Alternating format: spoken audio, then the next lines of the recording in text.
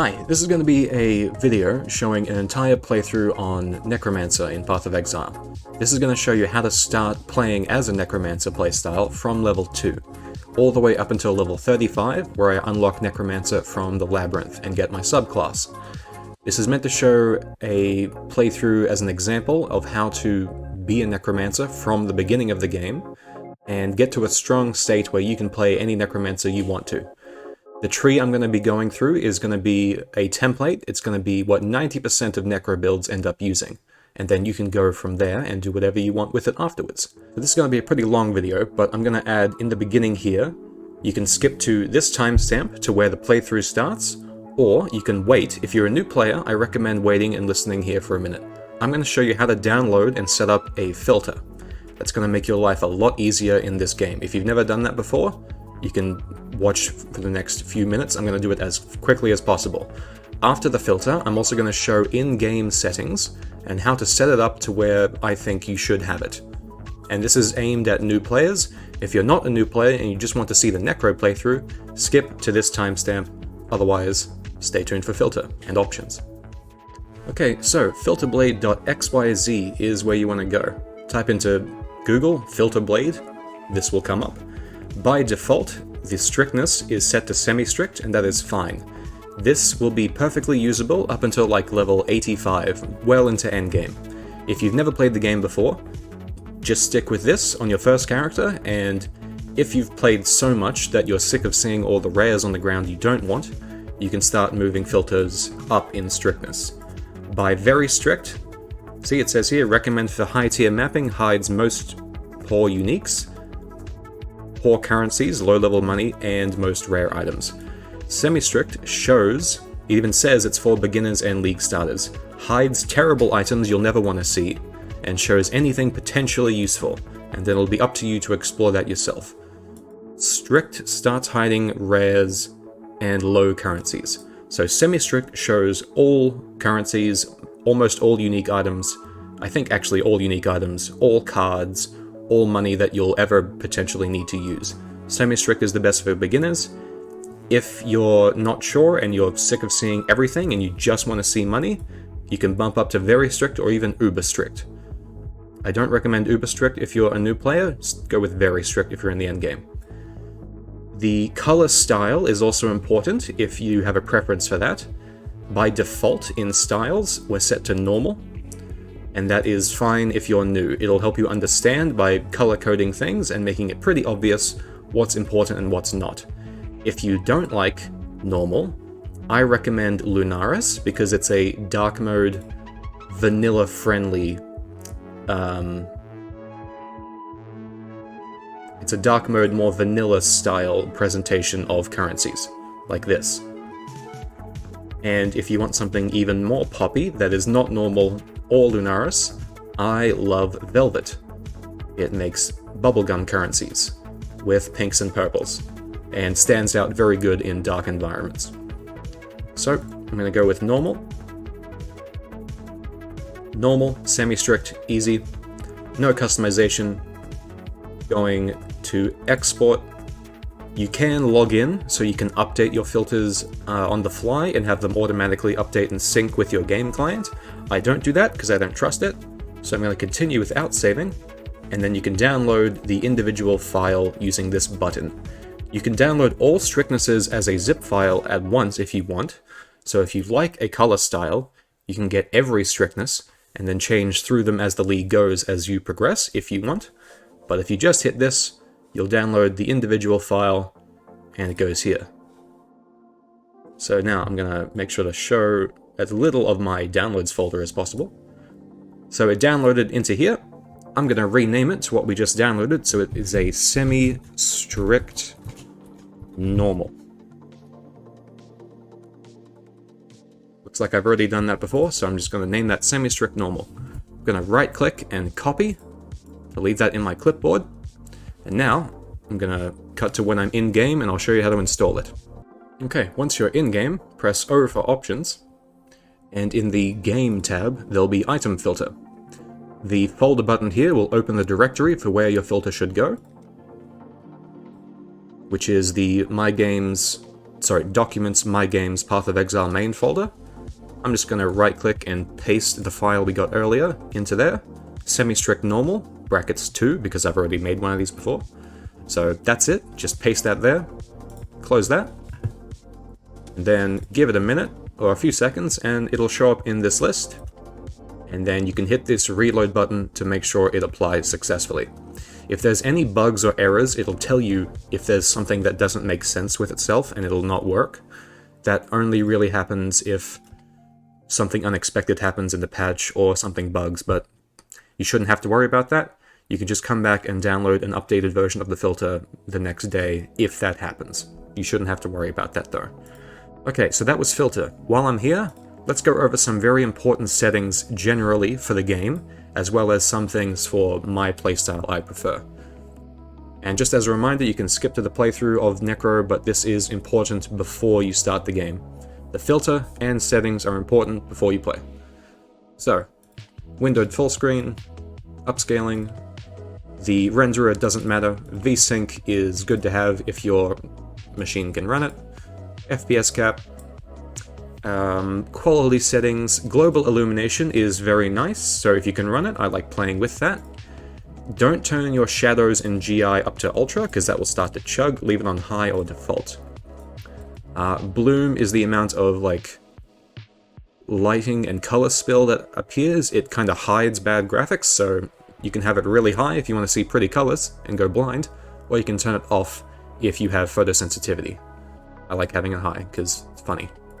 Depth of field looks nice. Water detail, not important, but looks nice.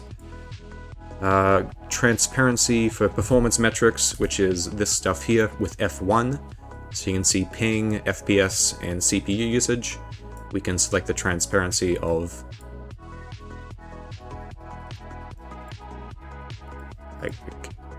Okay, never mind, can't select transparency apparently. Advanced settings, dynamic culling, very important to turn this on. Dynamic culling and dynamic resolution will fix a lot of performance issues if you're in endgame content. I like to leave my target frame rate at 30 FPS. What this means is, if the game is struggling, it'll lower the resolution to try to maintain a frame rate. 30 is recommended because that means you are still smooth and can still react. Some people like to leave this all the way up at 45 or even 60. If you have a high-powered machine, 60. If you have a medium-powered machine like mine, 30. And multi-threading important. That's graphics. Game. Lockstep is depending on your ping. If you're on Wi-Fi, maybe you want to be predictive, but otherwise lockstep automatic is good. Filter. Hide filtered ground items means that things that get filtered out literally are not seen or rendered, which actually saves you a lot of processing power or graphics power. Key pickup. Don't even know what this is for. Have that disabled. Corpse targeting. Well, holding A. This is for Necromancers, for summoning minions off the ground by using corpses. That is by holding A and hovering over the mouse on their feet. So have that set as A. Auto-equip you can leave on or off. A lot of people leave it off, but early on I'm okay with it being on by default. That's okay. Item allocation is for when you're playing in party. Make sure it's free-for-all. Level downscaling is when you're in a party. Leave that enabled. Okay. UI. There are very important things here. Quest tracking can disable your actual quest things. These in orange are for endgame... Wait. Yeah, ignore these. Regular quests can be turned on and off. Even endgame quests can be turned on and off. Clock. Little clock down here. Confine mouse to window. If you're playing on borderless or have two screens and you don't want to leave the window, you can do that. Otherwise, you can Alt-Tab and it'll be fine. Hide login email. If you're streaming, do this. Show corner map. You can turn off your minimap. Auto center map. If that means when you open your main map like this, it'll automatically be in the center. If it's not centered, you can hit tab again to center it. Landscape transparency changes your minimap, so you can hide or show what the map looks like. I like to do this so it's just an outline of where you can actually walk, and you can even make it more faint so it's not in the way of your viewing experience. And then zoom, you can do... I also have keys to bind to zoom in and out if I want to see things close up. But fully zoomed out is fine. Show ally names on your map is for when you're playing in a party or want to see in town. Leave that on. Hide the map mods in the screen overlay is for endgame mapping areas. You can leave that off. Screen shake. For the love of God, turn screen shake off. Do not play with screen shake on if you value your brain cells. Camera rotation effects can cause seasickness in some people, so turn that off if you get that. It can give you vertigo. I'll leave it on because it's cool to see when they play with the camera in this game. Items, very important, always show sockets. If you don't have that on, your gear looks like this. If you do have that on, suddenly you know where all your shit is now. There's different versions of the socket appearance if you have colorblind issues and would rather look at patterns instead of colors. Otherwise, you can leave it like this. Full descriptions is important for highlighting item on the ground. Leave all these on. This is for if you're in standard and your stash is overflowing, just leave that on. You can turn that off in the stash options when you want to see it after a league if you ever play standard for some reason. Support gem utility pickup. This is great for new players because it'll show what support gems actually work with your skills. Gameplay. Important things here. Show life and mana levels is... wait.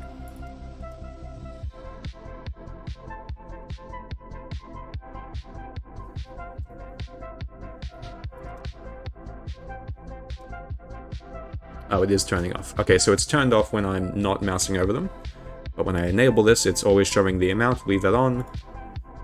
That's to hide reservation, so you only see the amount of mana you can use. Leave that off, because you want to be able to see how much mana you're reserving.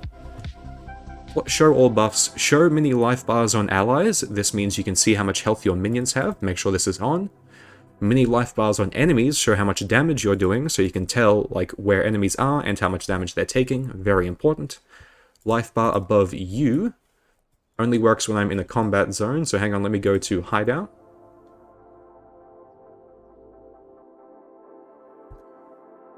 So life bar above me is this bar here.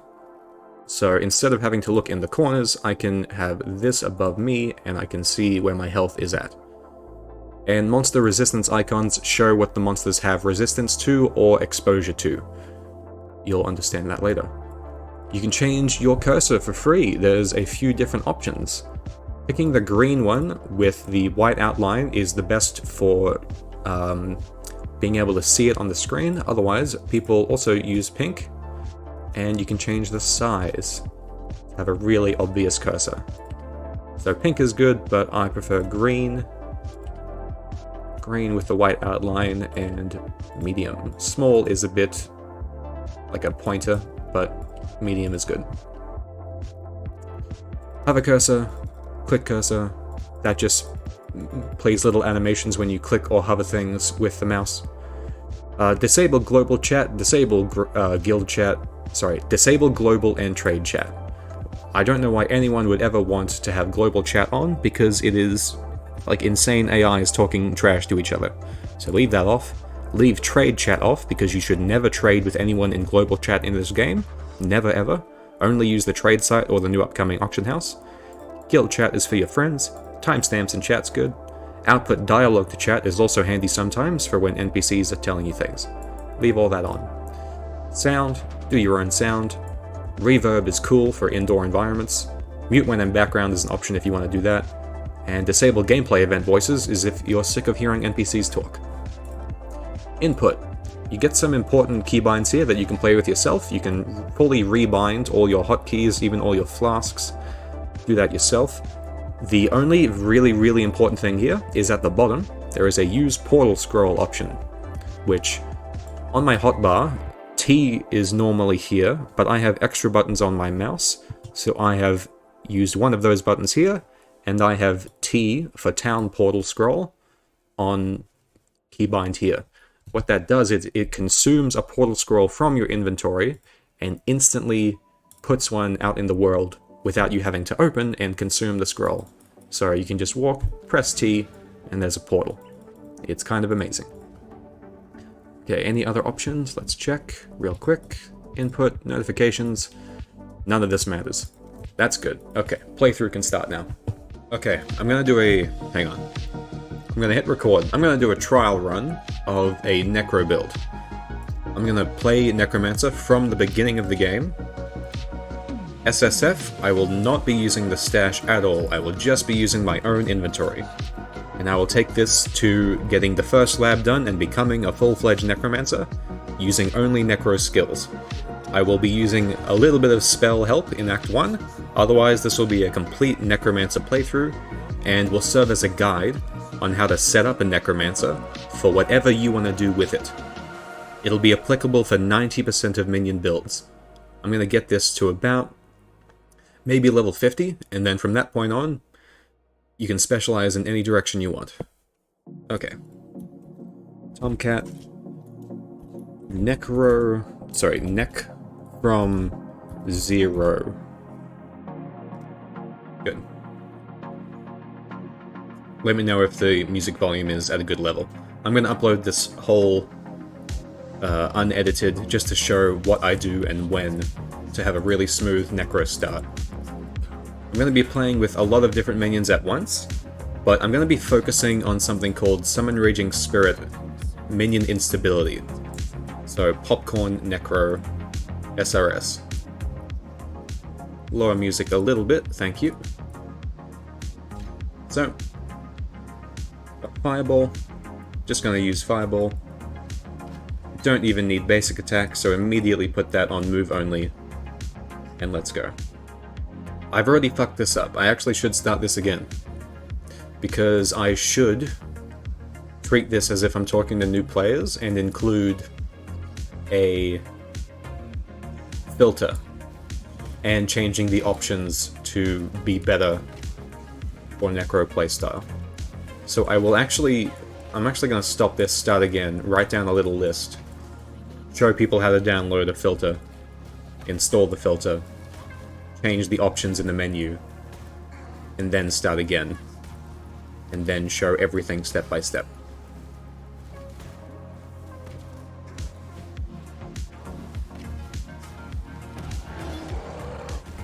Picking up everything, gonna vendor everything.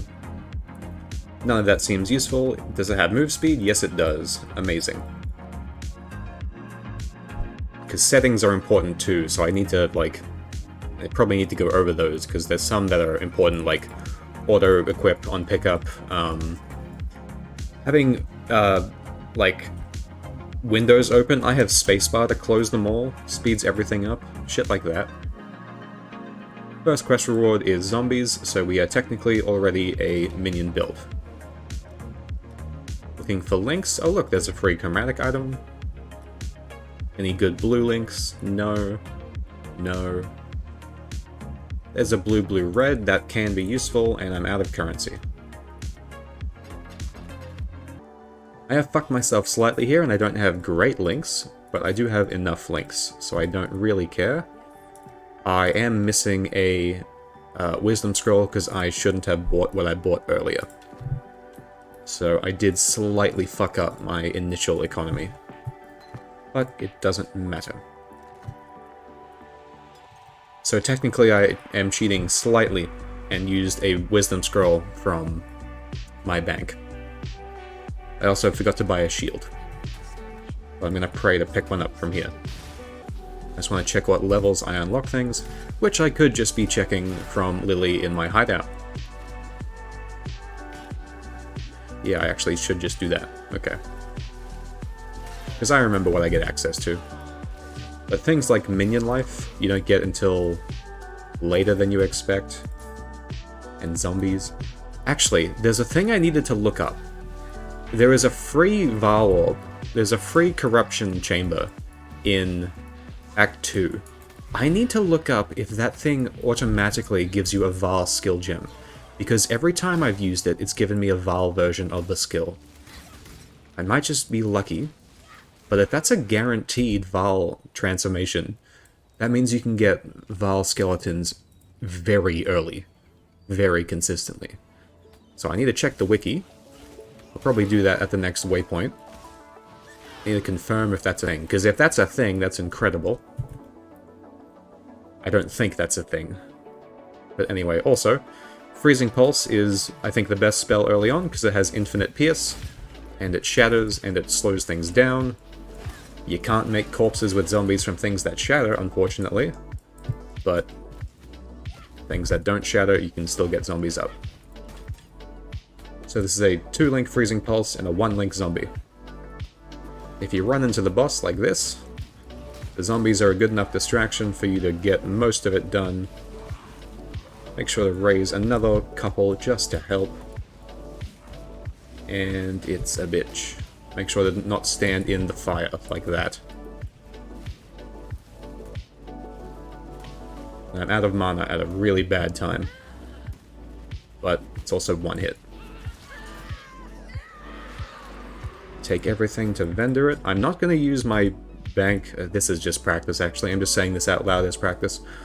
I'm only going to use my inventory, not my stash at all, just to show how efficient you can be while leveling this through the whole campaign. I'm going to keep all the currency I find on me and use it all. God, Pig, the new league looks insanely good. Like, the best way I can think of describing it is that it's going to be like having a guild, but playing as a single player. Like, I might do SSF, but I really want to use the auction house. So, I think I have to play trade. But SSF is going to feel incredibly nice, because you'll have fucking everything. I think we're losing Expedition in its current form, if I'm not mistaken. But it's being replaced by triple the amount of power in everything else, so we'll be fine. We'll be fine. These cold resist? Nope, just extra life. Wonder how multiplayer is going to work with the town. I think everyone has their own town and their own NPCs, and you can't really contribute. But, you're right, it is worth thinking about, because the resources you get in maps, what happens to that? That is the big question for multiplayer. Who gets the resources? Do you both get the resources? Is it randomly split? Because if you both get the same amount... So I don't know, yeah, I don't quite understand how that works yet. Like, the core gameplay loop, I don't quite get yet. Also, I have to remember to say that this quest marker, like a lot of quests in the game, are actually aided by the environment. So this is looking for little eggs in nests on little swamp puddles, and the rivers of water connect the swamp puddles to the other quest items. So you can follow them along and find all 3 of them, and then find the wall to hand them in. Rowers get people killed all the time, so make sure to always be moving. And have zombies out as meat shield distractions. Freezing Pulse has a good range, and it can freeze.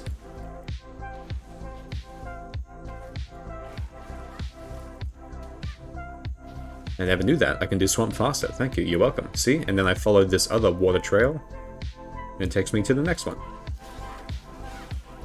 If you do get lost, if you can't find the next one, just run in any random direction and look for the water trails, and you'll probably get led to one. Will help a lot.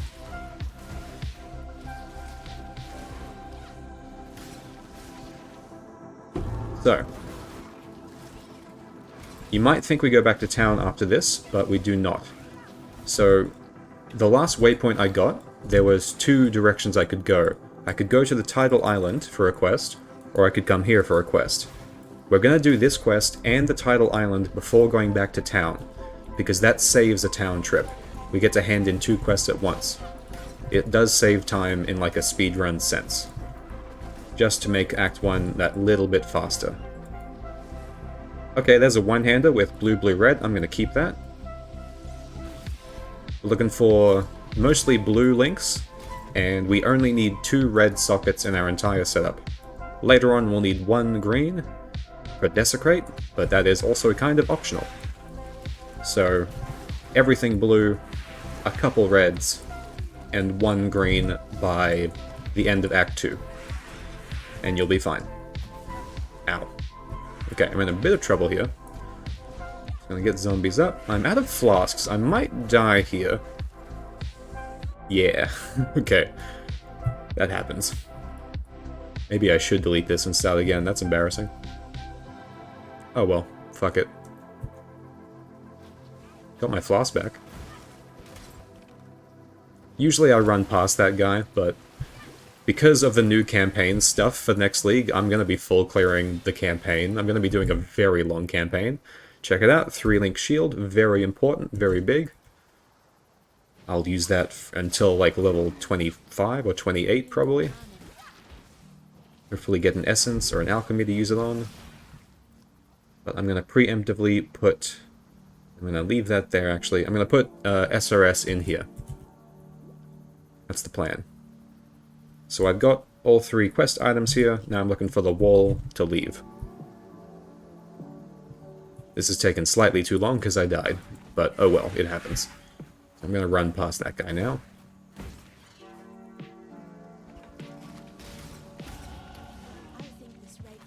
Chain belt.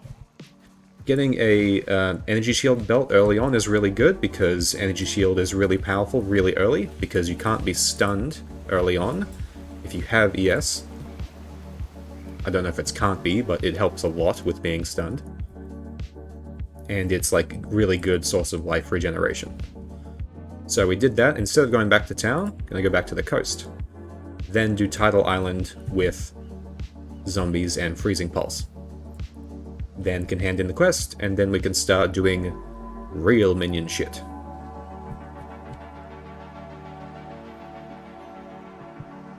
So I already have breaking some eggs to hand in. But I'm gonna do this first. Oop. There we go. Filter. See, this is why I need to make the inclusion of adding the filter, because a filter helps a lot.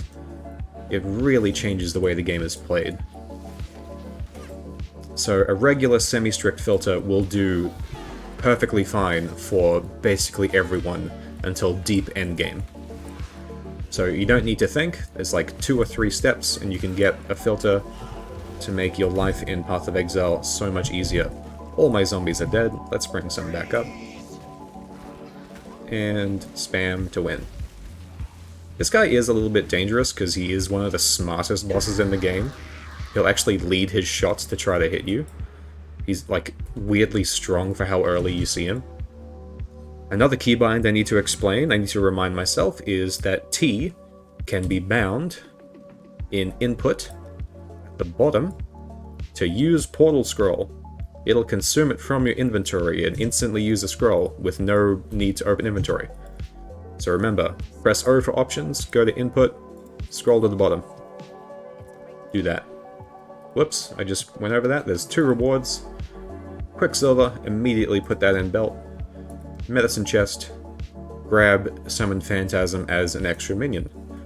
Gonna put that there, because I'm gonna link that with Summon Raging Spirits, which I get right now, and Frostblink I'm gonna put in any open blue socket. So now Frostblink goes on W for my movement skill. I'm going to ditch Arcane Surge and Freezing Pulse already. Going to do a quick check for links. Okay, no 3 links, no +1 fire gem things.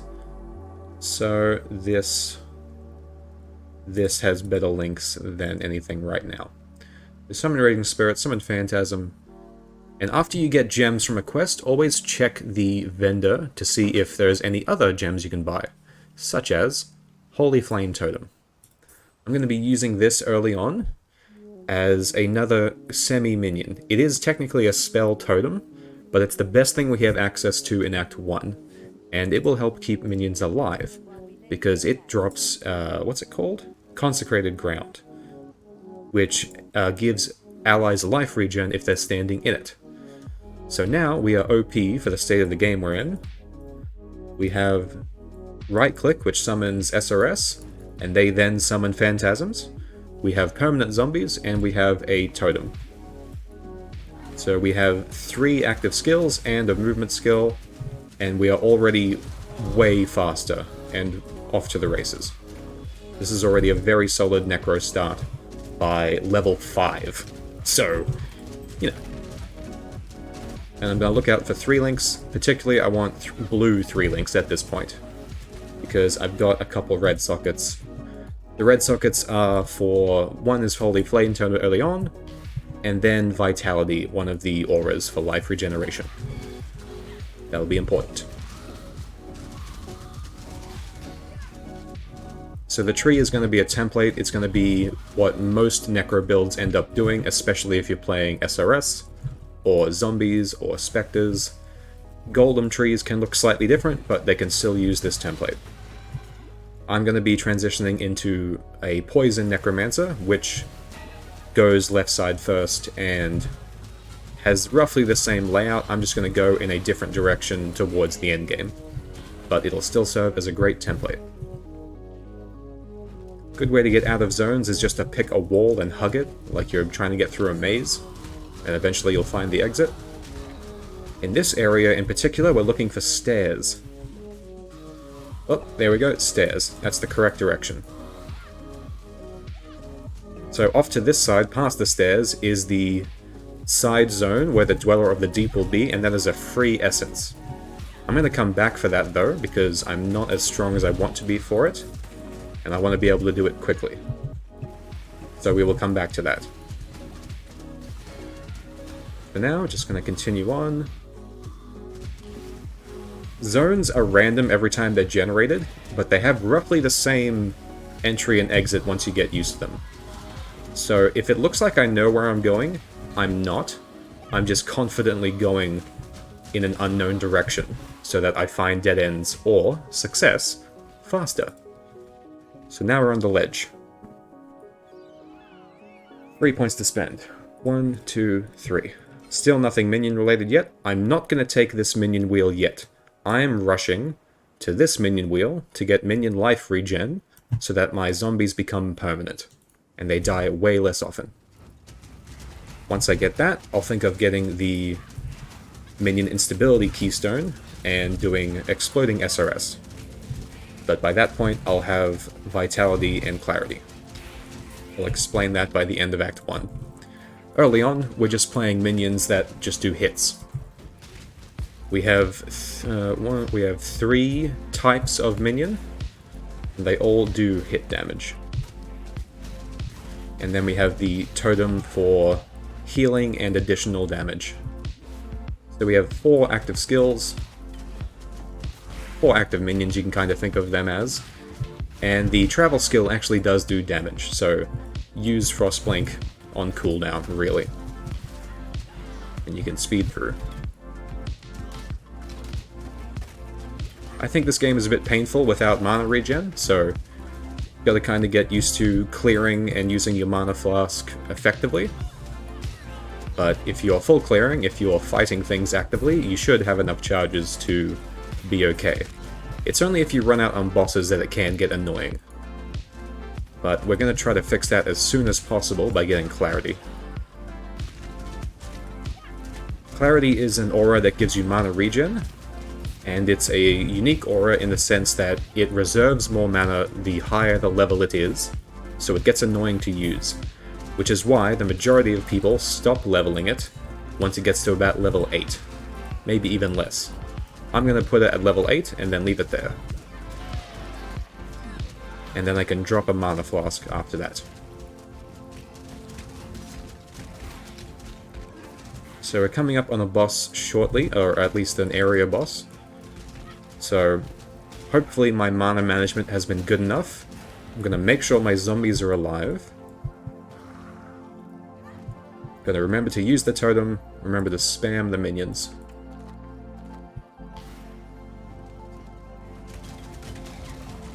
Got a point. You open the skill tree. If you hold Control click, it'll automatically assign the point without you needing to confirm it.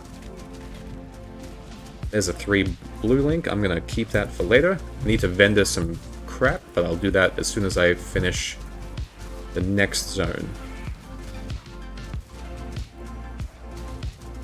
They have extra life. They're a bit annoying.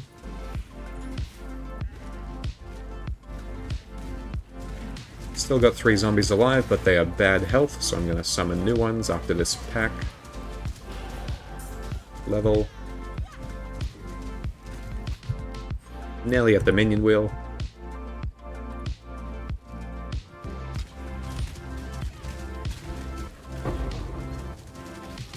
I'm not going to keep that with me actually, because that's for later. If you were doing like a proper League Start run, you would keep that and vendor it later with other superior gems to get Gemcutter's Prisms back as a recipe. But for now, I'm just going to use only, I'm going to pick up only what I need to successfully do this run. As a bare minimum. Everything else is up to you. Everything else can be done. You can over-prepare, you can over-level, you can be even stronger than this. I'm just showing you the bare minimum effective Necro. And the baseline is pretty goddamn effective. See how zombies keep dying? That's why I'm trying to rush to that minion wheel to get life regen for minions. Then zombies will die way less often, because they will heal in between packs. And then once I get vitality, that will be even more consistent. This is a weirdly long ledge. Where the hell is Kaduku? There he is. Goddamn. Okay, totem. Mana flask, spam. Scrolls. Blue packs. Still spamming. Totem back up. Mana flask, mana flask. There's a lot of packs here and the boss, so I like to clear out all the ads and then focus on the boss. Making sure zombies are alive, summoning from nearby corpses. Running out of mana. Trying to be efficient.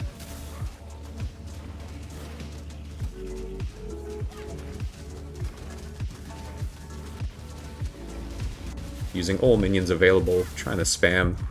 Keep the totem up. Totem's very helpful.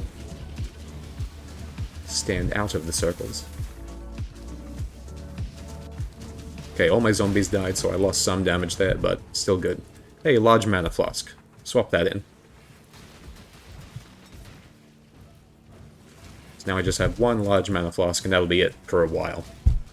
I'm gonna get rid of it completely soon. Okay, these guys are annoying, and I've fucked up my mana, so hang on. There we go. Coral Amulet. I don't have any life regen, so I'm just going to wear that for a bit. And I'm going to wear a coral ring for life. I kind of want a sapphire ring for cold res for the end of Act 1, so I'm going to keep an eye out for that. Going to take scrolls, going to take that, and power through. Let me get my zombies back. And we're good. So I'm going to get the waypoint in the climb, go back and sell things, and then once I get the next waypoint, I have a quest to turn in to get a lot more power.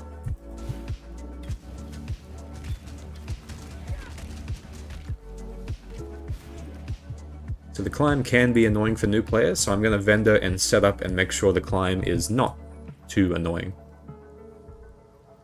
So, what quest can I turn in? Nothing. Check that for move speed. Nope, I'm going to keep that. I'm going to render that. Check that rare. That's got cast speed. I'm going to use that.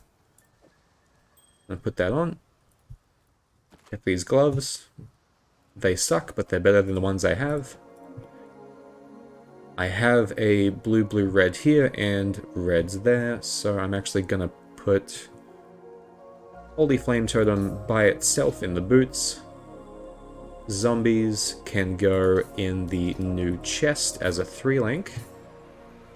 And I need a blue, blue, red for Summon Raging Spirits, which I'm about to get.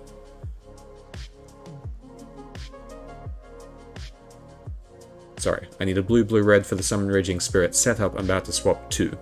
For now, it's still just Raging Spirits and Phantasms, Zombies, Frostblink, Holy Flame Totem. Still that setup. Vendor everything I don't need. Don't need, don't need, don't need, don't need, don't need, don't need. And not using those anymore, so I'm going to vendor those for scraps as well. Because early on, even scrolls are important. So I'm just going to check and make sure I have everything I want. I do. And I'm good. No real support gems yet. Moving on.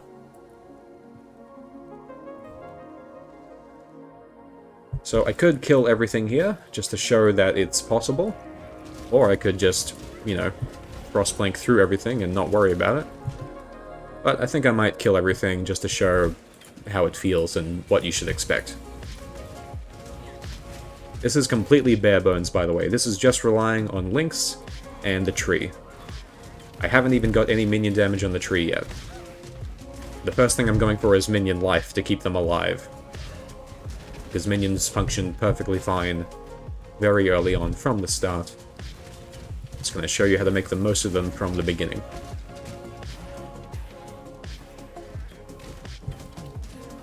So I have SRS on right click. I'm just running through, spamming those. They farm so good. They have so much AoE, as in, like, their targeting range. They're very aggressive. Make sure to keep up with levels. Okay, here's an essence. Essences are very valuable and important for these runs, so I'm going to put down a... Hang on, I'm going to make sure zombies are alive and on full health. Totem, crack it open, and spam SRS.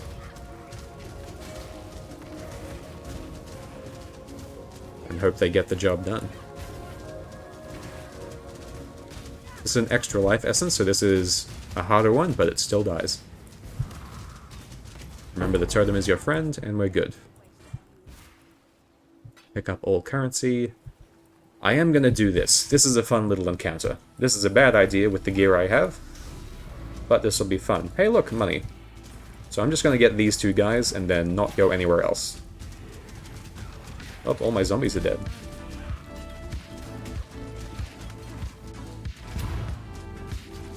Oh, I may as well get that rare. Hasted extra fire. Ooh, that's gonna be annoying. This might be a tricky fight. Make sure zombies are alive. Put the totem down, and let's pray. We get 3 guaranteed rewards here. Let's see what they do. I hope I get an Orb of Alchemy. A binding would be OP, but let's hope for an alchemy. Totem, zombie, SRS. Totem, zombie, SRS. Easy. Ooh, good money. Good wand, I'll check that. Even though it's bad links, I will check a rare wand. Take those. If they're on the ground like this and they're grey, the links are blue, red, green, all linked, and that will sell for a chromatic orb. So we vendor these. They look like this, compared to things that don't have the colored links. So we vendor those, we take scrolls, and we look at rare shields. Okay, nothing good, but I prefer the 3 blue colors, so I'm actually going to keep the nothing over this. And the wand, trash, and the hat is better than nothing. I've got my 2-3 blue links and a red. Sorry, I've got 2 blue 3 links and a blue red 3 link, so I'm good for links for Act 1. Everything else I can vendor. And I've got move speed on boots, so I'm kind of as good as I can be right now. The only way I could be better is if I got really lucky and got +1 minion gems on hat or wand, or +1 fire gems on wand or shield. That's the only way this could be better right now. Or, you know, I found a fucking tabula rasa, but, you know, we can all pray for that and it'll never happen. Hurt them. Make sure they keep moving so you don't get slammed in the face. Do circles around this guy so he misses, because he sucks. Hurt him. And he's dead. And so are my zombies. Alright, I'm 2 points away from my zombies not dying anymore. And I'm about to get some big upgrades in the next zone.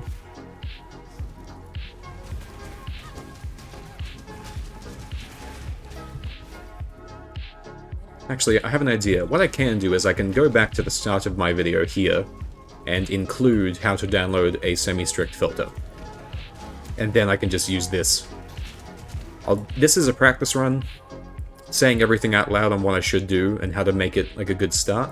If I don't like this run, I'll make notes from it and then do it again, like tomorrow.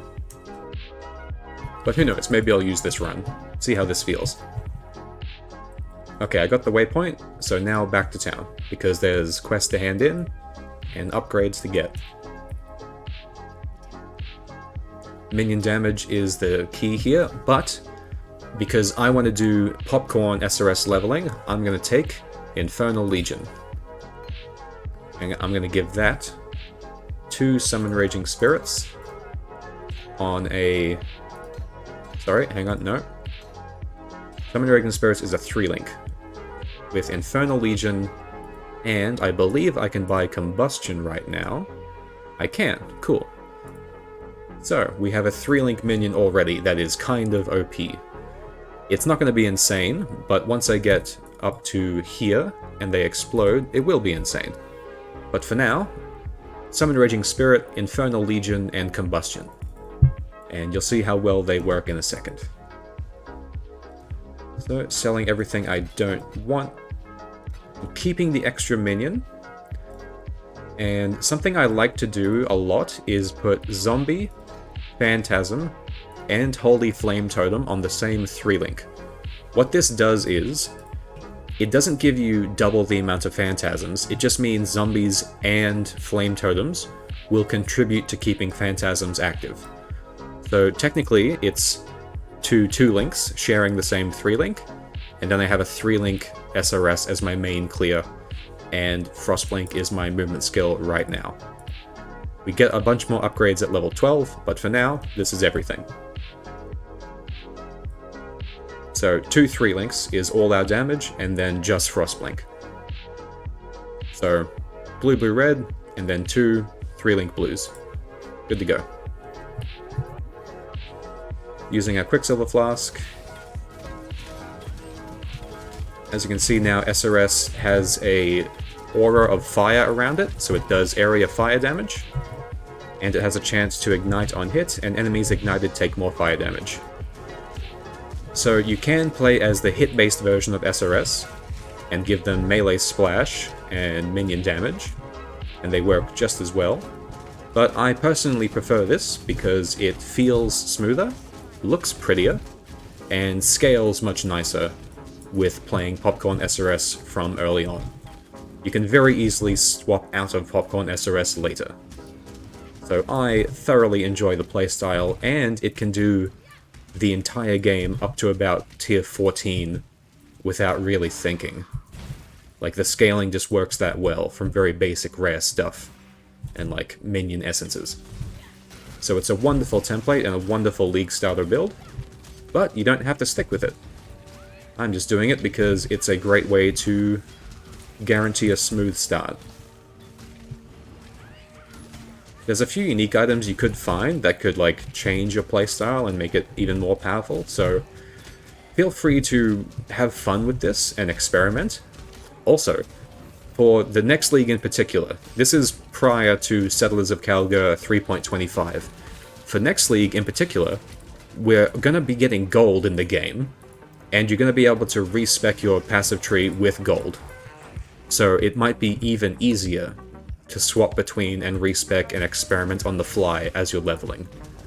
I think a lot of people are going to have a very... Daisy World, hi, thank you for the follow. I think a lot of people are going to have a very, very fun league start and a very slow campaign run. But I think it's going to be one of the most enjoyable campaigns we've ever done. I'm definitely going to full clear, because they've said there's like a bunch of new secrets in the campaign. So we're definitely going to check that out and see what that means. Also, hi Daisy, just to explain, this is a test run / example for how to start as a Necro and only use Necro skills early on. I'm cheating ever so slightly by using Holy Flame Totem in Act 1, but by the time I get Desecrate and Flesh Offering, I can drop a Holy Flame Totem and do Popcorn SRS leveling. This is going to serve as a template Necro for people to copy, and they can very easily swap out and do something else. Oh, thank you, Daisy World. I appreciate that.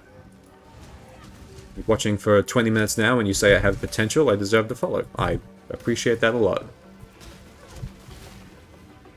I enjoy helping new players understand the game, and I think I can explain things in a way to someone that like they haven't seen it before and it can make sense. I've been playing the game since patch number 3. So, warbands, technically, but I'll say Prophecy was my first, like, full league that I played. In terms of hours, I'm at 5.1k hours on Steam.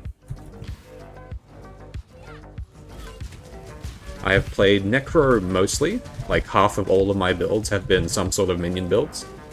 I love a lot of bow builds, I love some wonder builds.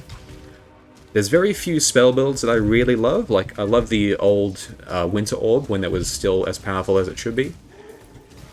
I really like Explosive Arrow Champion. I know that's a hot topic for some people do not like it, but I'm an enjoyer. I'm not sure. Do you have any questions for, like, I don't know, what kind of builds do you like? How do you feel about them? Oh, cool, yeah. So I can explain basically anything you want to know about the game. Just let me know, like, what specifically you want to know about, and I can explain it to you from, like, a perspective as if you've never heard of it before. So what do you want to achieve? What do you want to do? Let's help you do that. Well, actually, how far in are you? Have you made a character? Like, are you deciding on things yet? If you like Necromancer, I highly recommend it. It can be intimidating because there's a lot of moving parts, literally. But this game has a fantastic Necromancer. And in fact, that's what I'm making a guide for right now. Hopefully I'm going to upload this entire stream to YouTube. I'm going to show how to start from 0, use all the Necromancer stuff, and then get your subclass and actually turn into a full-fledged Necromancer. And that'll be around level 35 to 40. And then from there, you should be set up and be able to do whatever you want, and play Necro well into the endgame, even as a first-time player. Thank you.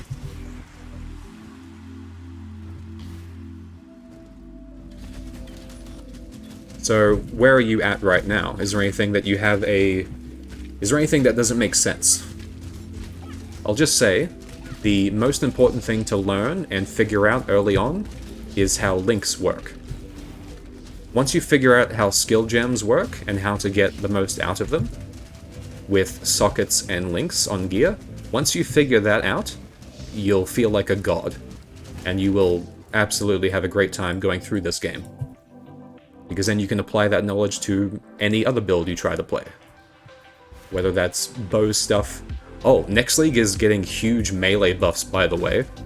So if you like the look of any melee skills, or like the sound of any melee skills, they're getting like double damage, in some cases triple damage next season. So, I don't know, what kind of playstyle or build do you want to experiment with? Is this your first time playing? By the way, I'm watching this game second time. Wait, as in you've been watching me the second time playing this, or is this your second time playing?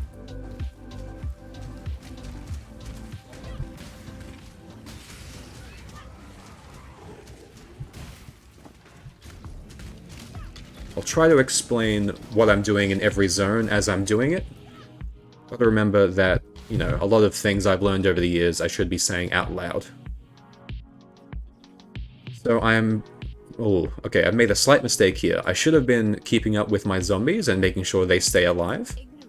A second time watching this game. Okay, cool. So have you started playing this game yet, or not? Because if you haven't, I think, well, we can come up with an idea on what kind of build that you might want to have fun with. You can do basically anything. A good place to start is pick which kind of class you want. And then, if you look at the website, you can look at their subclasses, and you can just roll with that theme. And you can build into that theme in whatever way you want. Just as a quick outline, there are bow skills, melee skills, spells, minions, totems, which can be spells or ranged attacks, and we're not going to talk about traps. So, there's a bunch of stuff. Basically, look at every ascendancy, look at every subclass, and see which one strikes your fancy, and then build into that. I personally love Necro, so I'm playing as a witch, and then I will become a Necromancer around about level 35. And then every couple dozen levels, you can become an even stronger Necromancer. It's not just a once-off transition thing.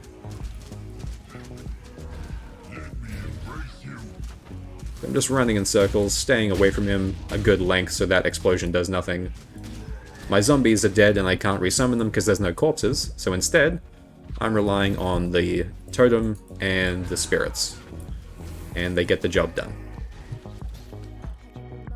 Picking up gloves, hats, and boots to look for good stats, but nothing great there. Moving on. By the way, I'm a streamer in my early days. I played a lot of games like FPS in 2022, now I don't have any time due to work. I know the feeling. I work full-time as well. So, this is my, my main game. Oh, you have 2 jobs, damn. Okay, yeah. I mean, this could be a good game for you then, because there's no rush. Like, seasons last at least 3 months, and they're very fun and very packed with content. Like, you won't do everything. Some people do everything, but, like, they may as well be doing it like a full-time job. But don't let that intimidate you. The game has so much content, but you don't have to do it all. What it means is there's so much out there for you to enjoy that you'll probably find something that you love to do in the game. Just like how there's so many builds, like thousands of builds. You'll probably find one that you love playing, and will feel really good. Like for me, there's like 10 Necromancer builds that I could list that I've played and personally enjoy, and could recommend. I think you should, Pig, honestly. Like, not as like a career aspiration, but you could totally stream just as a hobby. I mean, for me, it's like one of my biggest outlets for socializing. Also, I should be saying more about what I'm doing. I'm just following the path. A lot of zones, a lot of areas, have a path or a direction that they kind of lead you down. If you trust that and follow the clues, it should take you to where it goes. Or sorry, to where the quest is meant to go. So I went there, and it blocked off the path, so, oh well, I have to go another way now. I could have started by going the other way, but I wanted to show what happens if you try to naturally follow. That was meant to happen, and then there's a side path that you can go down this way. So yeah, hit me up with any, like, really big, overarching, or any really specific questions you might have, Daisy. I can answer pretty much everything. If you haven't even picked a build you want to try yet, that's awesome. This is the best time to think of picking a build, because the new season starts in 6 days, and it's going to be an insanely fun season. We basically get a version of Settlers of Catan and SimCity to generate resources and get loot for us. Like, you can build a town, and you can send ships out on ports to different neighboring continents, and they can do trade deals, and they can come back with a bunch of loot for you and money for you. It seems insanely powerful and overtuned. Like, this might be the best season of the game ever. In 10 years. We might see the best retention and the best player upkeep so far. Okay, this blue pack is a bit scary. Normal monsters that have no color on them are regular mobs. If they're shiny and blue like this, that means they are magic monsters, and they have an extra mod. See, these guys are fire resistant, so they're taking less damage from my Raging Spirits, which do fire damage. And my Flame Totem, which does fire damage. So they're a bit annoying. Gonna take that amulet. My zombies are all dead, let's get them back up. Oh, actually, hang on, my zombies should stay alive now, because... bam. I'm rushing here straight away to get this minion life regen, and now my zombies should stay alive most of the time. And it'll help all the rest of my minions stay alive too. So now that I have this, I can start rushing the other direction to get my setup started for Summon Raging Spirits exploding. The Summon Raging Spirits minion instability, which is when they get to low life, they explode. And I'm making minions get to low life because The raging spirits I summon are on fire, and they are slowly dying. So they do fire damage around them in an area, and if I get a node on the tree later, it says that once they get to low life, they explode, instead of just dying. So I'm going to keep doing exactly this, but my damage will triple, because when they die, they'll explode. Great knowledge about this game. I think I'm close to affiliate. I think I just need more frequent chatters, which I do pretty often. I engage as much as possible. I respond and talk to everyone I can. But, you know, I really only ever stream PoE or Terraria, small games. I don't have a solid schedule. I stream when I want to. So, you know, I'm not trying too hard, but I am enjoying the process, and I already have what I would consider a small community. People that come back and people that know me, people that I know. It's fun. Okay, I'm going to look for the waypoint here, then go... Actually, no. I'm going to get the waypoint here, then the next waypoint is when we go back to town and we get our first auras. And then we solve life regen and mana regen. So still using a 3-link Summon Raising Spirit, which is SRS, Infernal Legion, and Combustion. So all the fire things. Holy Flame Totem on a 1-link. Sorry. Holy Flame Totem and Zombies sharing Summon Phantasm on a 3-link. So I have 2 3-links for damage. And it's enough for basically all of Act 1. Could be better. Could get more lucky. But honestly, it's fine. This only gets stronger. Once I get a few little milestones, I'll become very strong and everything will become brainless. It'll be great. A schedule would help. I do kind of have a schedule, in the sense that I always start at the same time. And that will only change if I ever, like, have a career change, because currently I work and... like, I'm ready to stream by about midnight, my time. And that's been my usual schedule for a while. I just don't have a schedule on how often I show up. Which I know would be appreciated, but I don't have it yet. All I'll say is that you can definitely rely on me to be there for every Path of Exile season. Guaranteed. Damn it. Okay, that's not a useful unique, so I'm not gonna grab that. Gonna take that, gonna take the gloves, gonna check the boots and the shield. Bring the boots, bring the shield, and bring the hat. Oh. Check gloves. Gloves kinda suck, but I'm gonna wear them anyway to take that to vendor. Okay, now I need the waypoint. And then we get big upgrades and I'll reconfigure stuff again. Honestly, Act 1 is like the hardest in a lot of ways because you have such little access to power and you kind of need to know what to do. So that's what I'm trying to do here, is I'm trying to show people what power you have and how you can make your life a bit easier early on. To speed through to get everything you need to be really pushing it and really speedrunning the campaign. But like I said earlier, the campaign might feel really fun and enjoyable to play at like a very slow, fun pace next league.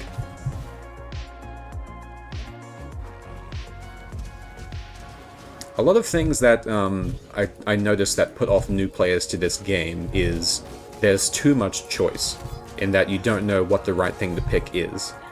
So I'm just going to explain literally everything I do and why, and hopefully that'll help color your decisions so you kind of know what to do and don't get surprised or don't get disappointed. And the other thing with that is the tree. People get intimidated by the tree because they see this and they think that they need to know everything there is before they start, but you don't. Because you start here. So you only have 2 choices to make. Do you go left or do you go right? I'm going to show you how to go left and play Necro. I'm going to save that clip in particular, actually.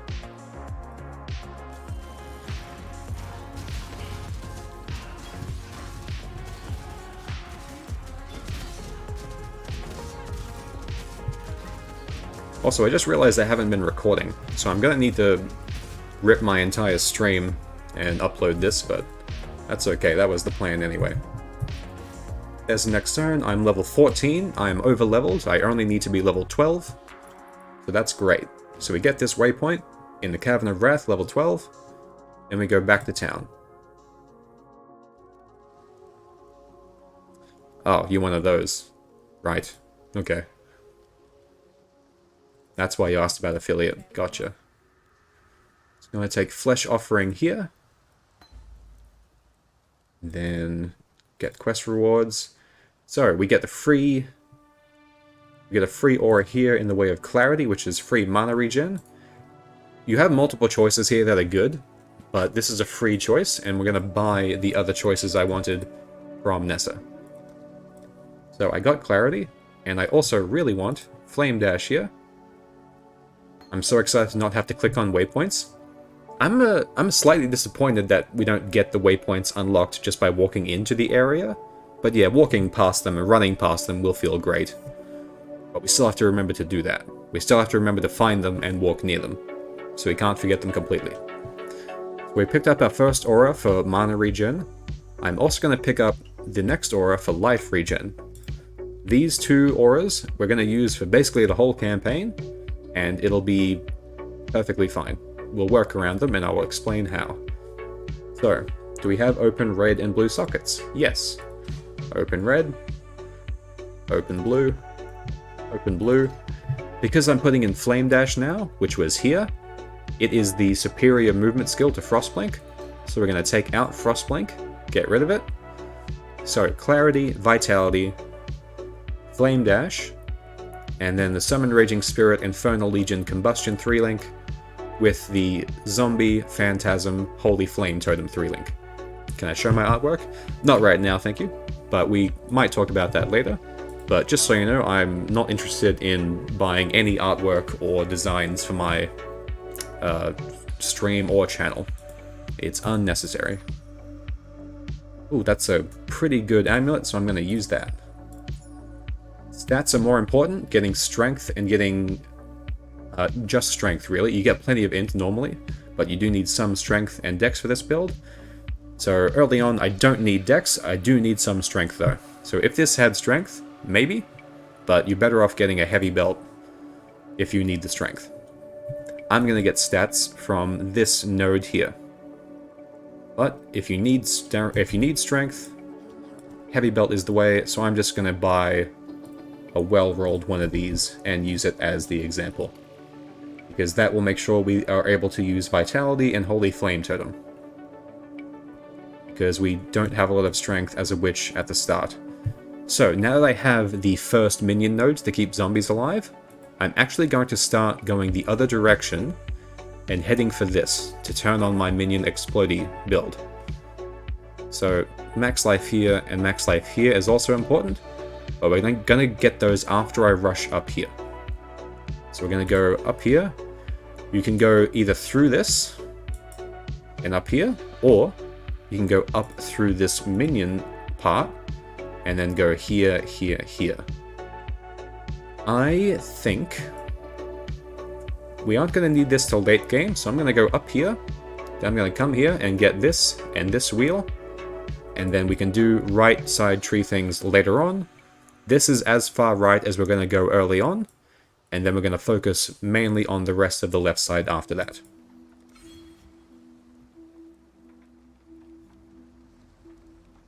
So, we're at the end of Act 1 now. I'm going to check for a sapphire ring for some cold res, and vendor all this crap.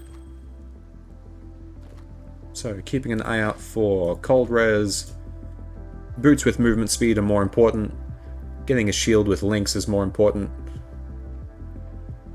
That's got cold res, but I'd rather have the links. Actually, I have the links on the chest, so let me vendor some things and make some room. Don't need that, don't need that. I might use this, so let me see if I can fit it in. Why does refreshing Twitch mute the stream? I mean, I would kind of prefer that, actually, because I don't want to be blasted by turning on a random streamer. So I kind of enjoy that. I'm going to swap my links around because this is a better shield, slightly. It's got some cold res. And I have a 3-link on my chest instead. Which I'm actually going to throw that essence at, because this is blank, it's a 3-link, and this essence gives life. I got life and double res. That's amazing. I will use that until Act 3. So that is done, that can stay like that, and that is the other damaging stuff. That has clarity and flame dash. This I can ditch, this I can use. Yep, I'm gonna put that in because it's got strength and life. So that's fine. If you control click on an NPC, it opens the vendor window so you can instantly put things in. Get rid of it like that. So we got a bunch of quests. I'm gonna ignore every side quest. At the end of the game, I run back and do all the side quests to get all the extra passive skill point rewards. I do that because you have better move speed at the end, so it's easier to run back and pick them up. So, main quest, just gonna beeline through, do everything we can. I don't have a lot of cold res, but I do have some. Ideally, you want a sapphire ring, at least one sapphire ring, to do the boss of Act 1, just to make your life easier. Oh, didn't talk about auras yet. So, Flame Dash on W for movement skill, Flame Totem, Zombie linked with Phantasm, and SRS on Combustion and Infernal Legion. Now, if you hold Control, it gives you an alternate list of your hotbar. So on here, we put our auras. So hold Control, turn on the auras, and never worry about them again. And you won't accidentally turn them off because they're not in your hotbar. In the next league, that's going to be even less of a problem, because when you die, your auras will stay on. So you won't even need this to like swap back and do them. You just have to do it once. So it'll be even better once you get your setup that you want. Keeping an eye out for Life Flask upgrades, that's an upgrade. Gonna get rid of the lesser, throw that away. I'm gonna wait for another Quicksilver, that's gonna go in this slot here. And then once Clarity levels up enough, I can get rid of the Mana Flask and just rely on Mana Regen. No Flask.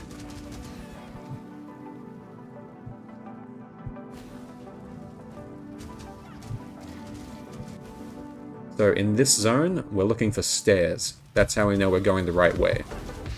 There is a side zone in this area that gives a guaranteed essence from a mini-boss. It's very worth doing, but only do it if you're confident that you'll be able to kill it. Only if you're like over-leveled. I'm 14, the area is 12, I could probably go do it. Otherwise, you come back for it, because it is a side quest that gives you a skill point as a reward. There's another upgrade, take that. Now we have 2 good life flasks, gonna leave the old one on the ground because I don't care. Just hit level 15, so I am very much over the zone level. That's just because SRS absolutely farms. And if you just hit right click as you're running through zones, you'll pick up XP no problem. Okay, I lied. The ladder is not in this area. I was thinking of the submerged passage. Ignore me. We're just running through here to get to the final boss of Act 1.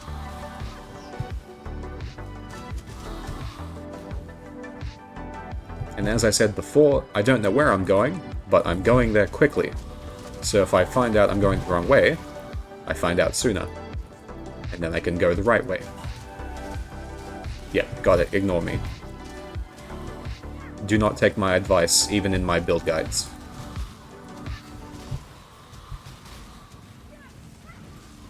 So we don't have Minion Explode yet, but SRS still does plenty of good work for us. Don't forget Totem, don't forget Zombies.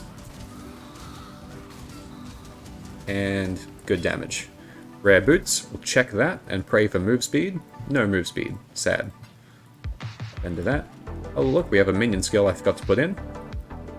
So we don't have a way to generate corpses yet, we get that in Act 2, but Flesh Offering is a buff for minions that is used when you consume a corpse. So those corpses on the ground, if I press R over them, it consumes them and gives me a buff that lasts for a short time. And as long as I have that, my minions have increased movement speed and attack speed, and cast speed. So if you're in boss fights and there's no corpses, you can't use that, but we'll be getting a way to generate corpses very soon. I will try to utilize it as well as I can here. Okay, so I have done well and I've made sure my zombies stayed alive. So I have 4 zombies up, which is the... oh, max is 5. Okay, so I'm going to try to summon one while I'm in there. So don't forget totem, don't forget zombies, spam SRS. Totem, spam.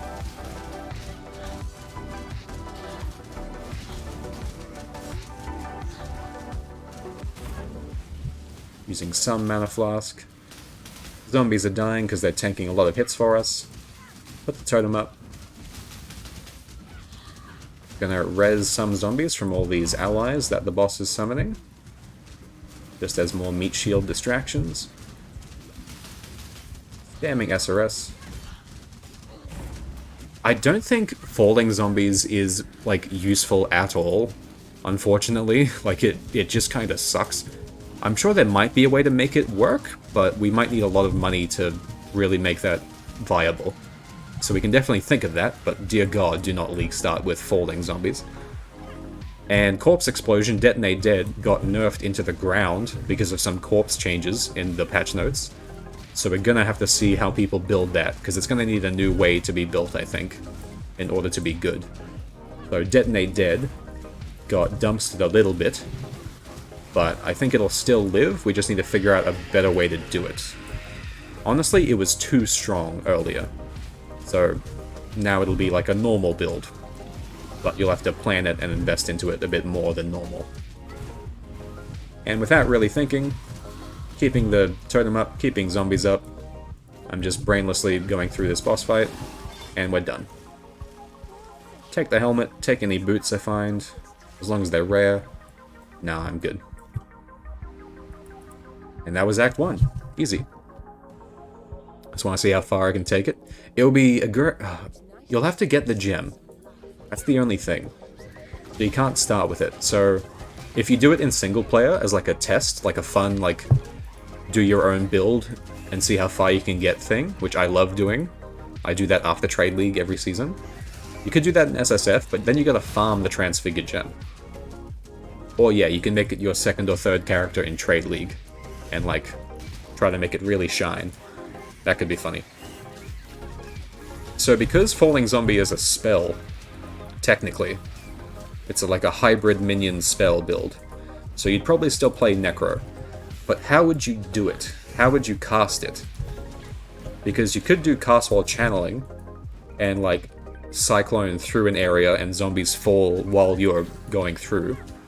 Or you could manually cast it. I've never seen anyone do it, so we're gonna have to look at a build guide for that probably. At least a POB to see if anyone played it. I don't know if anyone played it. I know Zizaran tried it, but he said it failed. And if he said it failed, that means, ugh, that's not great. Alright, remember to keep up with levels of the gems. And now we're in the town for Act 2. I'll vibe it. You'll vibe it as you play it. Yeah, Zizaran is good, so maybe what he considers bad is actually still good for us, so who knows. Maybe you'll be fine. Oops, I didn't mean to put those in stash. So I'm not using my stash. I'm only using my inventory to show that you don't need to buy stash tabs to make a build work early on. And you don't need to save everything you find. I'm vendoring everything that's not useful to me and keeping everything I have in my inventory. I'm just going to delete this. I'm waiting to get another Quicksilver, and I need a utility flask in that slot. Otherwise, this is everything. I'm going to keep some portal scrolls. Quick reminder, press O for options, go to input, go to the bottom, use portal scroll, bind it to T. Lets you press T and use a portal scroll from anywhere in combat, instead of opening inventory and opening a scroll. It's a fantastic hotkey. Doing a quick check for 3 links, see if there's anything I want to keep or try. There's a hat. I will take that later in case I get an essence. That only cost a armorer scrap, so that was very cheap. If that costs a scroll, I might... If that costs like a transmute or an alt, I might rethink that. Like these. But that 3-link, very easy. Gonna keep that. If I find an essence, I might throw it on that. Otherwise, I'll throw that out if I get a better replacement. Nothing useful. Quick check for wands. 3-link, 3-link. Nothing fantastic. But I am going to bring a 3-link with cast speed, because that's quite nice. So I have emergency links in case I get better gear. So we're going to go left.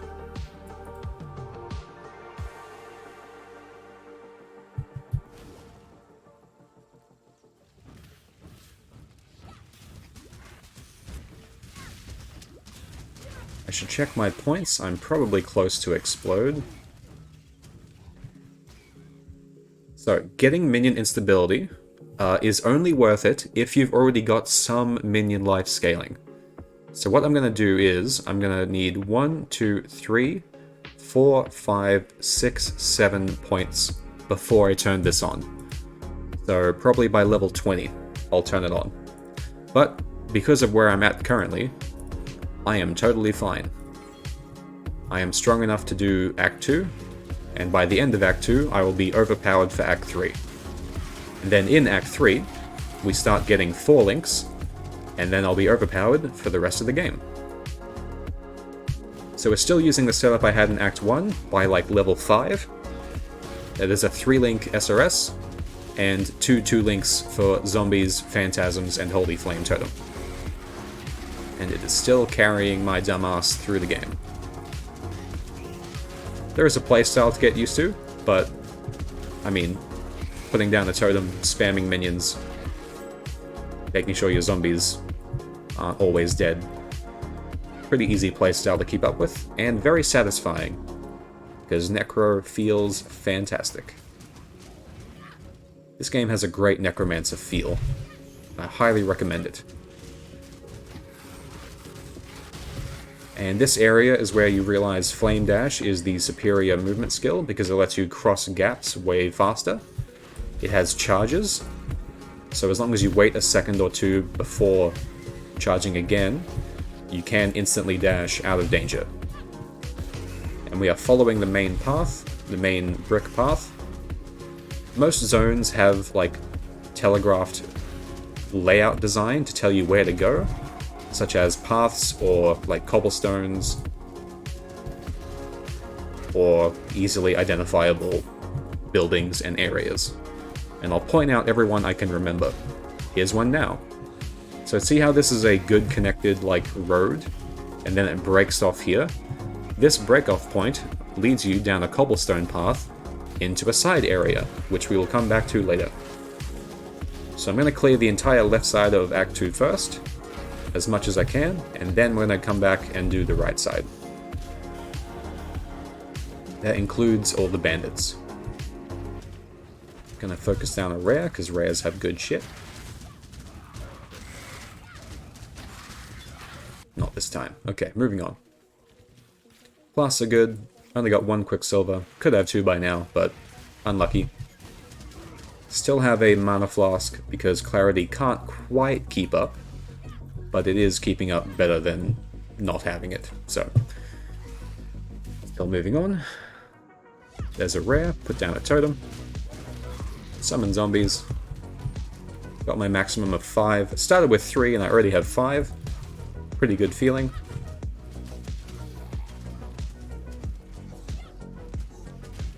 So we're using 3 different minions already from level 5, sorry, from level 4 technically. So playing as a Necromancer from the start is something I love doing and highly recommend people try. The Necromancer in PoE 2 will only be better and more fun. And more thematic. Get the waypoint. Following the main road along here, there's also a broken path that you can follow along this area to go to the other bandit, which we will do after picking up the main quest item. totem, spamming SRS, bring up another zombie, and spam the rare. And dead. Let's take those gloves to look at later.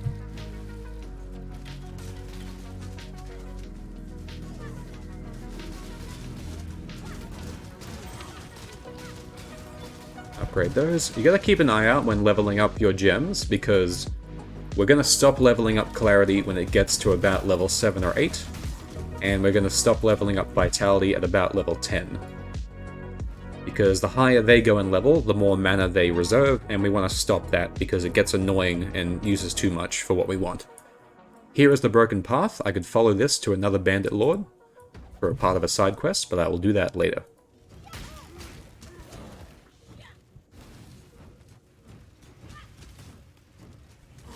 The bandit choice is a common question a lot of new players have. So, for a Necromancer, the points you get on the tree by killing all 3 of them and handing them in is better than any of the rewards that one of them will give you. The only other one worth taking is Alira. She gives you all elemental resistances, and that is very helpful if you're in single player, and very helpful for basically anyone on day 1. So I just killed a mini-boss, I got a quest item, I used it on this wall. That tells me to go back to Lion Eye's Watch, which is Act 1. I'm going to do that after I go back and hand in some quests. So remember to do that. Sometimes what I do is I just immediately open a portal and go hand in that quest so I don't forget it. So the portal takes us back to Act 2. I'm going to go back to Act 1 and hand in that quest, because this gives us a skill point in way of a book. Now we have 3 points, so I could pick up Explode already, and then pick up a big life node here, and suddenly my damage has just gone way up.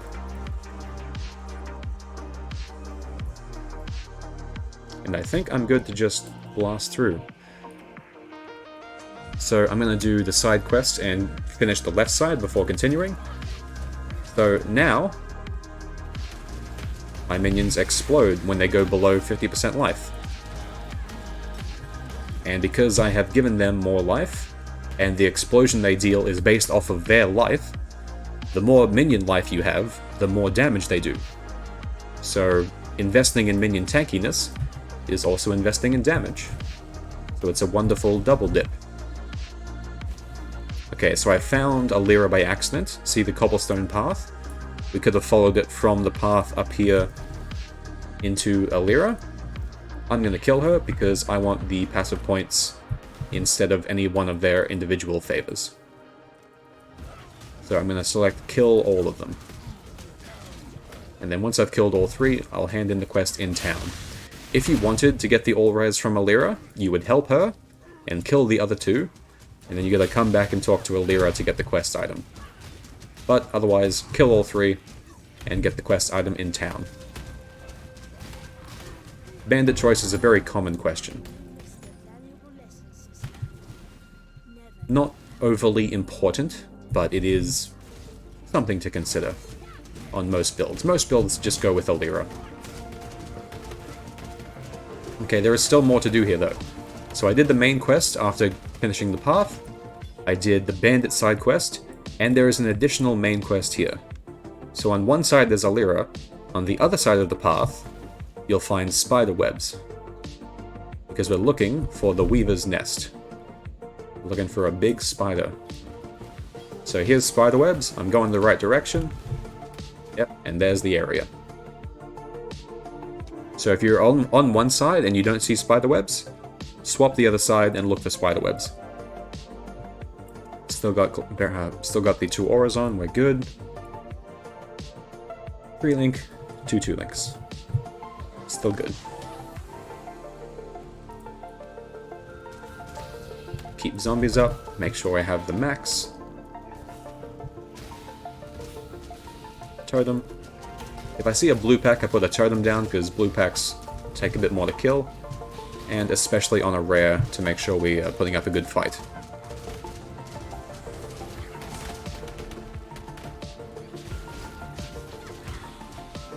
So I didn't change any of the links for SRS, it's just that Infernal Legion makes them take damage and deal fire damage around them over time. So you'll see SRS, the life bar below it, it gets low and then pop. The thing I'll mention right now is in O for options, go to UI, scroll down to gameplay. Show mini life bars on allies. It will show you your life bars over your minions, so you know whether or not they're taking damage and how much health they have. So for SRS, I have no idea when it's going to explode. But if I show the life bar, it's basically like a timer going down, so I can see them. So, UI, gameplay, life bars on allies. I've also got life bars on me, above you, because that saves you having to look in the corners for your life and mana. You can kind of look in the middle of your character and get that information. Another really important one is mini life bars on enemies, so you can see when you're doing damage to them and kind of where they are. So a red life bar will appear and you can see how much damage the enemies are taking. These are very important UI options to turn on. I should probably have put that at the start of the video, but I keep telling myself this is a practice run and I'll do this all again later. I might still upload this VOD as a good, like, playthrough for people to watch, just to show how to get a Necro up and running. Take the topaz. Dead end. Okay, running around. Looking for the Weaver's Chamber. The Weaver, as we call her. Oh, I got a dead zombie. Back up we go. Get more minion life. I'm avoiding getting elemental resistance because that means the SRS dies slightly slower. But we are actually going to fill out this wheel because the minion mastery here gives 30% increased minion life, which is a healthy chunk of damage. So even though we're picking up some elemental res for minions, which will slow down our explosion timer, we make up for that by getting more life, which is more damage. So it feels better. So from this point on, SRS is overpowered and will continue to be overpowered well into endgame, as long as you stick with this setup, this kind of investment. We're investing into minion life, and making minions do most of our damage. Zombies are basically just here as distractions and meat shields now. They do some hit damage, but the amount of damage our SRS is doing is exceeding everything else. In fact, I'm almost ready to drop Holy Flame Totem. You actually want to stop using Holy Flame Totem once you get Minion Explode, because Holy Flame Totem heals allies, and we don't want that for the Explodey minion build, because they need to take damage to explode. So we don't want them to live permanently. So I'm still kind of using it to help every now and then, but I will stop using it actively by the end of Act 2.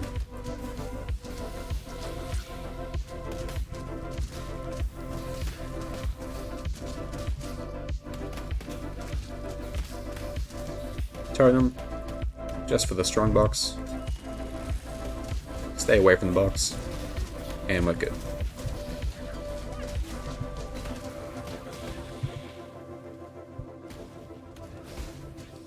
Alright, this is a long and windy area, and you can get lost easily, but it happens to everybody.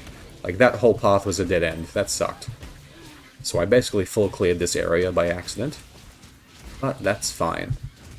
We are one level over the zone, so I am confident to do Weaver. And we've already got Explodey minions unlocked, Totem, and zombies, so we are fine. We are good. We are perfectly on the power curve, as I might say. Slightly ahead of it, even.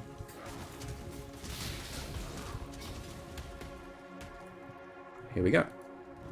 Make sure Clarity, Vitality are on, and use everything. Make sure to spam SRS. If you see your zombies dying, or you see them disappear, make sure to press the zombie button. As long as there's corpses nearby, you'll get a new zombie up. Leveling gems is important. Make sure to level them as soon as they level. Make sure to look at the right side for anything leveling up. You could get used to the sound cues, but you gotta be aware of them and make sure to keep them up, because they won't continue to gain XP unless you level them. So you can't just ignore them and let them level up, you have to actively level them. On console, funny enough, they auto-level, which I wish that was a setting for us here, but I guess not. So I'm just continuing to use all 3 of our active gems, SRS, Totem, Zombies, making sure to keep up SRS for more damage. And it's kind of easy and brainless. And done. Take the quest item, and press T for portal. So we're done with the far left side. We are not done with the left side overall, but we have done everything we can. This area is blocked off, but we can do the Bandit Lord here. So I'm actually going to go do that now, so we can finish the left side. Just to show you how it feels to clear it. And then I'll hand in the quests, and then do the right side. So we do left side first, do as much as we can. So from the waypoint here, we follow the broken path to the side area that contains the Bandit Lord. I just lost the path. Now it goes this way. Follow the cobblestones, and it's right there. That was actually a really short one. Press U to open the world map. See, we're here now. We can't go here, but there is a waypoint in the wetlands here we need to grab. Oh, whoops. So I need the waypoint and the boss of this area. The boss is always in the middle, and the waypoint is always in the top, maybe left. And like I said, once I get Desecrate, which lets me spawn corpses, I will drop the Flame Totem and be a purely minion skill build by halfway through Act 2. And then once we finish Act 3, we will have a bunch of Phalanx and all of our minions set up, and be very strong by the end of Act 3. Very good to go.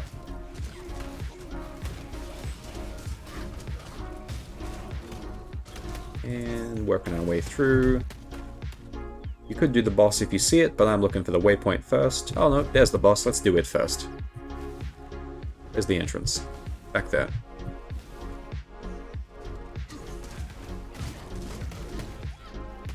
So, got all our zombies, Totem, SRS, kill Oak. Kill. Totem, spam SRS.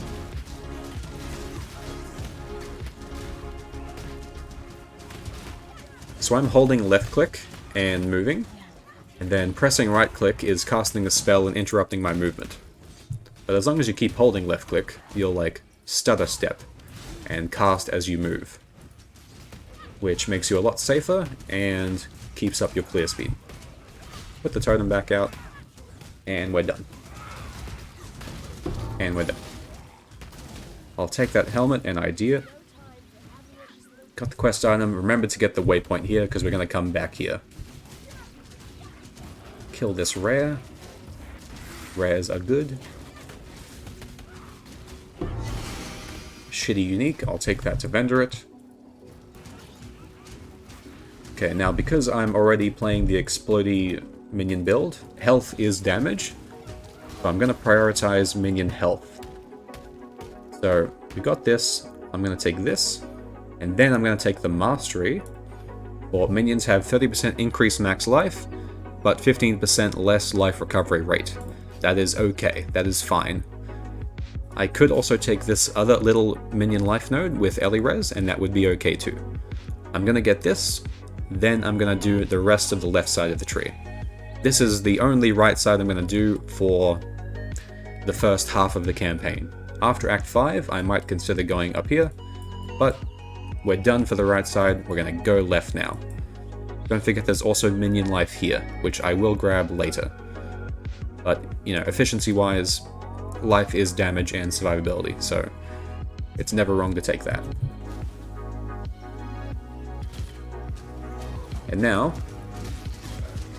I have considerably more damage than I used to. SRS is doing all the work from this point on. And as gems level up, as you get better gear, as you get better tree optimization with more minion life, the damage will keep up and be perfectly fine well into like tier 10. Okay, Clarity is at level 4. We're going to get ready to stop that soon. If you want a gem to stop leveling up and go away from the level up menu so you don't accidentally do it, I'll show you in a sec. But we're going to do that with Clarity anyway. But I'll demonstrate what we're going to do, then show you how to do it when we get there. So I'll wait for one of these to level up so I can talk about it. Totem, spam. Alright, so let's use Vitality as the example. I could click this plus sign to level it up, but if I right click it, it will stop it from leveling up, and if I open my inventory, it'll be down here, ready to level. See, Flame Dash is ready to level, and I will level it up, but now I have got no notification, but I have stopped Vitality from leveling up, so it stays at level 3, and I can continue leveling it whenever I want to, like this. So I'm going to continue to level Vitality to about level 10, but when Clarity is ready to level up, around level 7 or 8, I'm going to right-click the plus and cancel the notification. And we're going to keep that there. So I got the waypoint, got the Bandit Lord, going to go back to town, then we're going to start the right side. Going to ID a bunch of crap, just to see if it's anything I want. I don't want this shield. Don't want this wand. That's kind of a nice hat, but it's only got life and bad links, so I don't really care, so I'm going to vendor that. This glove is technically an upgrade, so I'm gonna put the gem in and swap them, and then vendor this glove, and this, vendor this. A res ring with another res and life regen, I'm gonna keep that. I'm gonna get rid of the iron ring and put in the topaz. I have a strength belt, which I do need for these. So the strength belt is holding me together with this right now. So I will... Oh, cool, perfect. I got life regen, and some res. Good belt. Happy with that. Vendor that. So I'm keeping all my stuff in my inventory just to show you how little you need. Quest items on the right, things I'm keeping on the right. Currency and things I'm selling on the left. And now we go right side. Okay, I need some water. I've been talking way too much.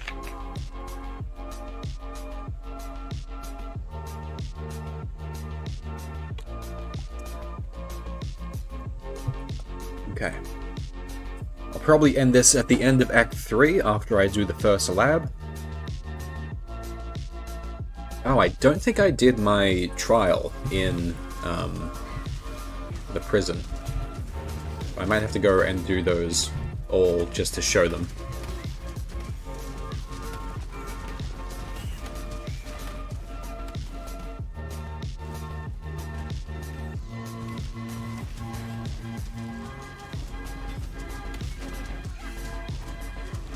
I did not do prison, which means I did not do my trial. So in order to get your subclass, your ascendancy, you have to do 6 puzzle areas, which are scattered throughout the campaign. There's 1 in Act 1, 2 in Act 2, and 3 in Act 3. There are 6 trials to get the first lab, the first ascendancy. That gives you your subclass. And then there are more trials and more lab runs after that to get further specialization into the same subclass. So you get a small passive tree that is dedicated to the subclass. Like you get a miniature Necromancer tree that goes here. And you get a limited number of points based on how many labyrinth runs and how many ascendancy points you have. You get a maximum of 8, which is 2 per labyrinth run. So at the end of Act 3, we'll go do the first lab and get our first 2 points, which will give us our first big Necromancer node on the Necromancer tree.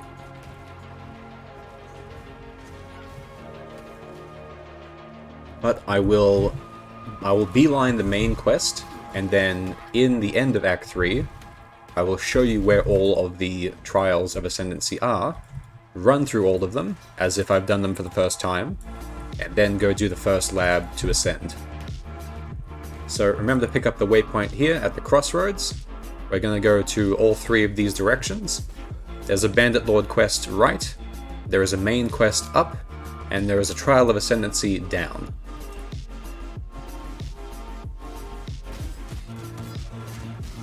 So there are 2 trials in Act 2.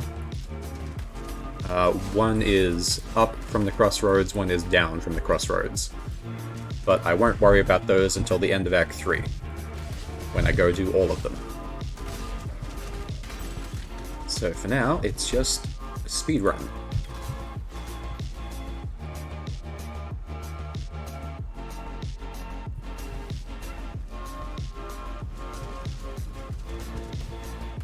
SRS absolutely farms, has great clear, good single target. You can play this game, you can play this build, this exact build, the popcorn exploding Necromancer build. You can play this all throughout the endgame, but I just like doing this as a very good leveling strategy, and then I swap out of it, and then do basically any other minion build in the endgame. As I've said a couple times already, this is meant to serve as a template guide, as a strong start to Necro, for you to then experiment or go do whatever else you want.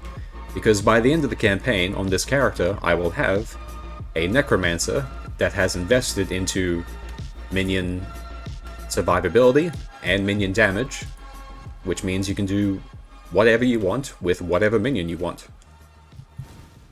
Alright, here's the other bandit. I believe we decided to kill all of them, so I'm going to kill another one. Put the turret down, spam SRS, make sure zombies are up, and he melts. Holding down right click just to spam SRS, and we're good. Pressing T, portal, back to town. So we got the waypoint there, but we don't need it. Got the quest item. Got all 3. So now we can talk to Aramir. We get the quest item, and we're good. We also killed Weber, so I was meant to talk to Silk. He gives us a quest reward right now. Now I could take minion speed. I like giving that to zombies and phantasms. It's not useful on Summon Raging Spirits. The current SRS 3 link is what you're going to use. We're going to get a minion life gem later to put in place of combustion, and then we're going to add combustion back in at the end of Act 3. Then by the end of Act 4 we'll have a different 4 link, so don't worry, for now links aren't changing. But I am going to take minion speed to put together with something else. Hang on, just checking the skills. Okay, don't have Desecrate yet, so not going to use minion speed just yet. Going to finish the right side quests, and then at the end of Act 2 we will be a bit more powerful yet again. But we are already strong enough to clear Act 2. Make sure Clarity and Vitality stay on. They shouldn't turn off. Even if you die, they won't turn off anymore in the next update. But don't forget them. If you change around gear, if you swap things out, they might turn off, so just remember to check. Totem. All my zombies are alive, they're barely taking damage. And there's the next zone. Okay. Now, we're looking for the middle of this area, but there's a waypoint in the middle of this. But you can't go straight to the middle, so you've got to go around the outside, and then look for a way to get into the middle. So, dead end there, going around, middle is here, so we're going to continue around the path until we see a way in. Open the box. Shitty unique, but I'm going to vendor it. I know what that is, it's not useful to us, so I'm going to vendor it. I'm going to ID it, then vendor it, because it sells for more valuable things that way. more valuable currency shards. See, there's the room in the middle, so hopefully this next pathway is the way in. Yes, it is. And then the direction to go after this is where the waypoint is facing. So this is pointing you to go this way, which is where the next zone is for the quest. What I'd like to do to speed things up is cast a couple times into a pack and then flame dash through the pack, and then the zombies and raging spirits and phantasms will kill the pack, and you can keep on trucking. And there was the next zone. We go down. We're looking for a long pathway. You'll know what I mean when we see it. Every zone is randomized to be a bit different every time you run through it, but there's still very similar features every time if you get used to it. I would normally take this, but we're going to ignore these, because we don't need any of that. Ordinarily, I would be keeping all of my superior gems and vendoring them all, because if you vendor them all, and the sum of the percent quality equals 40, then you get a gem cutter's prism back. So if you keep every gem with even a little bit of quality, and then vendor them all, you'll get a bunch of gem cutter's prisms. Like, I have a tab that if you have a paid tab, you can customize what gets sucked into it manually. And so if you highlight gems, any gems with quality that you control-click into your stash will go to that tab, and then eventually I vendor that entire tab. Also, here's another trial. This is not the first one, but this is a trial because it's got this teal color scheme and this bronze monograph. This is a puzzle area. I'm not going to do this. I'm going to come back to this. But that is one of the 6 trials we need to do to get our ascendancy Necromancer. But I'm going to come back and do that once I get more movement speed and I am stronger in general. So I'm going to do them all at once. You could and should do them as you find them, but I'm going to do them all at once at the end so people know where they all are. But we got lucky and ran into one there. Pick up the money. Dead end.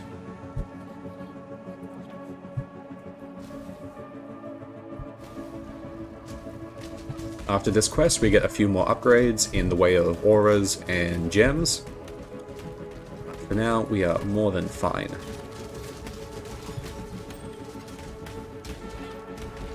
Clearing like a champ.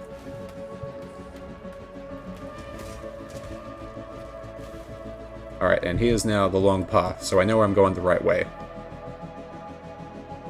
When it becomes a narrow path, you know you're going the right way, and then you'll see this divide and that portal. There's the enemy of Act 3, and we're going to keep going along. She's an NPC, she's kind of an enemy in Act 3 and kind of an ally in Act 4. So, Helena is here in the bushes. I'm going to open a portal right here, and then keep going along. You'll see why later. So, she's hiding, and we're going to go kill the thing that she's hiding from. And then pick up a quest item, then go talk to her. So they're hiding from this. We kill this. And then we can click on this to get the quest item. I'm going to sell that. Once we get the quest item, remember to pick up the quest item. Helena comes out of hiding. We talk to Helena. Then we go back to town. And we're done. So that is all the right side we need to do. We're going to pick up Desecrate because it lets us make corpses. So that I can now reliably use Flesh Offering. Which means I can finally drop Holy Flame Totem. Which means I need one less red socket, so what I'm going to do is I'm going to sub in this wand I got earlier with some cast speed. I'm going to have Raise Zombie become a 3-link, with zombies, speed, and phantasms. So now they're faster, and the phantasms will also be faster. They're just good for, like, hits. They don't have any special elemental damage, no nothing. They just do physical hits. But now they're faster, and now they're more reliable. And then the Summon Raging Spirits are our actual main source of clear and damage. And that's all fine. We can afford to lose Holy Flame Totem at this point. We do not need it. Now I'm going to vendor everything else that we do not need. I'm going to keep this just in case I need the links later. ID the uniques, vendor the shitty uniques, and we're good. So I have a good greed essence here for life, so I really should put life on this hat. And I got a small res. So I can afford to lose this. I'm going to keep the red down there because I still have a red. If I didn't have another red, I would not use this because using vitality is more important. But now I've got more blue links for later on. So at this point, I just have 2 3 links that are both all blues for damage. I have 1 red, 1 green, Flesh Offering, Clarity, Flame Dash. So I have more than enough sockets and links. Hand in quests, talk to people. Talk to Yina after doing quests. If you do a quest and you hand something in that gives you a gem, usually there's always other gems that you could also buy, but they don't show them to you. So now, like, it didn't show me minion life in that offering, but minion life here is incredibly important for this build, because life equals damage if they explode. So, instead of combustion, I'm actually going to swap in minion life, because it's more minion max life. I will put in combustion again later, but not yet. So I'm just going to leave it here by itself and keep leveling it up. If I run out of space, I will throw this in my inventory later and keep it for later. But for now, I'm just going to let it sit there, and this is technically more damage because it scales my life better. Combustion helps the fire damage and fire res. It's still good, but minion life is better in this specific build. So, 3-link zombie, 3-link SRS. I have Flesh Offering, which gives me more minion movement speed and attack speed, which helps everyone. And then on R, I'm putting Desecrate to reliably spawn corpses when I need, for the sake of raising zombies and using Flesh Offering. So I'm a full minion build now, at roughly level 20. Let me get the life, let me get the life, let me get the life. I just got, like, 40% more damage. And 22, 30. 30% more, 30% increased minion life, which will be damage. So, I got this, I got this, I got this. Those are the quest items we need. And now we can continue on the left side and finish Act 2. Because I need the gem and the spike to poison the tree roots and open them up. And now I'm going to go finish Act 2. There's a couple zones left, but we have everything we need. Although, technically, hang on, before I continue on, there were more gems I could get. Because I just remembered we can get Summon Skitterbots or Tempest Shield at this point. So there are 2 auras that you could fit in. Tempest Shield and Summon Skitterbots. Skitterbots let you chill and shock enemies without having to do cold and lightning damage. And because our only damage right now is fire, I am going to use that. The other one, Tempest Shield, gives you some spell block chance, and when you block, you retaliate with lightning damage. So if you want to be tankier, use Tempest Shield. If you want to have more damage for your minions, use Skitterbots early on. We don't have a lot of mana right now, but that's enough to comfortably cast SRS, Desecrate, Flesh Offering, spam everything. We're good. So I've got no zombies left, so I'm going to Desecrate on the ground and use those corpses to raise zombies. And we're good to go.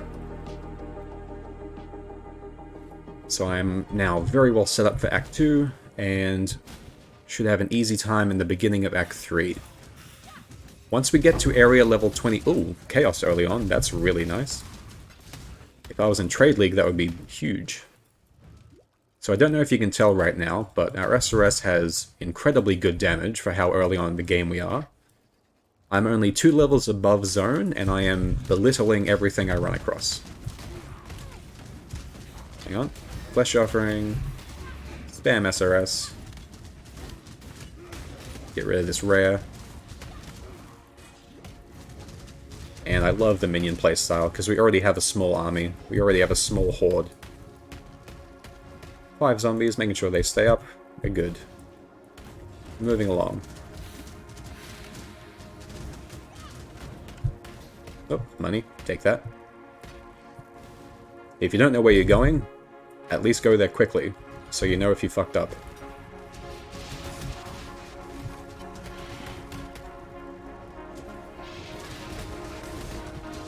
It's also at this point that I'm going to turn on some cosmetics, because I have a color scheme I like, and I'm going to stick with it.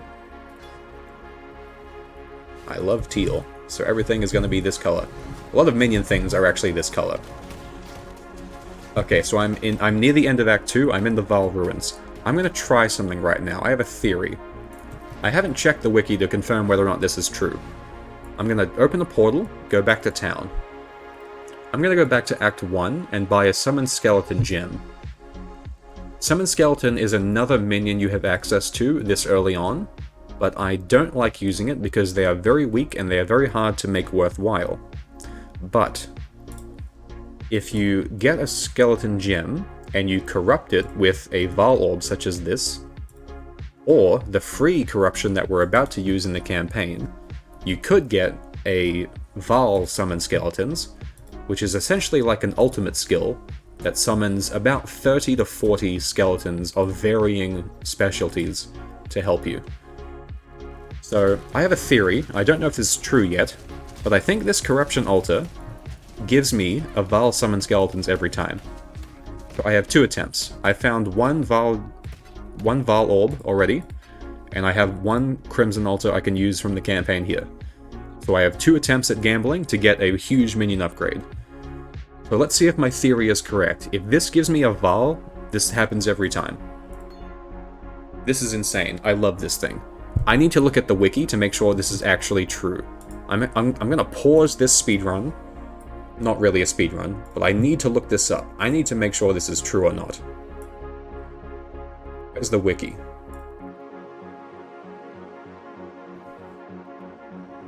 What was it called? Corruption Altar.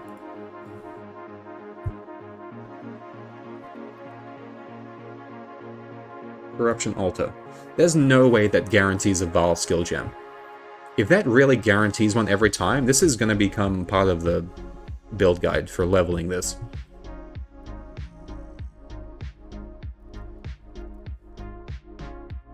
Okay, it might not happen every time, but every time I've done this in the campaign, it's given me Val Skeletons, which is OP. Otherwise, you would just try every time you find a Val Orb until you hit the red version of the skill gem. So I'm just going to plug this into the build by itself without any other links, and I don't need any other links. So when you put in this gem, you get Skeletons and Val Skeletons as 2 different hotbar skills. So I could summon regular Skeletons, but I'm not going to. I'm just going to use Val Summon Skeletons when ready. It has to charge up by getting kills, and then when I'm at a boss, I will drop this, and the boss will disappear. Pretty fantastic. See, I corrupted that gem and didn't hit it, but this hits more often than I think it should. So try that if you get a Skeleton gem. If you remember this, go back to Act 1, come back through a portal with the Skeleton gem, and try it on that. If it doesn't happen, oh well, at least you tried. It's all about gambling. So I just got a massive upgrade. Didn't need it. Didn't need it at all. But now bosses will disappear. So now I have really good clear speed, good movement skill, good survivability for my minions. I have a shield, so I have good block. I have some life regen. I am pretty well set up already.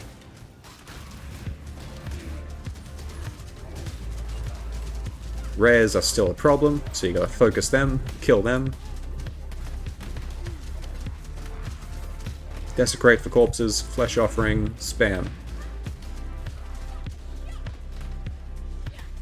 Your minions also follow you in, like, you can command them.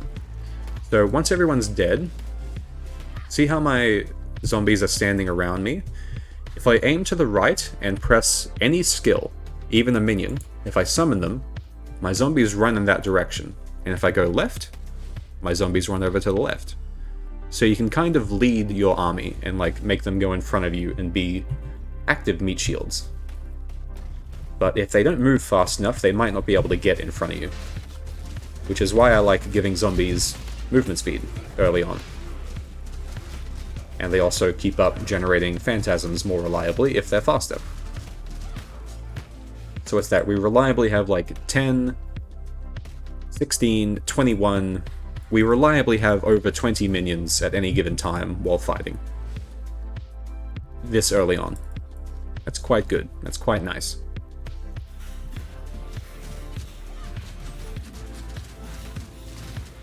And you can see the explosions are just clearing things. It's like a rolling wave of explosions once you get the ball rolling and cast while moving. Blue pack could be annoying, but I'm not going to waste the skeletons on that. I'm going to use the Val Summon skeletons on the boss of this area, so I'm just going to save it for a while. Or if I run into like a couple of rares that don't die, I'll pop it then. Spammy, spammy. Desecrate, Flesh Offering, and dead.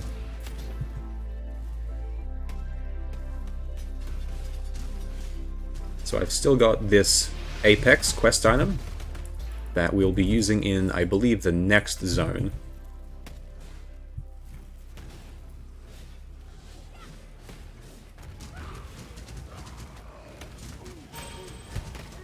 Flesh Offering, and dead.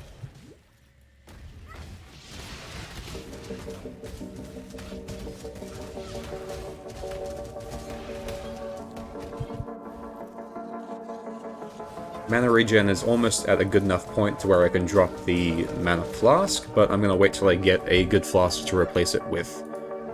Because until then it's fine just to keep it in case you need to like really spam. But I will try to get rid of it ASAP. Because I do not need it. And there's the quest. So I use the seal on that. Wait, why do I have the Apex? Did I not hand that in to Aramir? Did I screw that up?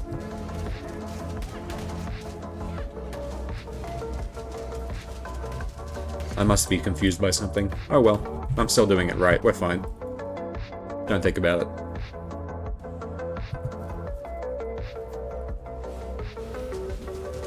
I will go to town now though, just to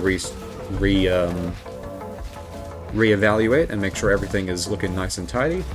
I don't think I need to change anything. I'm just going to vendor stuff and make sure I'm set. And make sure I actually handed in this quest. I did. Okay, so this is for the boss at the end of Act 2. I don't know why I thought it was before that. Talk to everyone, just in case. Vendor crap you don't need. Keeping all this in my inventory. Not even using my stash. And powering through. So, there is a zone here called the Dread Thicket, and we are going to ignore it, because there is nothing in the Dread Thicket. There is no point to going in there. We are looking for the end of this zone to continue on the main quest. So this is a ritual, this is a league mechanic. This is a...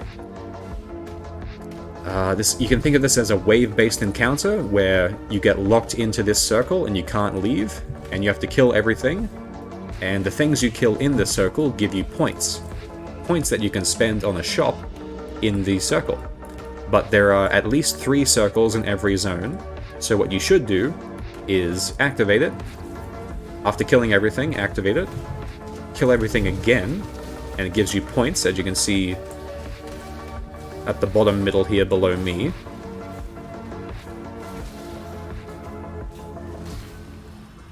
And then...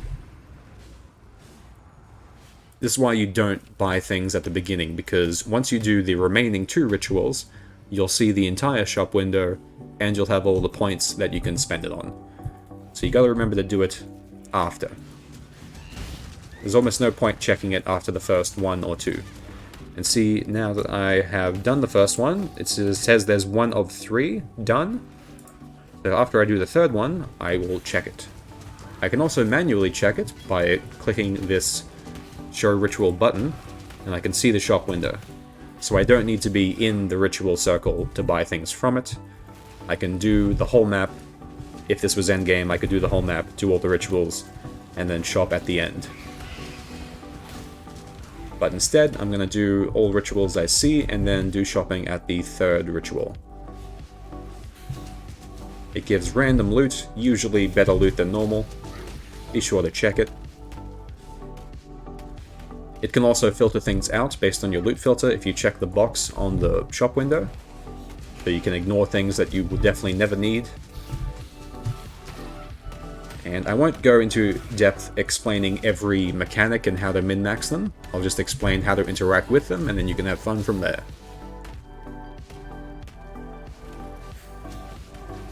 I think I've explained everything you need to know about Ritual. There's the second one. So we're going to kill first, because killing things in the circle means that they will be resummoned in the Ritual. So you've got to kill first, then activate it. And see, that rare we just killed will come back, and will give us a lot of points because it was rare. I'm going to use my Eval Skeletons here.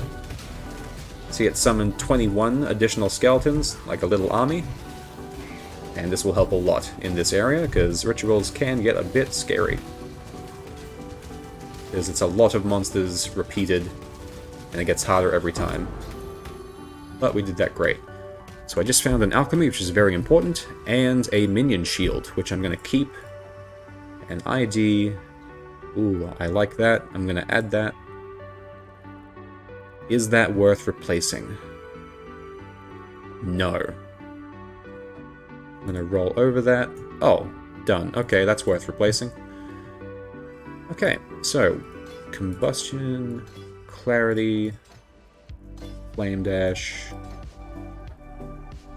flesh offering, temper shield. I'm not using temper shield, so I'm going to drop that. I will need... Okay, I'm going to weapon swap by pressing X, and we have a free slot for shield and wand, which I will use to keep gems in that I might use later and want to keep leveling up. Then I press X to swap back to my regular stuff, and I can grab these later when I need them. So it doesn't interrupt anything. So we killed everything, we did the second ritual, so more stuff is revealed and we have more points. There's an upgraded life flask, take that, replace one of the small ones, keep moving on. You don't need more than 2 life flasks, you shouldn't need more than 2 life flasks. At the end game, people really only ever have 1, because you'll be killing so many things that you'll get enough charges. But in the campaign, it is perfectly fine to run on 2.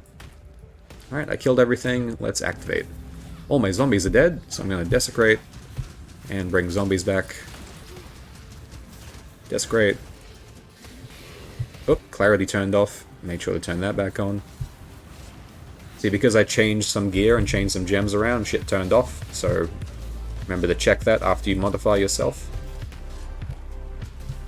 Res my zombies, pop the skeletons, do some SRS, everything dies.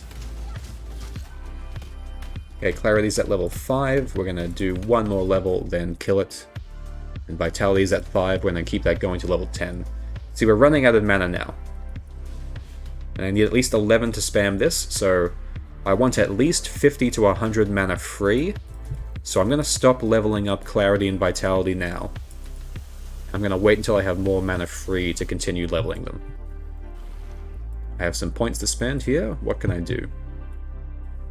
Get minion life, and then I can either start going down here to get the minion damage and life for me, or I can go up here to get life, mana reservation, and the big minion wheel.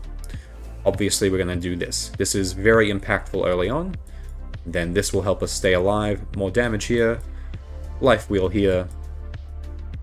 Survivability as a Necro, you can rely on stuff like armor and block mainly. If we continue along this way, there's a block wheel here along the path, so it's all very efficient, very along the path that we need. So I don't really care about minion attack speed, so I could go 1, 2, but I may as well go 1, 2 for the minion attack speed bonuses, even though it will cost me an extra 1 point. The attack speed is still okay to get for your other minions. If you are just doing exploding minions, there is literally no point to getting minion attack speed, even though it is slightly better for like every other minion. So for now, I'm actually just going to skip it and save 1 point by doing the roundabout way, because I don't actually need minion attack speed for my main source of damage. So we're going to ignore it. Desecrate, summon a zombie, make sure I've got the max, still only at 5, and we're good to go. Whoops. Make sure Flame Dash is on W. Make sure my auras are correct. Looking good. Desecrate, Flesh Offering, dead. Hey look, a minion wand. So minion-themed items, such as these wands, bone rings, and bone shields of any kind, they can roll minion-specific modifiers that you can't get on other gear. They are very important because you can get minion life, you can get minion damage. Very, very important things for basically every minion build. I just picked up a shrine, so I got move speed. That's cute. That's fun. Dash through them. Keep going.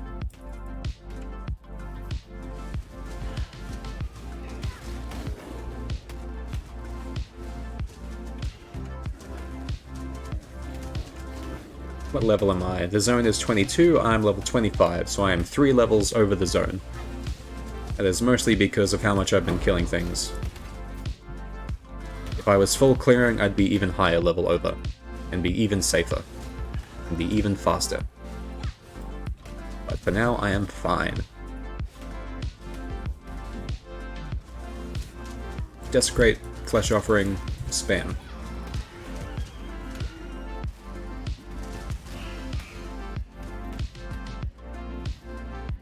And there's the waypoint. So if you were full, you could go back to town and vendor some things, but I am perfectly fine. Okay, I'm going to take a risk. I have a white minion wand and an alchemy, so I could get lucky. I don't have the right colors, so let's try to make this 3 blue first. Brilliant. Use chromatics, made it blue. I can easily swap this out if it gets anything useful. Actually, because this has nothing minion related, it doesn't matter what I get, I'll use it. But, yep, okay, it got literally nothing useful. So I'm going to use a Chaos Orb on that, because that sucks. That still sucks, I'm going to use another one. Okay, good, that got something. Okay, that got cast speed, it's got minion damage, and it's got minion attack and cast speed. This is a big upgrade. This will last me a long time. Probably well into Act 3 or 4. And all I'm losing is a little bit of cast speed from this previous wand. So I will actually put this in my weapon swap, so I can leave more gems in there. But I'm actually using the minion wand and the minion shield, because they get minion-specific mods. And because I've swapped things around, my aura's turned off, so make sure to have the regular auras on. Got just enough mana free, at least 50. No points to spend. Tree good. Zombies are dead, so desecrate for corpses, and bring zombies back up with Q. And if you mouse over, it says I have a max of 5, so there's the 5. And off we go. Finishing Act 2 now.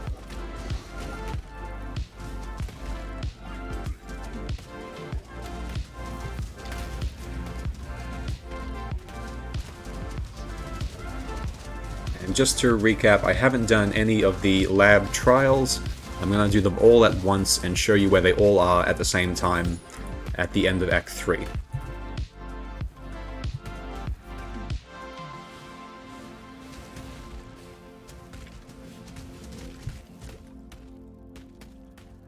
And here is the final zone.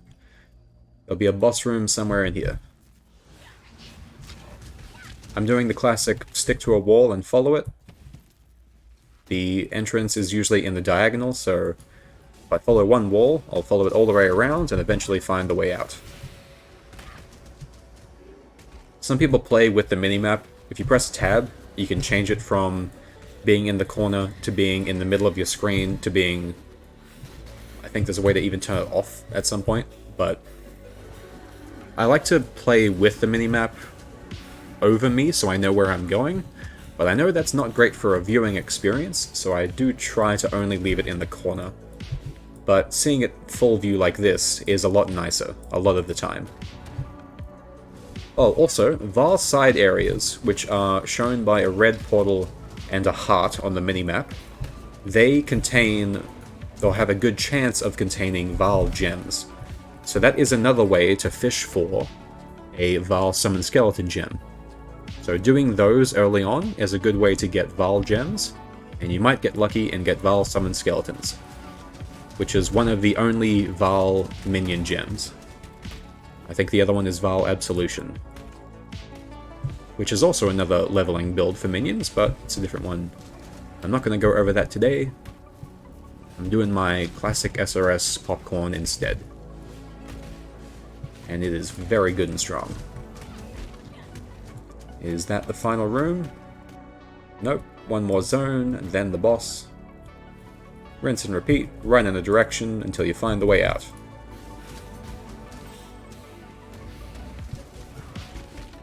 Level up.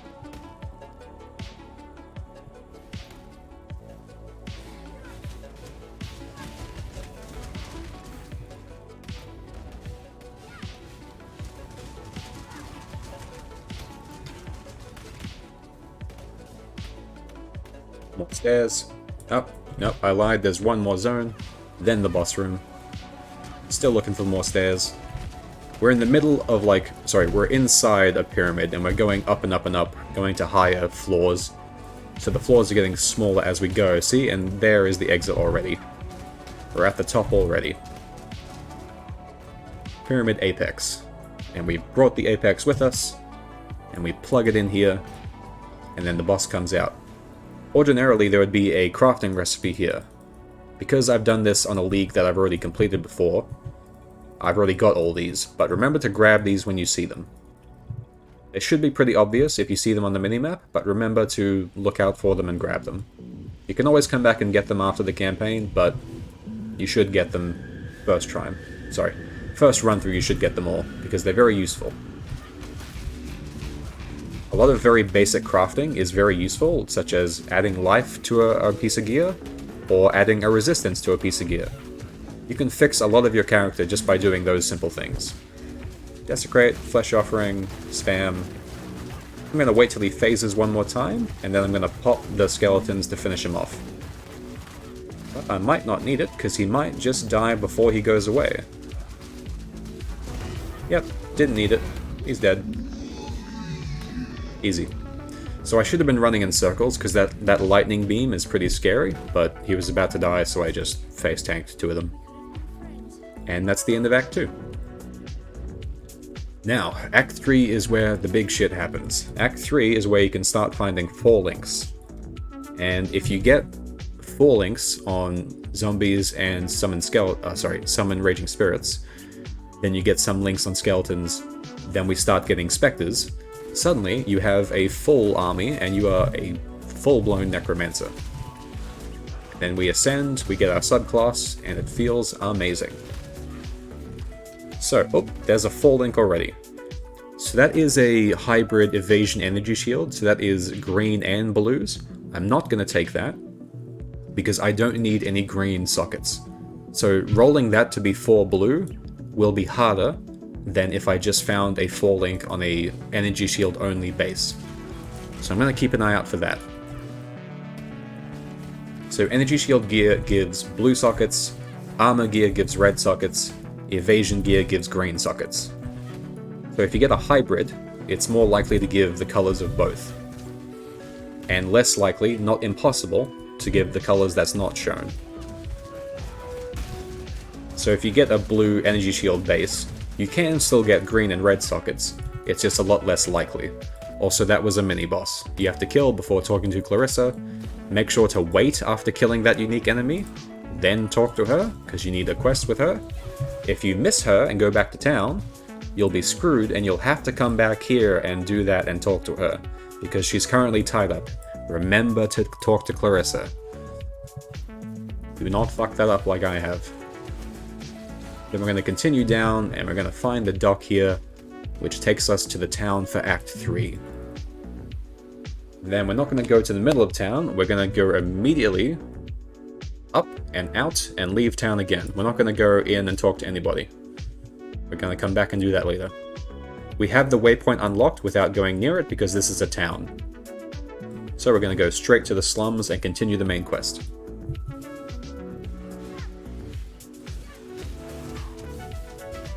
Pick up a shrine because they give good buffs. Zombies are alive. Okay, so that's the sewer grate we need to go into, but we need to go get the key for it first. And getting that key is part of the quest that we just started with Clarissa. So we're going to look for a place called the crematorium in here.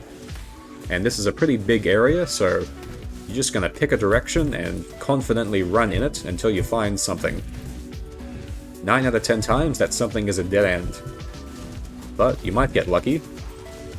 Like, a good way to describe it, I think, is the equivalent of going the right direction every time, if you're doing a campaign run, is like driving through New York City for 2 hours and only hitting green lights.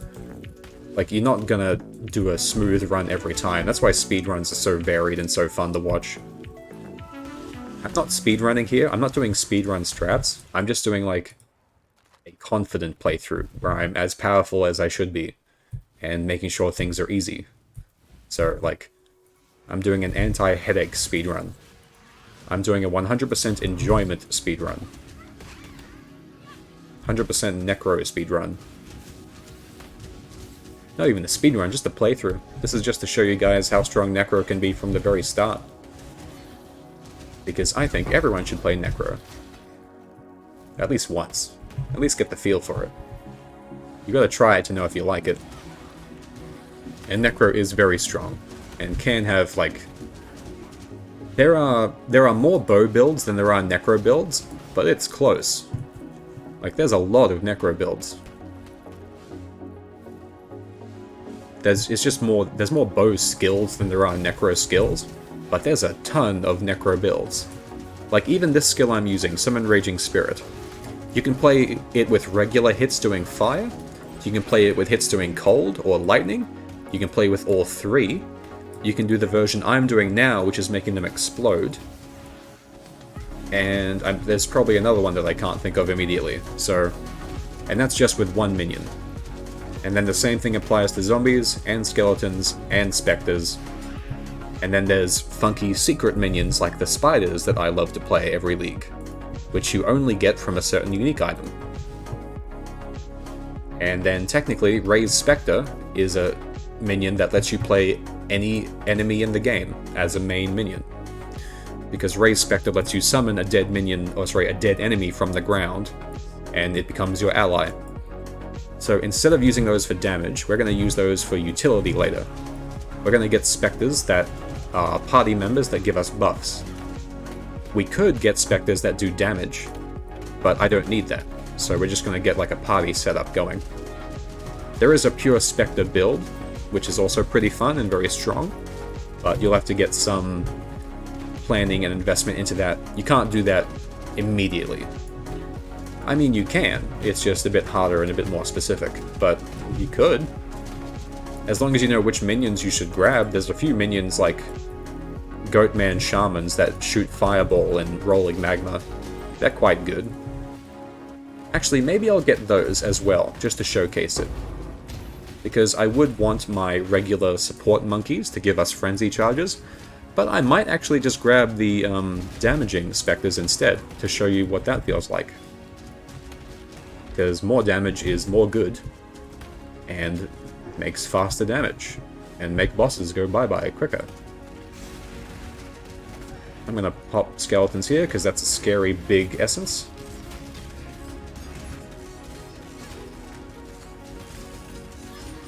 It's not taking a lot of damage, because essences are scary. Ooh, that hurt.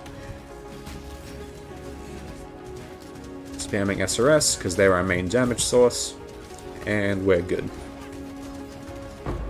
Alright, good essence. Essences are great, they turn normal gear into rare gear, but the essence tells you at least one stat that's guaranteed to have. So this says armor, Any armor will give cold resistance. Armor is big weapon slots or big gear slots like this. Jewelry is not armor. Hat, chest, gloves, and boots are armor, and I think shield is armor too, pretty sure. So it can't go on wands or jewels, or jewelry, sorry. So make sure you read what every essence does and use it on the right gear for what you need. There's a bunch of different types of essences, including a minion-specific one, which is very important because that can give minion life. And that will be huge for this build. But otherwise, they're just a good alternative to making things rare. But I'm pretty strong right now, so I'm not going to use it just yet. If I find a 4-link, I might use it on that.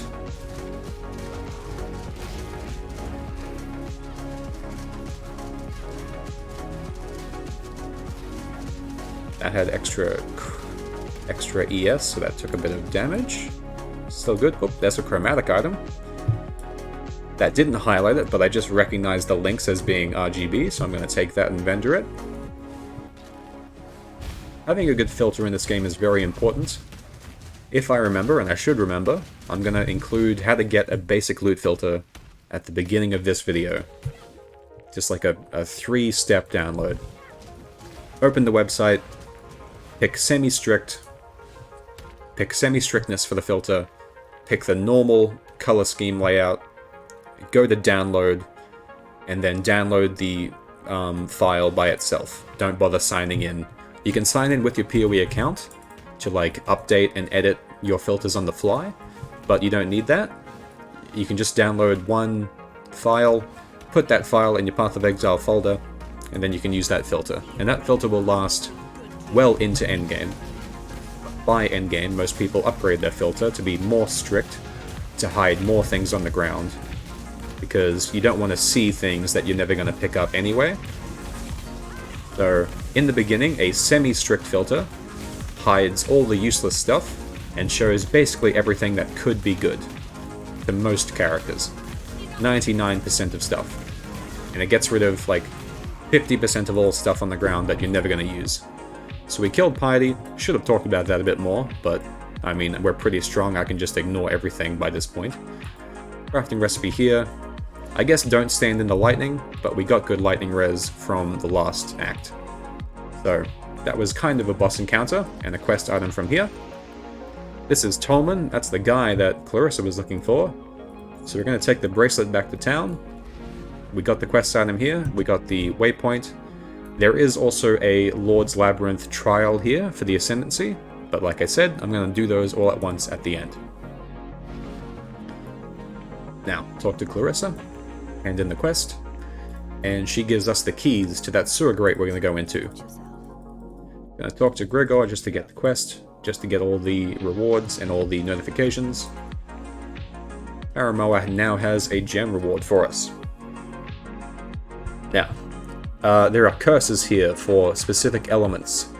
Because I'm doing fire damage mostly from minion instability, from my minions exploding, they deal fire damage when they explode. So, the best thing I can choose here, out of all of these, is the curse that does fire resistance exposure. So there's flammability for fire, conductivity for lightning, frostbite for cold, elemental weakness for all three, and despair for curses of chaos damage. If you're doing poison, if you're doing any poison build or any poison minion, you're going to use this one. It's going to take flammability. I'm going to put it in any open blue I have. And now I'm getting pretty tight on sockets. So it's at this point, once you're in at least area level 25 zones, we're going to start looking for 4 links on hat, chest, gloves, and boots. I don't think I'll take off the wand and shield for quite a while. Okay, I'm going to take a break here. I'm going to go get water and take a break, and I'll come back and we'll continue this I'm doing. This is kind of practice, but kind of also a how to get a strong start as a Necromancer, aimed at new players. I'm going to have to do a little bit of editing, but I'm going to leave basically the full playthrough up. I'm only going to do the first lab, and I'm going to show the tree as an outline, and then people can go from there. But I've also got to make a... I have a level 90 Necro that's been using Poison BAMA, and it's insanely good. So I need to make a short guide for that too. I recommend the... Oh. Oh yeah, with those new specters coming back, it's going to be insane. Oh yeah, the marionettes come back to life, don't they? So you can body swap with those. That'll be insane. I don't know how they'll go with League Start though, because we don't know how to get those specters yet. Like I don't know, I forget where they come from. So they might be quite hard to get, and they might be quite lucrative. Quite expensive. Okay, so for tree, I've got all the minion life I need, got this. Now I'm going to go through this life, get the reservation wheel, and get this minion wheel. Just these two sides though. I really only need the right side for minion life, but I really like the left side for minion damage. So we're just going to go through here. The cheaper marionettes are common. They would be. Do you only need the imperfect marionette? Because if that's the case, they could be very common. The perfect one is probably expensive, yes. But I forget where we get them from. I can go back and look at the reveal, or even my video for it. Ah, fuck. Okay, I'm not meant to put things in stash. I'm meant to only be using my inventory. Ignoring stash. And see, now that we're in Act 3, this is the ascendancy plaque. All 6 trials are needed before you can go in, and then once you go in for the first time, there's a waypoint inside, and you can go there again. So there's 6 trials for the first one, 1 in Act 1, 2 in Act 2, 3 in Act 3. Then after that, there's 3 trials for the second lab run, 3 more trials for the third lab run, and then the 4th lab run you find in the endgame map content. So by the end of the campaign, you can do lab 3 times, getting a total of 6 points to spend on your Necromancer tree. And that will show the tree once we unlock it. So where was I? I've got the keys, so I'm going to go back into the slums to look for the sewer grate for the keys. Oh, they come from Ritual? Okay, I can farm for that. I'm definitely farming for that. Because I'm doing Necro, I'm going to immediately farm Abyss, Ritual, and Deli. Even though Deli and Ritual don't really mix well, that's all 3 League mechanics I need for Necro stuff. There is also an auto-targeting marionette build that needs no buttons. Oh my god, okay. Wait, is it a minion instability build where they explode and then resummon themselves? It has less damage than my... Okay. I've never really played a body swap build. Is there a video you can send me of someone playing the budget version? Or have you POB'd this yourself? Also, in this area, there are 3 busts, 3 little head statues like this. The first one you'll find on the main path, and then I'm going to show you where the other 2 are likely to be found. Oh, there's a Vaal side area here, but we're not going to do that because I've already got my Vaal skeleton gem. But if you didn't have that, you would probably go do that and hope to get skeletons. Yes, Baylor Mage has a budget version. Oh, from 2 leagues ago? That'll be good. Okay, cool, I'll check that. Yeah, so a bunch of our Affliction builds came back too, because the Tinctures are back, all those Spectres are back, so Necro got buffed. Necro got untouched in the patch notes, but technically with those Spectres coming back, Necro got buffed. So hell yeah. Also, we got the waypoint here, and there is immediately... There are 2 more busts after the waypoint. There's only 1 before it and 2 after it, so make sure you check this entire side for the other busts. I think there's one down here, so we're going to go have a look for it. The way out to continue is up there, but we're going to go down here first.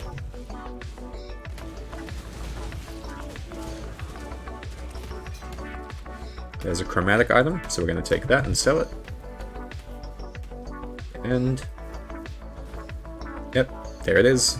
There's the 3rd bust for the quest. This is a side quest, but it's worth doing because it's very close by. an Orb of Alchemy. That'll be very helpful. And now we continue on. So with the body swap build, Elementalist is better than Necro because of the guaranteed ignite. That makes sense. Because of the mess amount and the golem buff effect. Yes, that makes so much sense.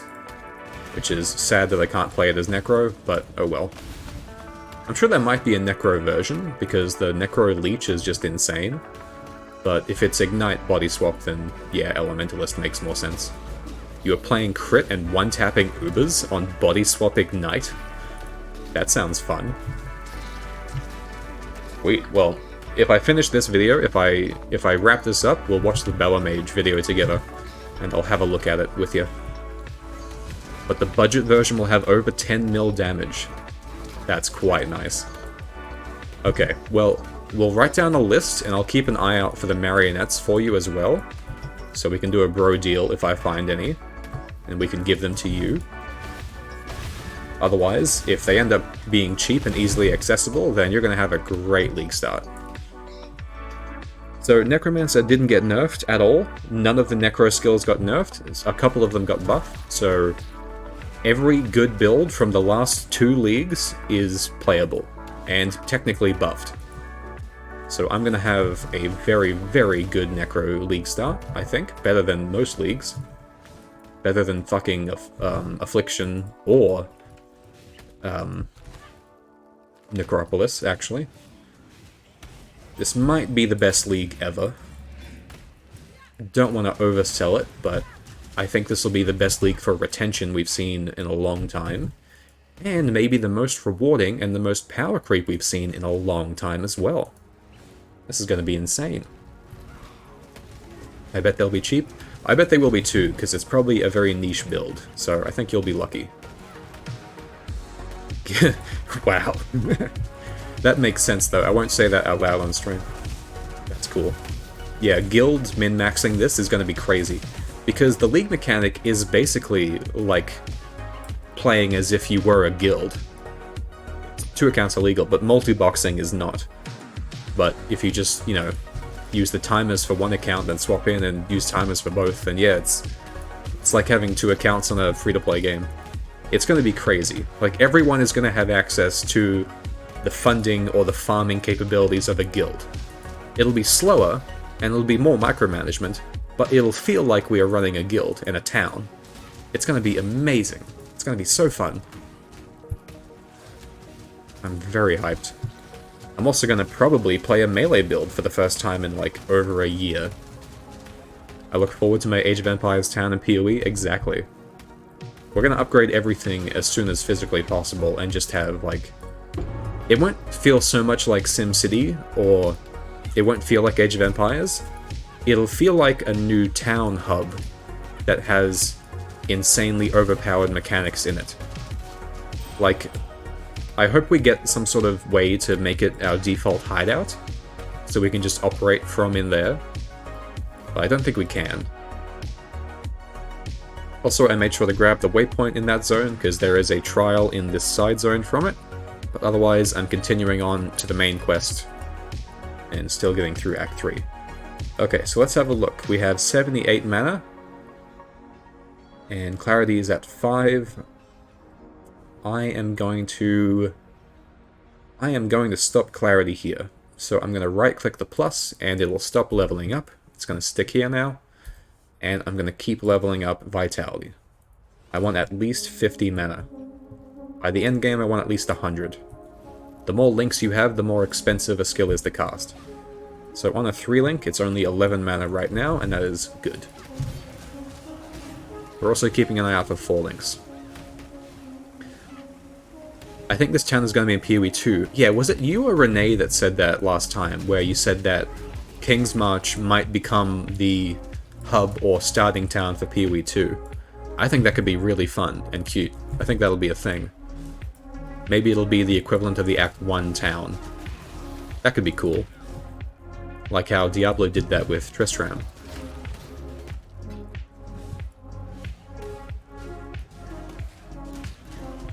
That could be really cool.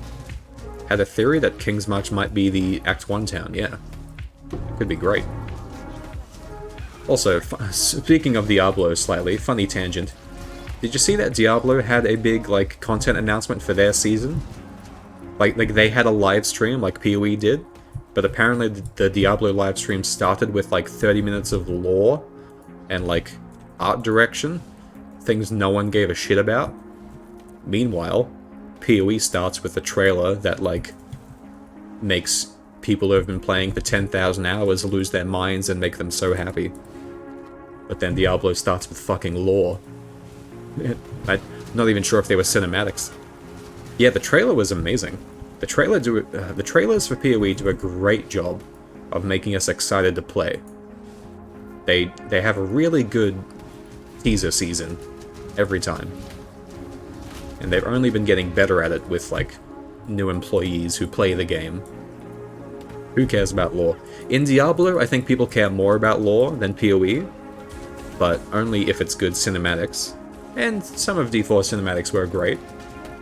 Very fun, very nice. But not enough to make me invested.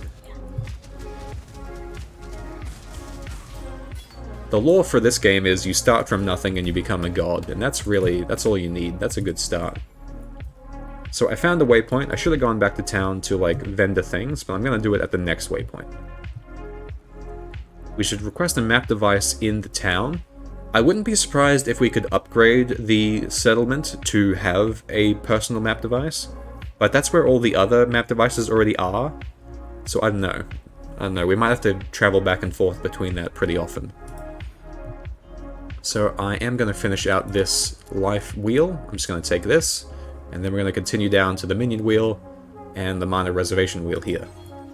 This is already a really good template for a minion build. If you take this and you take this, technically you're kind of done. Then that's like the skeleton for a minion build. This minion wheel, if you were playing regular hit-based SRS, I would take this minion wheel. In fact, there's no reason I can't take this now. It's just not huge. It's not overly impactful for me right now. If I wasn't doing Explodey, if I was doing regular hit-based SRS and all the other minions, I would take this. But for now, minion life is my damage source. So I'm gonna go get these straight away. And I need to find 4 links, and I need to go back to town soon. Levels. Are you starting melee? Bleed glad. I will be playing a gladiator build this league, but I won't be doing bleed bow. I'm gonna make a anime build. I'm gonna turn a gladiator into Sukuna from Jujutsu Kaisen, because there's a few cool equivalent skills that you can use, and because melee is basically just getting double damage, some of the skills are actually getting triple damage at level 20. Basically every melee skill will be viable again, and at least very cheap to get going, because also every weapon got buffed in terms of damage, so every bow build and every melee build got more damage. Necromancers get the OP Spectres back from Affliction, or free auras and shit, so pretty much every build got buffed. And we got a Raider deleted Warden new class, so that's going to be fun for like attacks, for elemental attacks. Gladiator got reworked and still keeps its bleed explosions, so nothing but buffs there. Champion did get nerfed slightly. The Fortify for Champion got nerfed quite hard, but it'll still be okay. It might officially be worse than Elementalist Explosive Arrow now. It might officially be the worst choice. So now you get all the damage from Elementalist and you have to build tankiness with gear, rather than getting all the tankiness from Champ and building out damage with gear.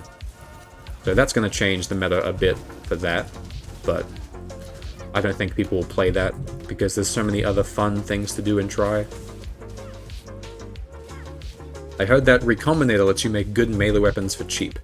Recombinating is a very, very fun gamble mechanic for crafting. You can take 2 items and mush them together, and it has a chance to take mods from each of them. So every time if you have 2 items with completely different mods, it'll make one item with a mix of both of them. and it'll randomly pick which ones you get. You can't really influence it that much, and it has to be like a minimum, like I think they both have to have 4 mods or something, or maybe they both have to have 3, I can't remember. They did say it wasn't going to be as powerful, but the point of that is, if you get 2 items that have good mods, you can essentially just keep gambling over and over again until you get both of those good mods on the same item. And you can do that infinitely. So it's kind of like recycling crafting. If you get something good, but not everything's good, you can try to mix that with something else that has something good, and end up with 2 good things. So it's very gambly and very fun, and it looks like we can do it infinitely. There's just a cost to it. So gameplay will let us do that pretty often and reliably. It could be a very, very good way of getting overpowered items, but you've got to be okay with sacrificing items into the gamble machine to try to get something good out of it. So, I don't know, very luck-based. But if you're doing simple things, if you know what you're looking for, it can be very strong. It'll be very, very cool. We got so much content added back into the game. So much content in the next patch happening. It's gonna be insane.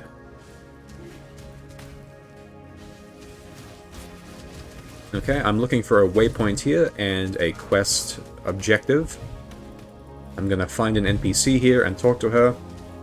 She's gonna give me a quest to go back to the docks and get the final piece of the puzzle for her little thing. And then I can unlock the blocked pathway here. So I'm gonna talk to someone here, go back here, go into there to get an item, then come back here, then clear this. Don't worry, just follow step by step, you'll be fine. It's only because I've done this 100 fucking times. Actually, it's probably well over 100 times I've done the campaign. Okay, I'm 2 levels above zone, I am perfectly leveled. Got point, gonna keep going on. Got the waypoint, come up here and talk to Diala. She will tell you to go to the docks, and you get to the docks by going to the battlefront and heading up this direction. Yeah, it's full gamba. I'll look at that video in a minute, or in a bit after stream. I don't want to have to edit out too much of this. I'm just gonna power through to the end of Act 3, and then we'll take a break and reconsider. After this, after I do this Act 3 and ascend to Necromancer, I'm going to also try to do a bit of an update on my Poison BAMA build, and make a POB for that and show it off, because I found out that you can make Poison Bow Necromancer do T16s for well under 1 divine budget. Like, I think if I had 100C, I could do a Necromancer BAMA in T16. Was BAMA nerfed? BAMA was untouched. It didn't even get mentioned in the patch notes, so unless there's something sneaky that they did in the back end that I didn't understand, as far as I'm aware, all of Necromancer has remained untouched. So any Necromancer build that was good in Affliction League is now back because of the Spectres. So Pig is also going to play Poison SRS, so that's going to be as strong as it was in Affliction, I believe. It'll be high budget, it might be popular again, but it'll be very easy to build up towards and work into. And it'll be OP, that'll be fun. It'll be Pig's first time playing Necro, so this can serve as a good little template on how to level as Necro. Pig won't need that though, because we can experiment and have fun. But I've played this Popcorn SRS build before, all the way into endgame, and it's pretty strong. It works quite goddamn well. It is my favorite way to level Necro, apart from just playing like hit-based cold stuff. Using Hatred, using the Sid Breath Amulet, hitting things with cold damage, making them shatter. All feels very great. Yeah, when we do Trade League Pig, there'll be a couple of unique items that you can get very, very early on that will let you play a very OP minion build. But I'm doing this as if it's a league start SSF with no trade, just to show that you can do it with absolutely trash gear. It's more about getting the links right and getting the tree right. But if you want to play a cold version of a Necro army, there is a level 1 amulet you can buy that makes it so that minions deal cold damage and only cold damage, and even gives them some cold damage. And that still works on Summon Raging Spirit, because it adds cold damage. Oh, I'm full. I'm gonna drop that and take that. So there is a waypoint here. I'm gonna grab that before heading back here, because there's a side quest to complete here later on. So I got the quest item, but I am now gonna look for the waypoint, which is right here. And then I can go hand in the quest that I just got the item for. And she gives me the quest item, and the reward I forgot to grab earlier is one of these. So we're going to grab the strength one because I need some strength in this build because of vitality. So we'll ID that and see if it's useful. It probably won't be. Alright, I am going to go initiate the quest and then find the next waypoint before going back to town. Just for the sake of efficiency. So back to the sewers. Got the infernal talcum powder used on the flaming butthole.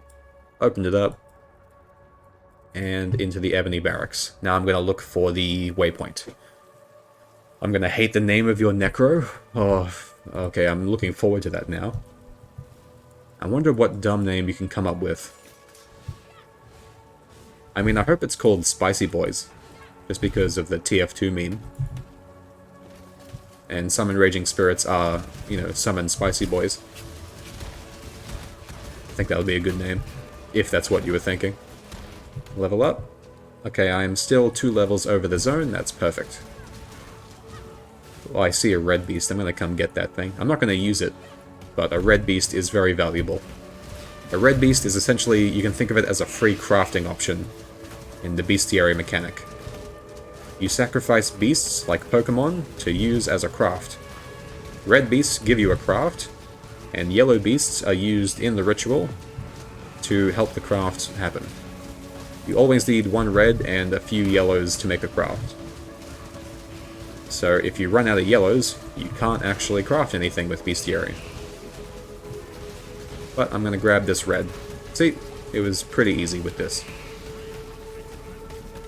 Hardly an inconvenience. Alright, here's a little area boss. Gotta take him seriously, so I'm gonna pop skeletons. Let them do the work.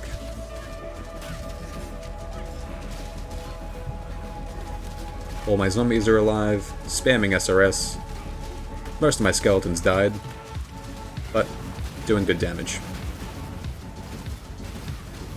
Pick up the life flask, because that is an upgrade. And he's dead.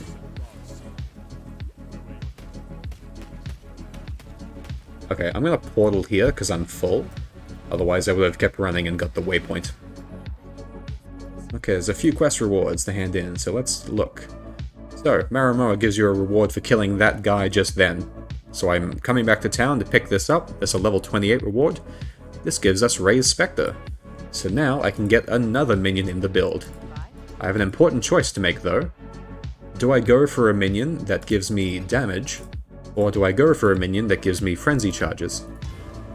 I am gonna get... I could get one of each, but that would be dumb. So I'm gonna start by getting the ones that do damage, because I have enough minion life and res and some life regen to where they will probably stay alive most of the time.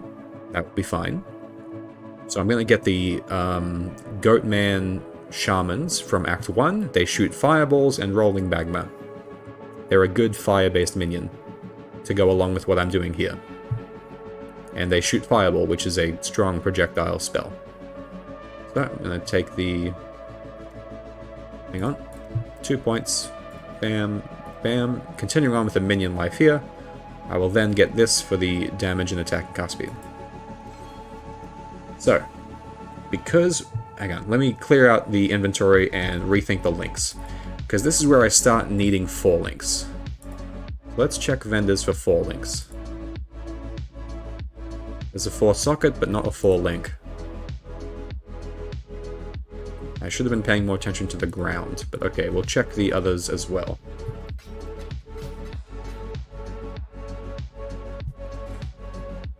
Gonna vendor that.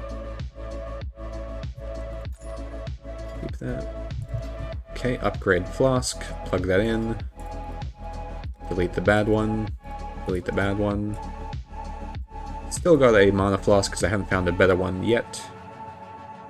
Strength and dex, armor, life. That's pretty useless. Gonna vendor that. That's got life and res and strength. Using that. How did I lose strength from that? Oh, I lost dex. Ah, interesting. Okay, so I need some dex in my build. 5 more to be specific. Okay. So this is where I should have taken these 2 nodes early on, give you 20 strength and dex, and that helps the build a lot, in a lot of ways. So I'm going to regret the last 2 decisions I made, and instead take these helper nodes. I can leave those on for the rest of the campaign and be completely justified, because it lets you get away with a lot of other stuff on gear. So I leave these on for a long time. I only take these off at endgame, after like level 80, maybe even after that. Until then, they help you meet stat requirements for everything you should need. So that can go, and that's a keeper. Probably going to keep that on for the rest of the campaign, because it's got life, res, and stats. Hell yeah. Blood and Sand? Blood and Sand did become OP. It got majorly buffed. It should be run on every minion build. And everyone should run it, correct, yes. Unless you can't fit it, unless you're doing some sort of ranged bleed build. Otherwise, every melee build should be using it now. If they can fit it. If they can justify it. So this is a quest item. We affectionately call it the bong or the hookah. I have to go do a quest in Act 1. This is a side quest item, so I'm just going to keep this until I finish Act 3. Then I'm going to do all the side quests of Act 1, 2, and 3. Then I'm going to do the lab and ascend to Necromancer at the end of Act 3. So I'm going to full complete Acts 1, 2, and 3, and by that point, you will be fully set up as a Necromancer, and can do whatever the fuck you feel like. Hopefully at that point you'll understand links, and gems, and supports, and minions, and life regen, and auras. So by that point, you should be solid. Alright, I should have used the portal I made, because I cleared my inventory, picked up quest rewards. I haven't set up my specters yet. I'm going to wait till I find a 4-link, because I want to make my minions really strong. A really good place to farm, actually, is the docks. So I might go do one full clear of the docks, to look for links and gear, to make some upgrades. I'll do that after my next waypoint. Links is the most important thing to prioritize.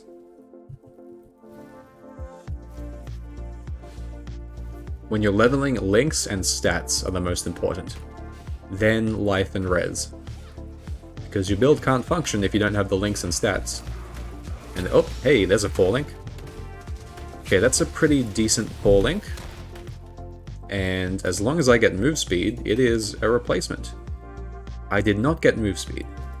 But I am still going to replace it, because that's going to help me a lot with links. Because I can leave that in there. I can put Desecrate in there. I can put Flesh Offering and Flame Dash in there. So they're all standalones, and that can be by itself.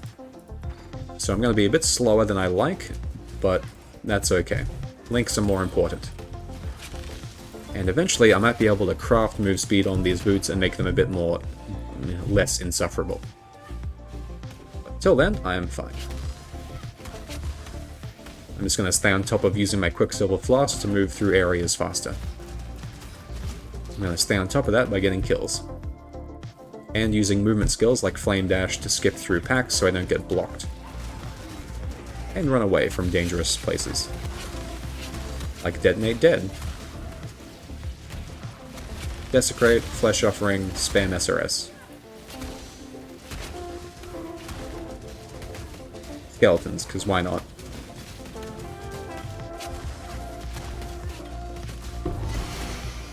Wand. That's a shit wand, can't use that. So I'm gonna vendor that. Hey look, a minion wand. Do I have an alchemy? No I don't, so I'm not gonna waste that.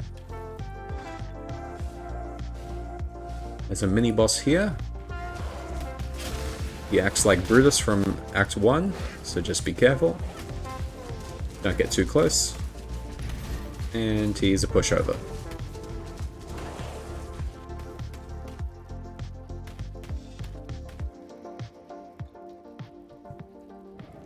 Okay, I'm looking for a waypoint. Oh, what was that? Alteration, take that. Like I said, I'm not using my stash, so everything I might use and I want to keep is just in my inventory. Just to show that you don't need to worry about your stash while you're going through the very early levels. You don't need to keep a lot of things. If I was in Trade League, I would be keeping a lot of things, like keeping all uniques to sell them or disenchant them for the next season. All the inventory, all the currencies, all the recipes like quality gems. Okay. So, there's nothing to return in town, so I'm just going to keep going, finish this quest, and then that's telling me to go back to Act 1 to finish that side quest, because I have the item for it. When I do that, I will go get the Spectres, and hopefully by then I'll have at least a 4-link or 2. At this point in the game, I really want 3 4-links. I need a 4-link for Spectres, I need a 4-link for Zombies, I need a 4-link for Raging Spirits. And then I'll have my minion army set up and ready to go. Zombies don't do much damage, they are meat shields and distractions and supports at this point.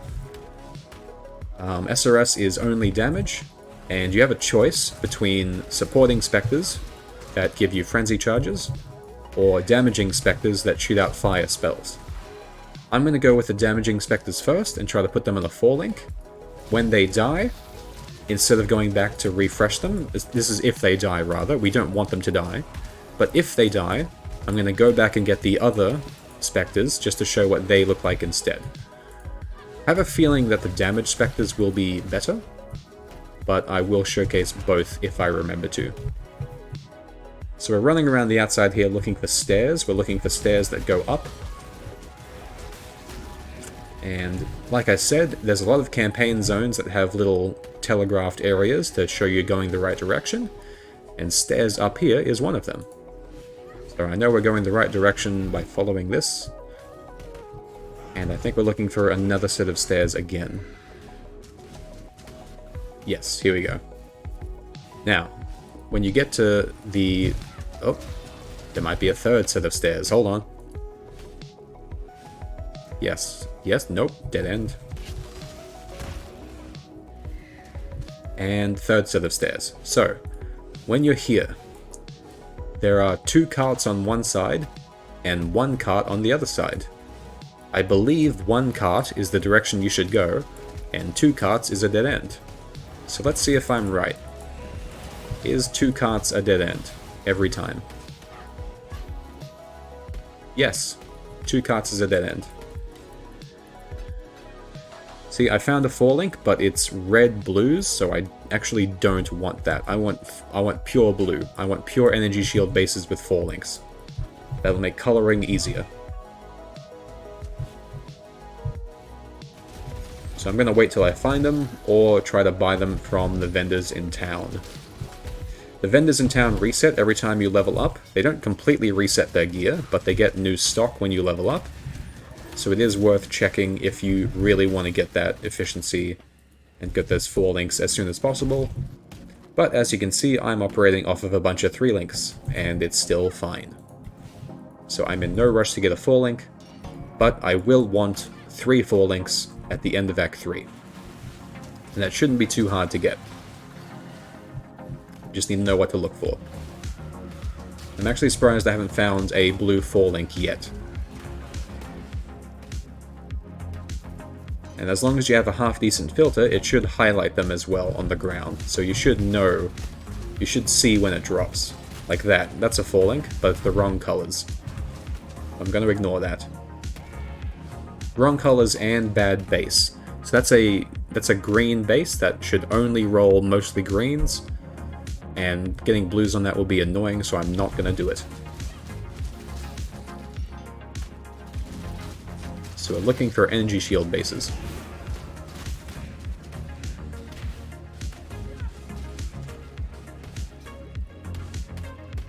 I'm going to ID those boots. That's a blue-red base, and it's rare. If that boot has move speed, I'll try to make it work. And maybe recolor it. I'll check that later. Alright, there's a boss coming up, so we have... Gonna resummon my zombies, make sure they're all up. Oh, there's a better life flask. I'm gonna plug that in. Good. Throw that out. Okay, got skeletons ready, got all my zombies. Now I've got all my auras on. Oh, I've got a curse I have been forgetting to use. Where can I put that? I'm gonna put curse here. I'm gonna put desecrate here. Leave zombies there. Okay. Problem with minions is there's too many skills, and you can get so much power out of like optimizing and using everything possible. So you do kind of run out of hotbars at some point. Like, sorry, hotkeys in your skill bar. So you gotta prioritize. Using a curse isn't the most important thing here, but it will give me just straight up more damage. So I'm gonna use this for this boss fight, and hopefully melt piety. Pre-summon some skeletons up. Cursor, and spam. Then hope we can melt her. Desecrate, flesh offering, spam. And she positively melted. That was quite good. There's also a, I think there's a crafting unlock here. Yeah, like right here. Don't forget to grab that. Press T for portal back to town. And talk to Grigor for that quest. And talk to anyone who's got a quest. Free skill point. Bam, bam, for more life. Amazing. So I could start getting the reservation and help auras fit in a bit better, but I'm okay for that right now. So I'm going to get this minion life for the damage, then get the aura stuff. And that'll be fine. Let me talk to people for the sake of quest rewards. And now that I have the key, this is the key to the final area of Act 3, which is up here. So, and there's also I'm actually going to go get the waypoint for that area, because there is a trial in there for the ascendancy. So once you come back to the the Ebony Barracks, we're going to go up and right instead of straight up the path.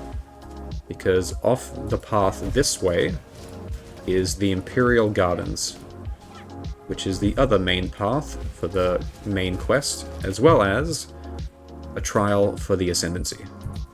See, it even says there's one in this area because the quest pops up. So you know there's one to find.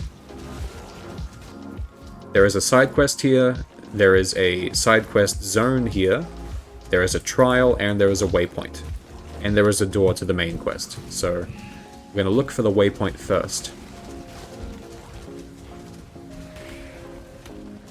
So there is a side quest accessible. There is a zone in this area called the library. If you go do the library and go do the side quest in the library, you get access to every gem early. So normally you don't get access to every single skill gem in the game, because it only shows you things that are relevant to you. Like I'm the witch. It won't show me any melee spells. Sorry, it won't show me any melee skill gems.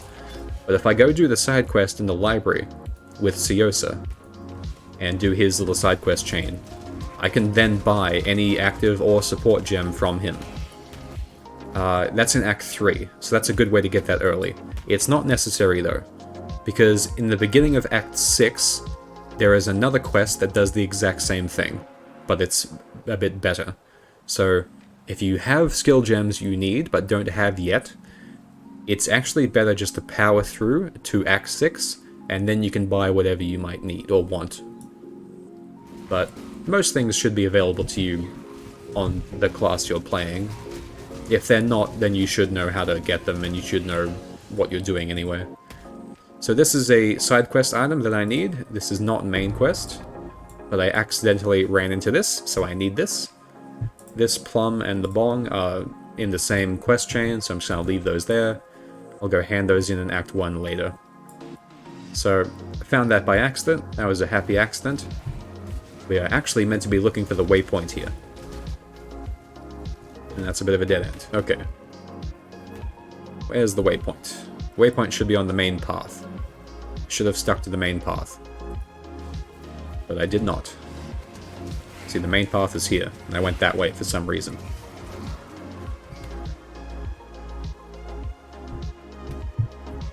You can flame dash over chest-high walls. Some walls. Oh, there's the waypoint.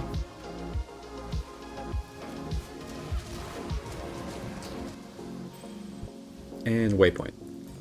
Cool.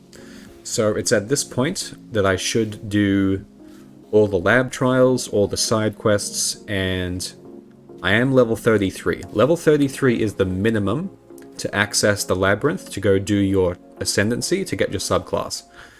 I'm going to wait a bit, I'm going to do everything else first, and then go do it.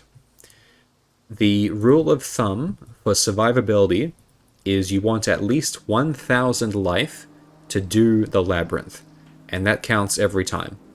So the first lab run, you want at least 1,000 life. The second lab run, you want 2,000.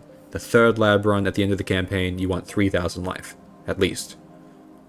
I can comfortably do it with less than 1,000 life, but I'm going to wait until I get just a little bit more. So I have 2 points here, and then I'll have more than enough damage, or I can start getting some of my own life or my own reservation. I'm going to go for damage, because I'm confident in what I'm doing. Otherwise, you could take these two off, and get mana and max life here, and that will help with casting and survivability. So if I level up 3 times before lab, I'll take this and these. Okay, what can I do now? I'm not going to do the side quest or the skill gems. I am going to go do the Act 1 side quests to finish off and get rid of the quest items in my inventory. Oh no, my blue screen died. Let me bring that back.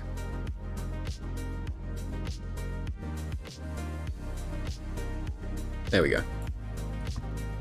Okay, I missed the waypoint in this zone, so I'm just going to walk back through here and get it.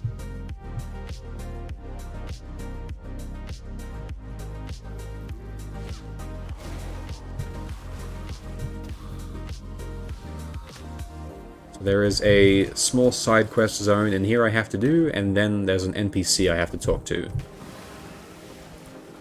I could have done it as I was going through this earlier, but I just run past side quests and do them when they become easier to do. Because now I can run through it and do it way faster. You could do a full completionist run and complete everything and full clear as you do it, and you'll have a much easier time. It'll just take longer.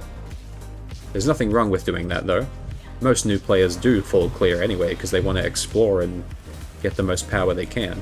And there is nothing wrong with that at all. It's fun. But it's less fun the more times you do it. So I'm just trying to make progress as fast as I can in the campaign. Oh, there's the NPC. So I found him a bit too early. I have to find the quest item he needs in this zone, which I will find in a ship that's broken in half. Called the Sunken Passage or something. I forget what it's called. But I'm looking for a busted ship. Oh, there's the waypoint I was meant to get. That's good. I'll keep that. So I'm guessing it's somewhere like over here. Maybe it's over here. Nope, that's... Oh, yep, that's the ship. The shipyard... Ship graveyard cave. There we go. Now I'm going to look for the side quest item in here, and it'll spit me back out at the NPC. Again, I should have done this in Act 1, but for the sake of speed, I skipped over it so I can come back and do it later. I don't need to be killing anything here. It's just a bit of a habit. I can just click once per screen here and everything will die.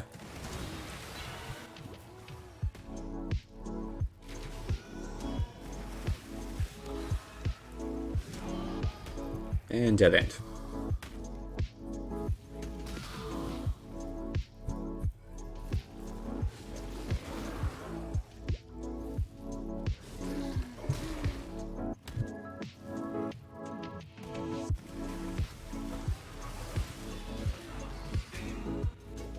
And there's the quest marker, Blight mini-boss, quest item.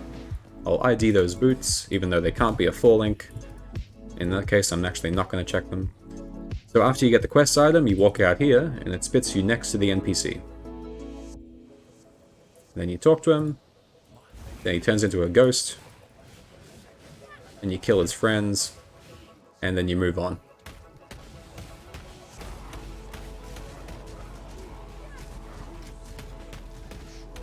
I'm just gonna let this play out.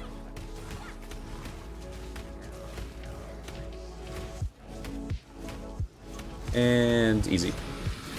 Press T for a portal, and back we go. So we hand in a quest in Act 1, and then we continue with that NPC. There's more side quests as we continue. Don't forget to take the reward. Gonna sell some things I don't want. That's got no move speed, so I'm not gonna consider it. If that had move speed, I might try to recolor it to use it. I think it's bedtime, I have stuff tomorrow. Fair enough. Thanks, Pig. See you tomorrow. Or see you later. See you when I see you. Thanks for stopping by. I've gone longer than I thought I would today. I was meant to do multiple build guides today, but I might do a different one tomorrow. Alright, got the minion life side there. That's good. That's done. Dirty Job I don't care about, but Dweller of the Deep I do care about, because that is a skill point side quest. So I'm going to go find the Dweller right now. The Dweller is a free essence. I highly recommend doing it if you think you can, at level 5 or 6. Otherwise, I'm going to come back and get it now, and it's going to be a free essence and a free skill point very easily. So we're going to run through here as fast as I can. If I find stairs, we're not going to go up the stairs. See, these are the stairs. So I know that the Dweller is before the stairs. And there's the side area. So the Dweller is in here.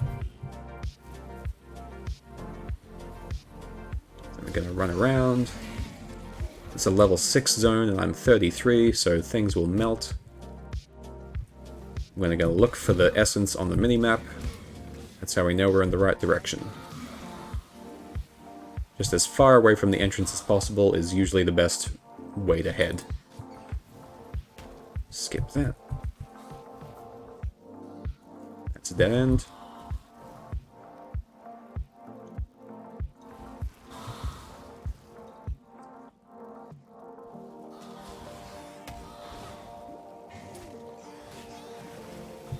I feel like this is the right way to go.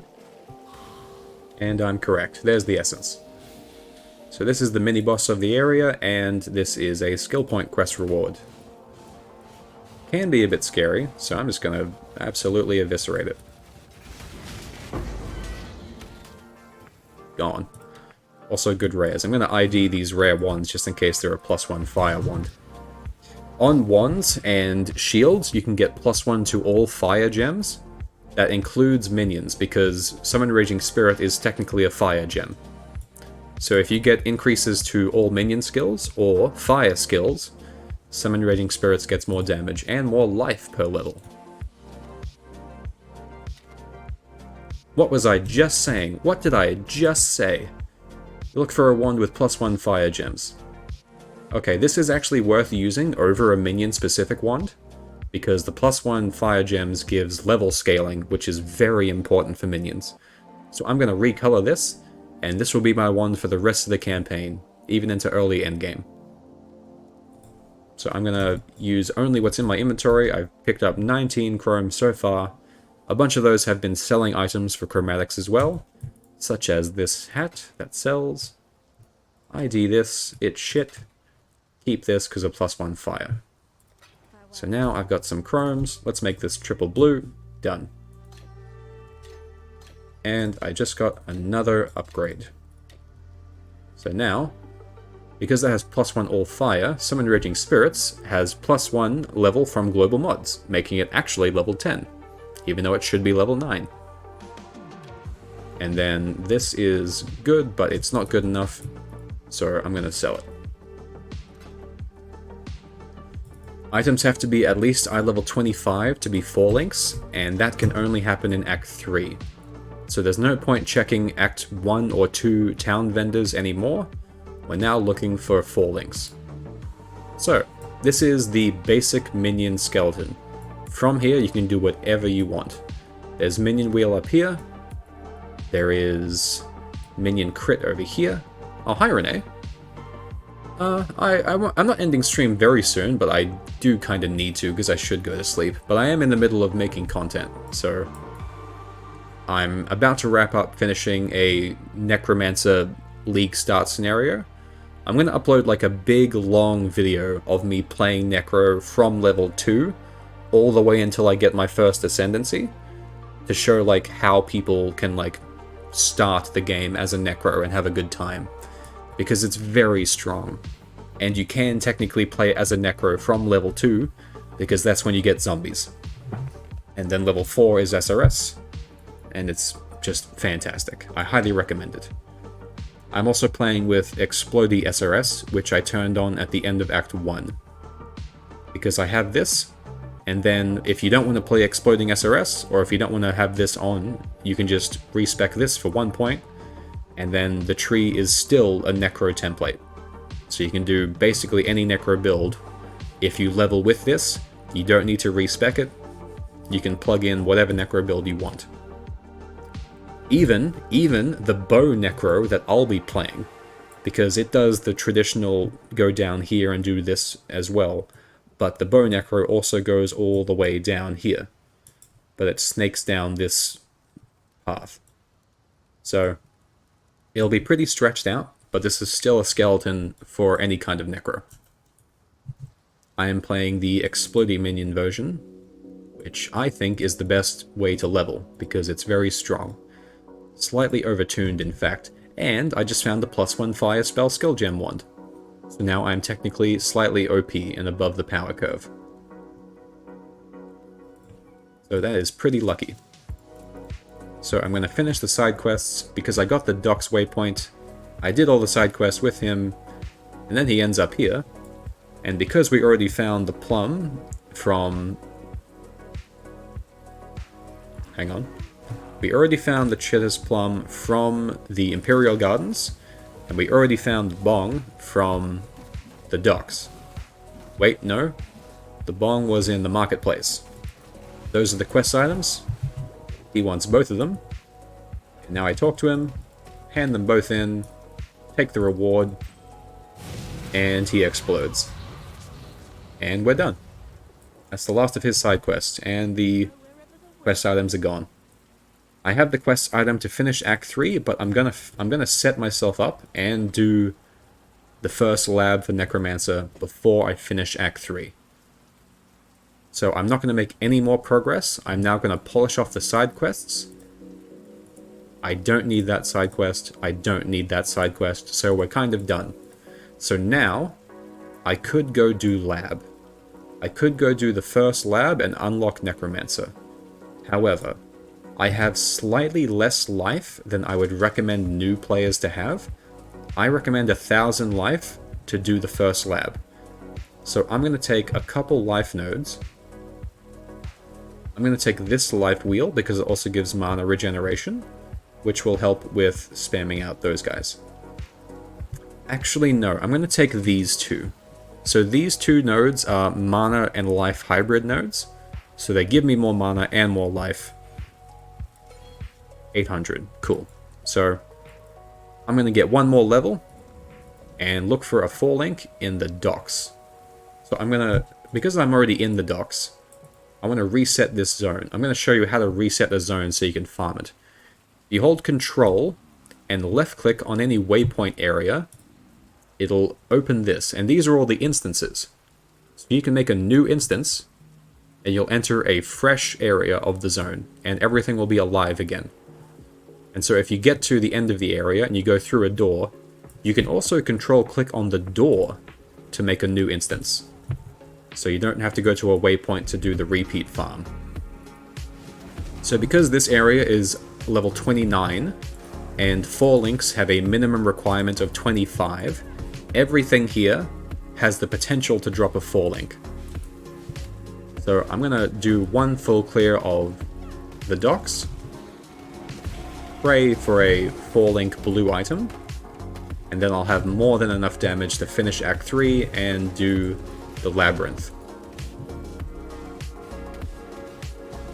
But I'm operating off of only 3 links right now, and it is more than enough. Oh, that's a chrome item, I can vendor that. I want at least 2 4-links, ideally 3. I want my Summon Raging Spirits on the 4-link as soon as possible because it'll give me so much damage. I'm gonna get Damaging Spectres, which I could just put on a 3-link, but I would love to have them on the 4-link. And then Zombies aren't too useful, so they can exist on a 3-link, but preferably a 4-link. I've done so much talking today, my voice is shot. Good thing I'm nearly done. Using all the skills available to us, even the red beast disappears. It's pretty good. Keeping an eye out for 4-links on the ground. Gotta drink water. Gotta treat my voice more appropriately.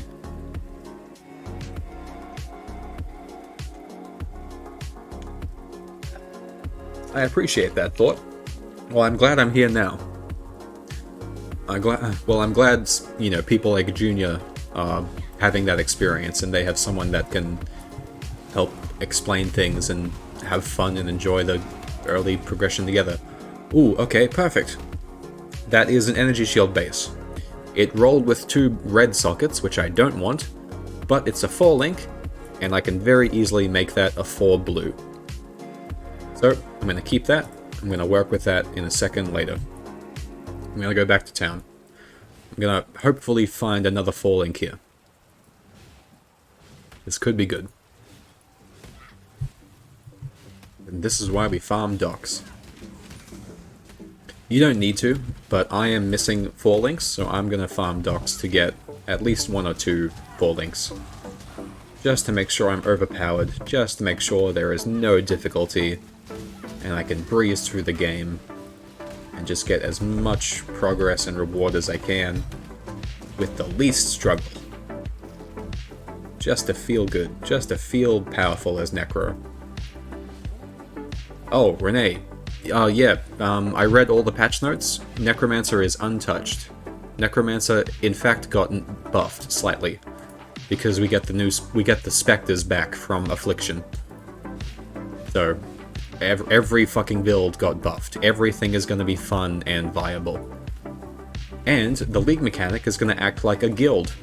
So everyone is going to have currency and items and power and insane crafting potential because of recombinators. Oh, yeah, you're gonna have such a hard time deciding what to play because there are so many options now. Like, you could even theoretically league start as melee. It might feel bad, but it might not at this point. Like, it might actually be good again.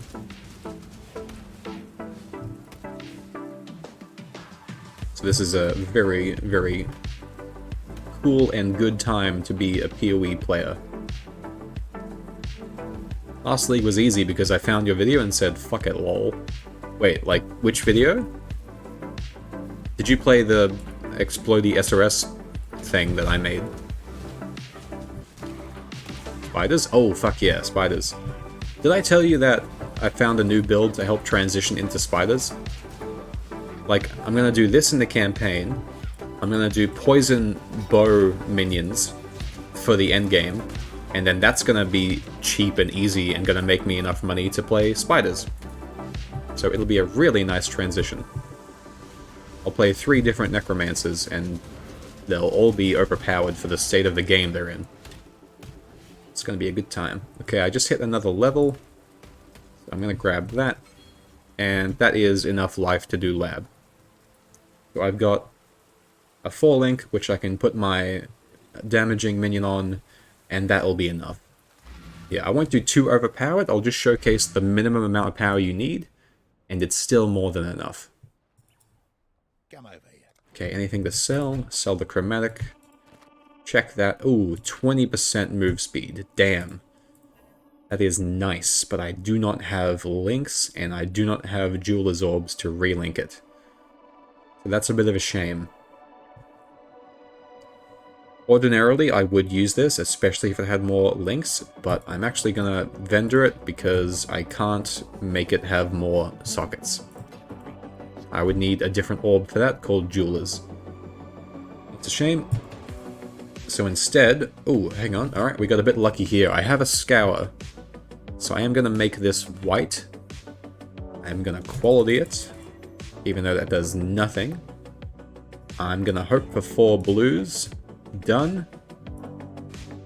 Now, this is going to be Summon Raging Spirits. Let's make it rare and pray. So, my res is fine, but I will use this. This will guarantee cold res on armor, and a helmet is armor. And it got trash everything else, but at least it got cold res. So that's fine. So, Summon Raging Spirit, Infernal Legion, Minion Life, and Combustion is our 4-link. That will steamroll most of the campaign. You can replace Combustion with Unleash later on, and I'll show you why. I might not make it there in this video though, because that's by the end of Act 4.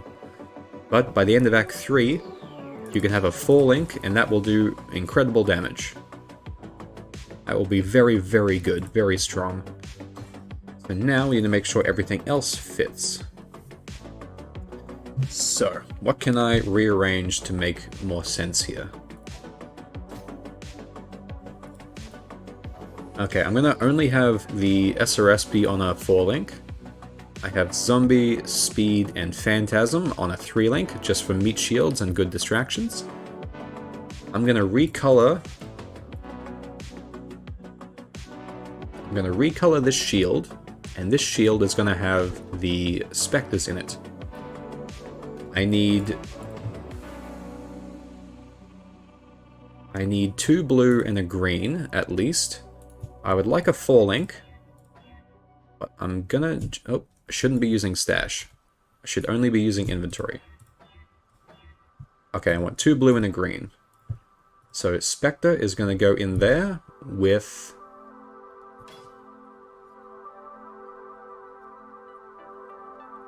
I'm actually going to give Phantasms to Spectres, because I'm going to go grab Spectres that do spells. And Phantasms also do projectile spells. So we're going to go back to Act 1 to grab lesser multiple projectiles. Because we're going to grab a Spectre that does spells, and we're going to use another minion that also does spells. So I don't have enough dex. I need 5 more dex. So, I have enough strength. So instead, I'm going to use a Dex Amulet.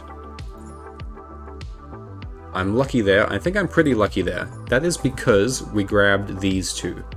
This gives 20 strength and dex. This can solve most things early on. You gotta remember to grab this.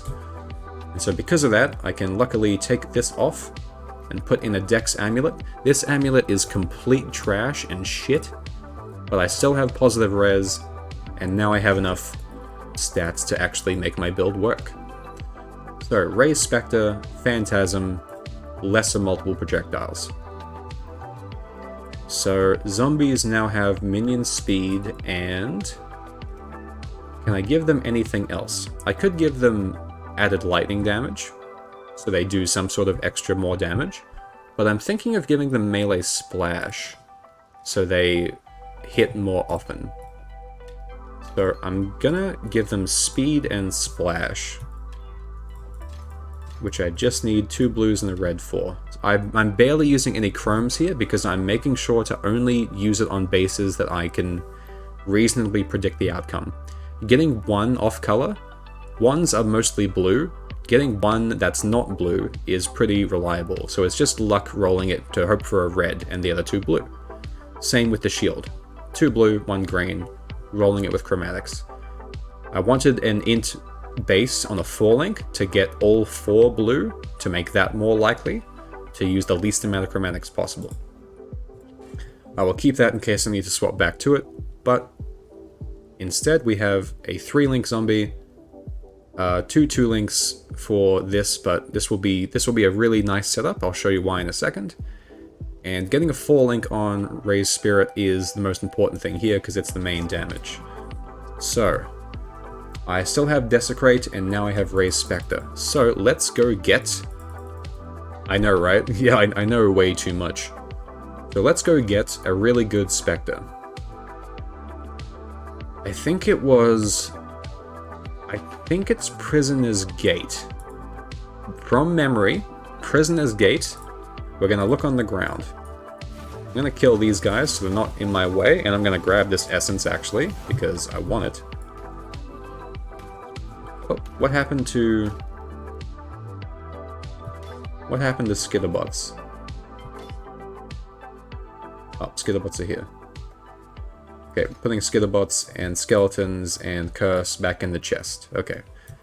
Nearly dropped all the gems. That's fine.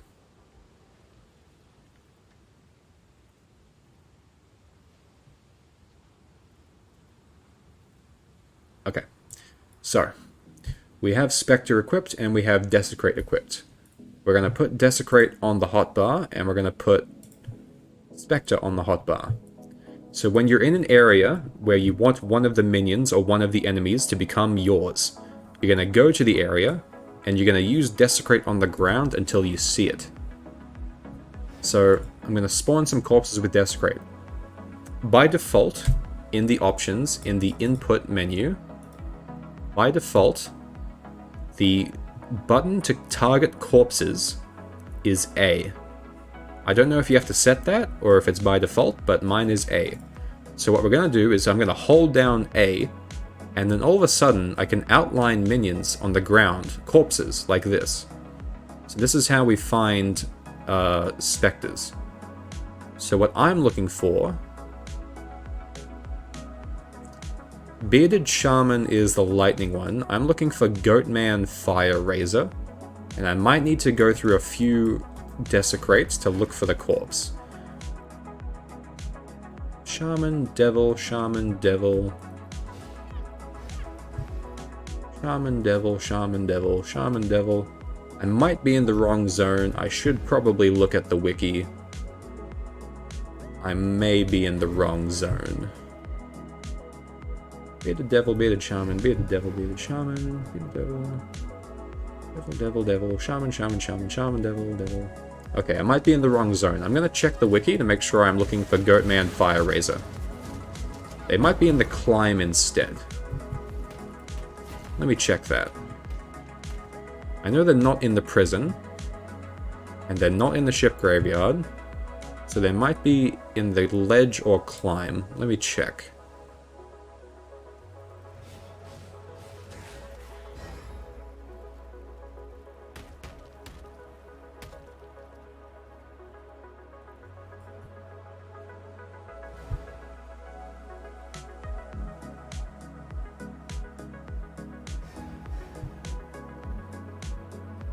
Okay, I'm not seeing it, so I'm going to resort to looking at the wiki in a second. Wait. Goatman Shaman. One's fire resistant. Maybe that's the one. Okay, let me check the wiki. Let me bring this up. I'm just going to type in Goatman.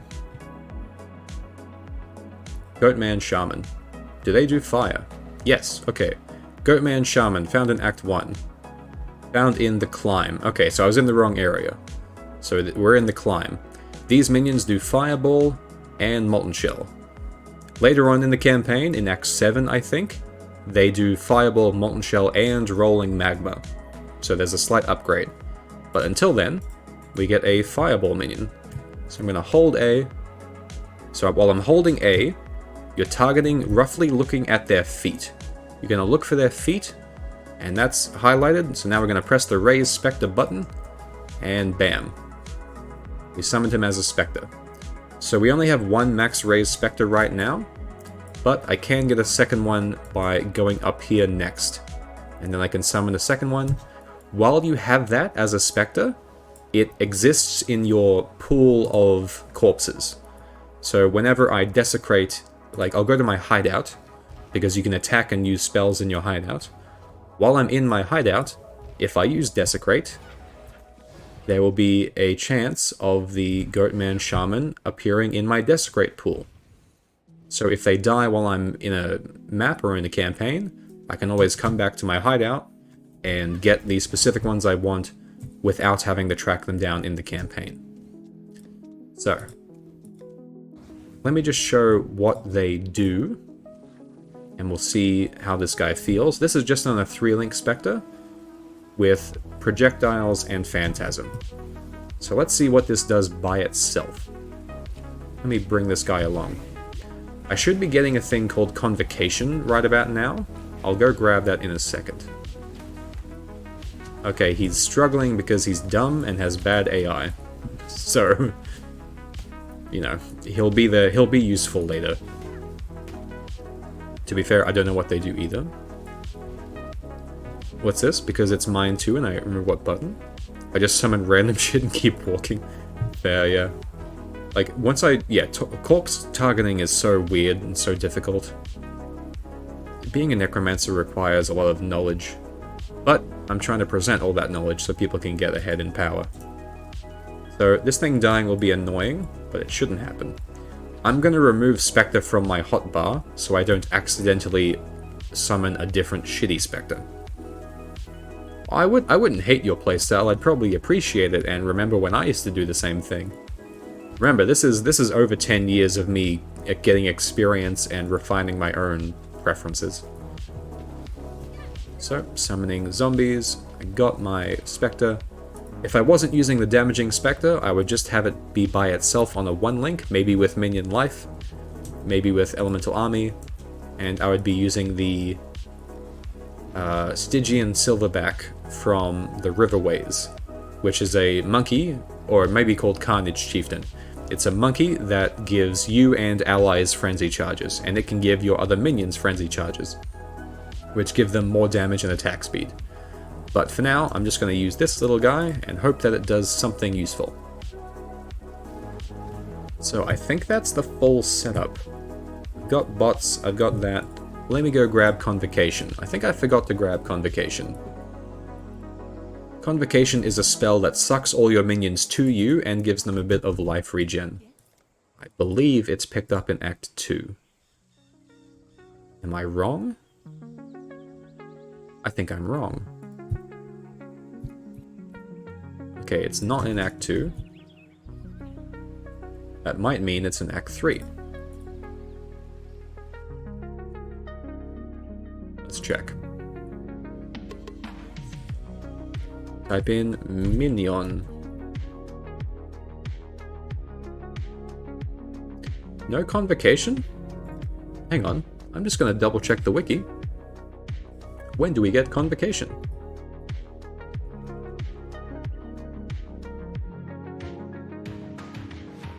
We get Convocation from Act 3 by doing the side quest. Ah, okay. I'm not gonna bother doing that. It's unnecessary. So I'm gonna wait to get it from Act 6. Because once you do either of these quests in Act 3, the side quest, or Act 6, the side quest, the first quest you get access to in Act 6, you can buy any support or skill gem in the game. So I don't care right now, so I'm going to wait till Act 6. Because it's a much faster side quest. We get it when it drops on the ground, exactly. or wait until I can buy it when I want to. Okay, so I think I'm fully done and set up. I could set up more. I could get another 4-link. I could get 2 more 4-links and 4-link zombies and 4-link specters and 4-link skeletons, but that's unnecessary. I have all my minions I want, and I have a 4-link raging spirit. That will be more than enough damage. So now, I could do this from memory, but I am going to show real quick where all the trials are. This is on the wiki. If you go to the main PoE site and hover over the game tab here, at the bottom there is community wiki. This is a curated wiki that they have overseen and make sure is up to date, so this is accurate. There is a fandom wiki that is out of date. Don't use that. Make sure you use the official wiki. So if you type in trial of ascendancy, will be at the top. These trials are the little puzzles you need to do in order to access the labyrinth, where you're going to prove yourself and then get your subclass. So, 1. The normal labyrinth. This tells you what act they're in and what zone they're in for each of the first 6. This is what I'm going to rush through now and do and show you how to speed through. I've already done all of them, so they're already completed on my list, but I'm going to do them again just for the sake of showing you how to get through them. And then after this, you won't see any again till Act 6. There'll be 1 in Act 6 and 2 in Act 7, and that will give you the next labyrinth run. So the first one needs 6, and the 2 after that only need 3. And then the 4th lab, the Uber lab, you don't need any of the trials, you just need a trial ticket, which you get by doing any one of these trials, which can be found in maps. So you don't need to do all 6 for the Uber Lab, you just need to do 1, and then it gives you a ticket to go do Uber Lab. You used to have to do all 6, and that was really annoying. So they changed it so you technically don't even need to do any of them if you find the ticket from another method, or trade for one. So that's for endgame, that's for maps, ignore that for now. In the campaign though, you'll get all of these. You'll get these as you go through the campaign, but as I've been saying, I have just been running through the campaign as fast as I can. Now I'm going to go do all these as if I've never done them before. So let's start with Lower Prison Act 1. Act 1. Prison. It's in the prison, it doesn't say that, but the lower prison is the first half of the prison. I hated having to do them all every league, I know, right? It was a big pain for a lot of people for a long time because you used to have to do them on every character, and then eventually they made them account bound. So if you did them on one character, every character had them unlocked. You still have to do the lab, but you didn't have to do the trials. So we've still got to do it on one character, but if you make a second character, they'll already be unlocked. You don't have to worry about them. So ordinarily, the best reason I do this afterwards is because by this point, I would have like 15 or 20% movement speed on boots. But I've been a bit unlucky, and I don't have movement speed on my boots. But I do have more than enough damage for lab. So, I'm in the lower prison, Act 1, and here is the monograph. The teal zone, or looking for these little icons on the minimap, tells you you're going the right way. Even says this is a trial. So, I have faith in you, you'll be able to figure out these puzzles. They're not really puzzles, there's just a bunch of traps on the floor you've got to, like, avoid. Get the timing right, run through. If you have some life regen or a life flask, you can just stand in them and suffer and just skip through it and you'll be good. The best way to do the lab traps and the lab trials is with speed and confidence and life regeneration. So that was number 1, gives you a portal and you go back out. I'm going to press T and go back to town, and we're going to do the next one. If you panic and then stop in the middle of a trap, you're more likely to die. You'll die less often if you run through with confidence and get to a safe zone. If you panic and backtrack, you'll get hit by more traps and probably die. So there is 1 in Act 1, there is 2 in Act 2, There's one here and one here. I'm going to go get the zone that I didn't get earlier and do the lab in that. Ooh, 2 boxes next to each other is kind of pretty. I'm going to open those. Get some currency, get a chromatic item, and move along. Cool, so nearly done. This will be a long video, but this will be basically an everything explained for how to get like a strong start as a Necro and do everything you need to do. I am kind of suggesting to play Exploding SRS as the main Necro archetype in the beginning, but you can very easily swap that out with something else. You just turn off one node, and suddenly you're a Necro build with tanky minions, and you can do anything else. If I wasn't doing the Explodey version, I would have like Summon Raging Spirits with melee splash and melee speed. I also really like that version. In fact, I can probably very easily swap to that version to show it off. I don't have any refund points, but that doesn't actually matter, because it doesn't stop you from playing it. So, I have 14 chromes. I might recolor this hat to have 1 red, and put in the melee splash, and swap that around and show what that's like. Because the melee version is also quite good for minions. SRS is my favorite minion. It's so strong. And there are multiple versions of it that are equally strong. I think Poison is the strongest version of it, but this Explodey version is also pretty brainless and needs very, very little investment. Most of the strength of this character actually comes from the tree, which means it's perfect for a league start, because I'm already overpowered. So I've run through this zone following the path, and it leads me to this area, which I know will have the crypt, which is where I can get the lab trial. And luckily there's a waypoint here. So if I was smart, I may have run through this and grabbed the waypoint before, when I was doing Act 2, but instead I've come back and I'm just going to do it now. It's a shame I don't have move speed boots, but oh well. So I know there's a little trial in this area because the quest popped up. It actually says, do the Lord's Labyrinth. So we're going to keep the minimap either open or keep an eye on it in the top right. And we're going to look for signs of teal. Oh god. Don't stand in that. Next league, we don't have to touch the waypoint anymore. Exactly. But we do still have to run past it. So you still have to find the waypoint in every zone. I kind of wish it was just unlocked automatically, but I mean, we have to do some things ourselves still, I guess. That's fine. Yeah, we just have to click it. It also means we'll never have to do the fuck up, like click it and miss it and do all that. We can just run through it, and that will feel better. So that is fantastic. Also, I just realized I have the... Whoops. Okay, see, because I weapon swapped, my Ray Spectre was in my shield, and my zombies were in my wand. So when I weapon swapped, they all died, and they all disappeared. But luckily, I'm just going to desecrate on the ground. There's the Goat Shaman. Bring him back. Take that off. And I'm good. And now bring the zombies back.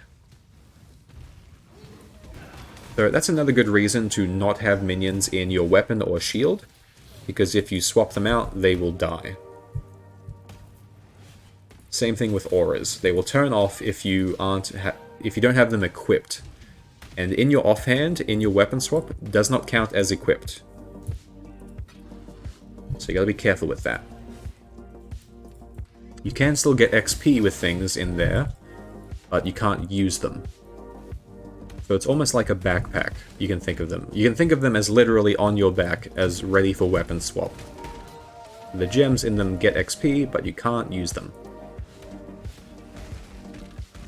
And we're not looking for the way forward, we are looking for the trial. So I'm not going to go through that area. Because I think the trial is in the crypt level 1. Pretty sure. Yes, Crypt level 1 in Act 2.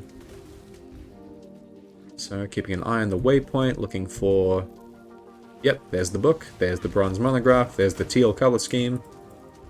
Here's the trial. So we're going to run over here, grab the lever. Lever opens the door. And we're going to dash through these because they do damage. So the thing with traps in these trials specifically is they do percentage damage. Which means no matter what, you will always take a lot of damage by standing in traps. You can overcome that somewhat by getting life regen, because it is percentage damage. So you can get life regen to counteract that. But it doesn't matter how leveled you... Oh, did my game just crash? Wow, Path just crashed. Fantastic. Okay, back in we go. Alright, well, okay. Well, I got the trial.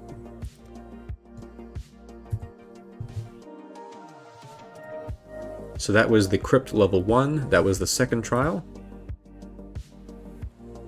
Now, I know where all the trials are by memory, but I'm going to call them out. So the first one was in the lower prison, second one was in the Crypt, third one is in the Chamber of Sins, and then there's 3 in Act 3 that we'll go over. So, I'm here, but notice how there's no quest. So that probably means it's in the next level, which if we go in the direction of the waypoint, you'll find the next zone right here. And then the quest should pop up. Yep, there it is. So now we're looking for a trial.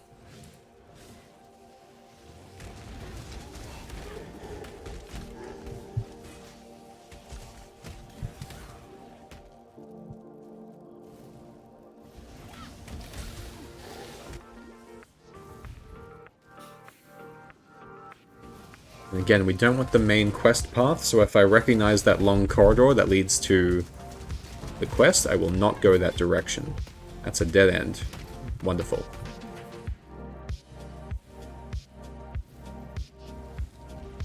See, we do have a Spectre doing some good damage, but not very reliably. So maybe Frenzy Monkey was better, but Spectres aren't too useful until you get multiple of them. Even just with 2 of them, it's way, way, way better than having 1.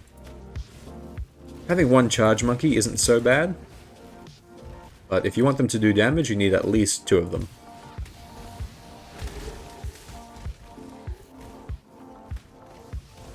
And there's the trial. So this is Saw Blade, so I'm just going to Flame Dash over them so I don't get hit by them. It's all about timing and not running through them or with them.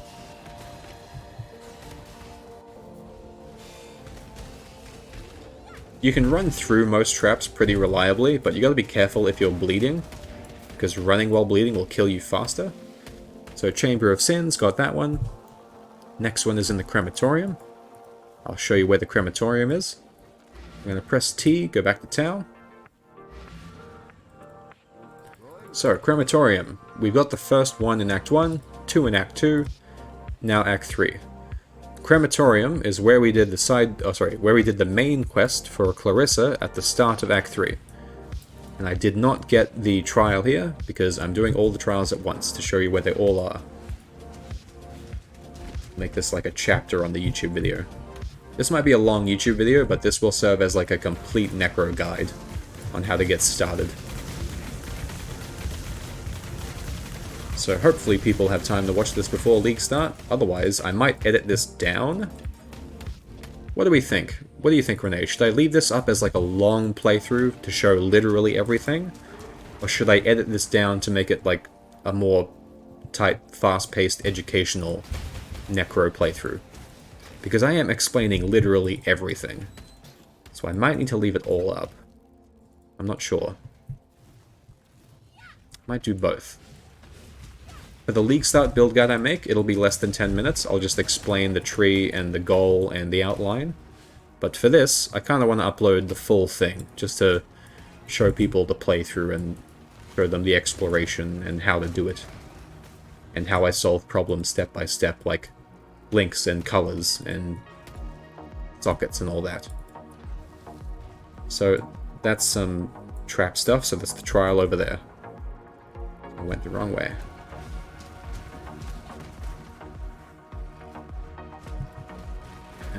Can't get there, so I must have to go down this way.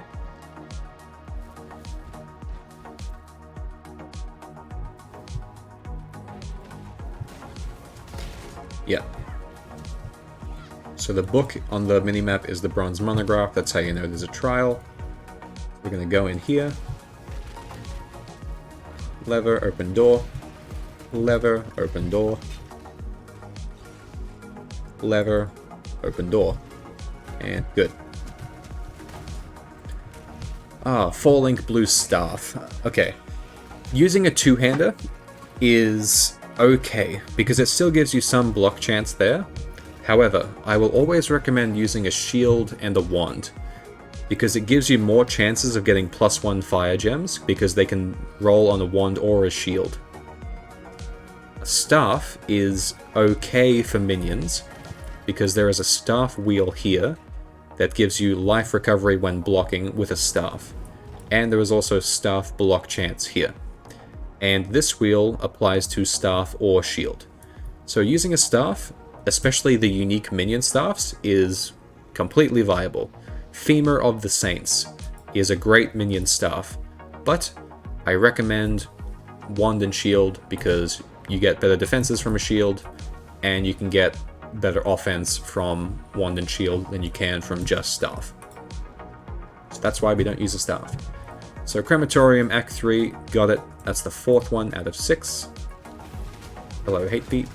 Goodbye, Hatebeat. Back to town. So the 5th one was Catacombs, Act 3. I don't think I walked in there. Yeah. So after the marketplace, right next to the waypoint for the marketplace, is the Catacombs.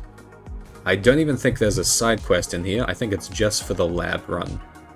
Just for the trial. And there it is. Let's go do this. As fast as possible.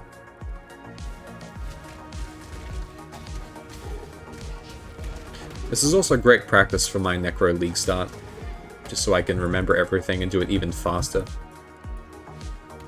Hopefully this helps new people.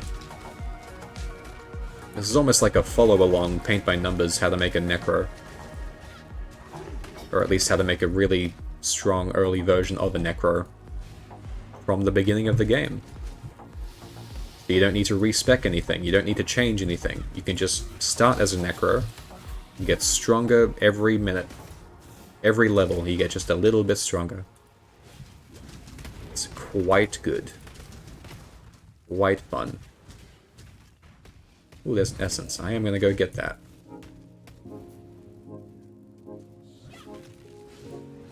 Okay, it's a shitty essence, but essences are free rare items, so make sure to take them all. Oh, that's almost a 4-link chest. I am going to take that and ID it just in case it's good. It's actually quite good. Can I? Yes, I can use that. Look at this. Upgrades, people.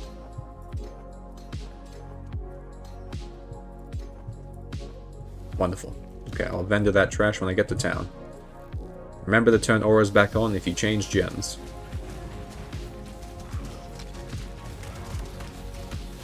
Gonna clear this.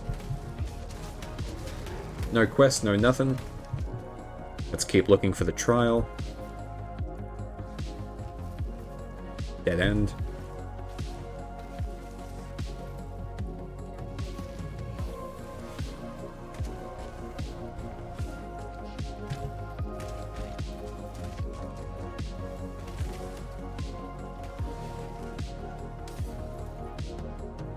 Using Quicksilver as often as I can to speed things up, because I've got no move speed on boots. Ordinarily, getting move speed on boots would be very important, but I'd rather have all the links and colors I need. I've just been a bit unlucky with missing move speed boots, but that's okay. Links and colors are more important than stats on gear, as long as your build can function. What level would you recommend to start paying attention to drops? In terms of colors and links, as soon as you start Act 3, you're going to be looking for 4 links. and then you don't start seeing 6 sockets until things get to eye level 50, which is about Act 7 or Act 8. So really, it depends on what kind of player you are. Some people don't care about campaign in the slightest, but I'm explaining things in a way that'll make the campaign easy and fun. But some people say that all gear is irrelevant until you start maps. It also depends on if you need unique items or not, because some uniques can't be found until a certain level.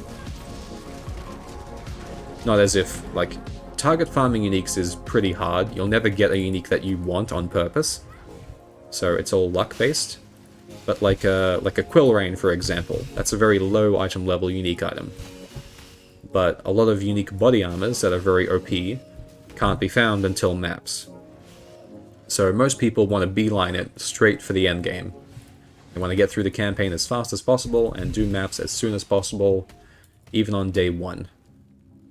Okay, so that was the Catacombs. That's 5 out of 6. Been done here. But I think the campaign is fun and enjoyable, so I'm very much okay with repeating it. So the final trial, so we got the 1 in Act 1, 2 in Act 2, 1, 2, and now the third one in Act 3 is actually in the Imperial Gardens, out in the open.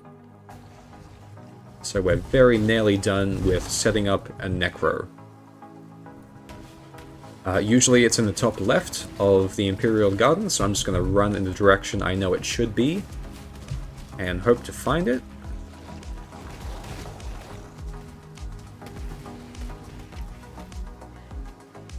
Just top left, roughly. We see any minimap? There it is. Just like that. Here's the trial.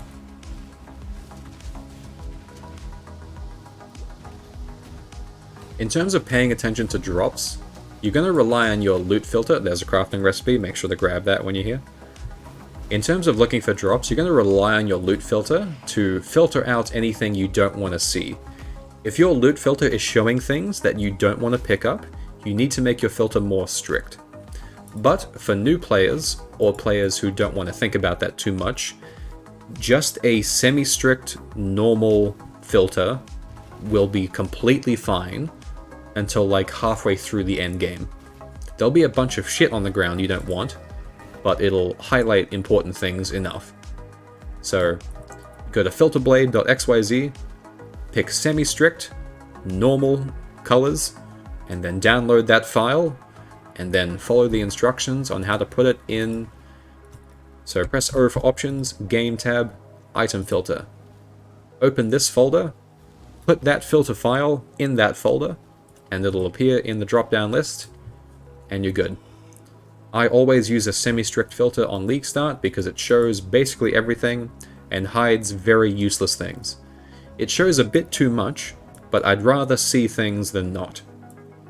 So it's good enough to just use semi-strict. And that was the last trial, by the way. That was all 6. So I'm going to press T, open the portal, go back to town. And now that I have found, for the first time, quote-unquote, all 6 of the trials, this plaque opens up and gives us access to the labyrinth. There is a waypoint here, so we can come back and do it whenever we want. So, since we've done... Actually, hang on, I'm just going to vendor real quick, make my inventory empty, then we're going to do the first lab. I will also briefly explain how to efficiently do lab. Alright, I'm going to vendor everything because I'm going to delete this character in about 15 minutes. So, this is a bunch of currency I have. I got a bunch of scrolls. I got a bunch of chromes to fix gear and color items. I got an alch and I got some essences to make rare gear so I can try to make good stuff. I would use these on boots to try to get move speed. I would use greed on armor to get life. I would use shit essences I don't care about on wands and shields to hunt for a +1 fire. So the only powerful things I have right now is a 4-link, a +1 fire wand. This is very easily attainable. I'm basically SSF right now. No trade, no nothing. Not even using my stash. So, got all the trials. I'm good for Act 1. I've got the damage I need. I've got just enough life to be able to safely do the lab. So let's go become a Necromancer. So, once you have the 6 trials, you have access to the first lab. Then 3 trials for the second one at 55, 3 trials for the third one at 68, and then you just need this 1 ticket item to access the last lab with no trials. So, let's do the first one. It suggests level 33, and we are level 34, and I have just enough life. So I do need to take this seriously. I can die. If you're doing this for the first time, take it slow and do it methodically. Make sure you don't die, because if you die in here, you have to start from the beginning. You don't need to do the trials again, but you do need to start the lab from the beginning. So, when you're going through lab, there'll be this current location icon. The labs get longer as you go through the game, so the first lab is very short. Labs consist of areas like this, followed by a boss area. You'll have an encounter with the Emperor Izaro in here, who you have to prove your worth to, and he'll give you access to your subclass. You'll have to fight him 3 times. You'll do a third of his health every time, and then he'll phase and then he'll go away, and you'll find him 3 times, and the third time you'll kill him. I do use the lab site often, so I will show that now. It's not necessary for new players, but I will show what I mean by the lab cheat site. If you go to Google and type in PoE lab, you will find poelab.com. This is a community run. One person in the community runs this, not an employee. One dedicated fan runs this, and they document what the lab will look like for that day. Because, as you see here, lab resets every 24 hours and the layout changes. So it's a literal labyrinth that changes every time. And you have to do this to get your ascendancy, which is your subclass. So we're only in the first one, so we're going to do the normal lab. Oh, and by the way, this shows you how to do all the puzzles in the lab, if you ever want to do like min-max lab runs, but it's not worth it. We're going to do this for speed, not for gains, because, you know, the gains is doing it fast. So, normal lab. This will show the notes on what we can expect for the map layout. So see how I'm in this zone at the start? In the game, we're in this first zone. So this is what the map layout should look like. So zone, boss, zone, boss, zone, zone, boss. See how there's side areas here? We're going to avoid those.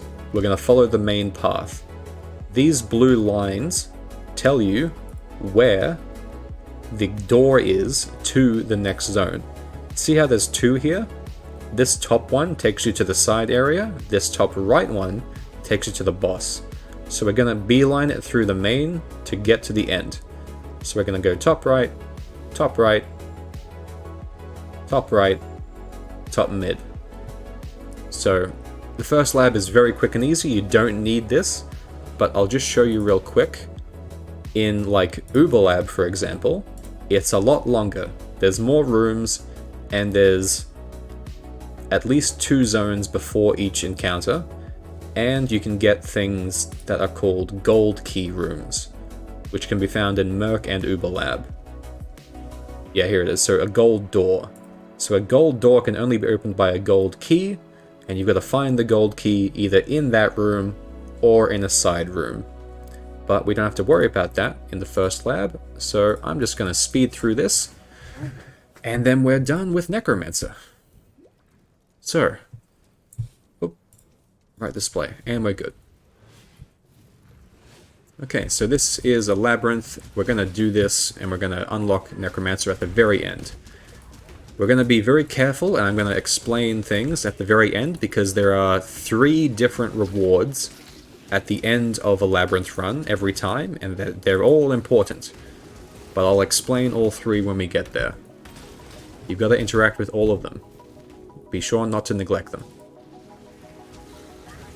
So in the lab you'll find traps everywhere, you'll find doors that can spring spikes on you, you'll find spikes that come out of the floor, you'll find lava traps, you'll find enemy traps, and you'll find a bunch of enemies. So we're pretty strong enough here that I can breeze through this, and I think the boss will also melt. But we do have to take the boss seriously, because the boss can be a bit scary and could kill us. I highly doubt it, because I've done this so many times, but that's also because of practice. So when we get to the boss, you've got to remember to not stand still. If you stand still, you will die. So I can show you what I mean by that, because we get to an encounter now. Aspirant's Trial is a boss encounter. Oh, sorry, hang on, I'll show you something important.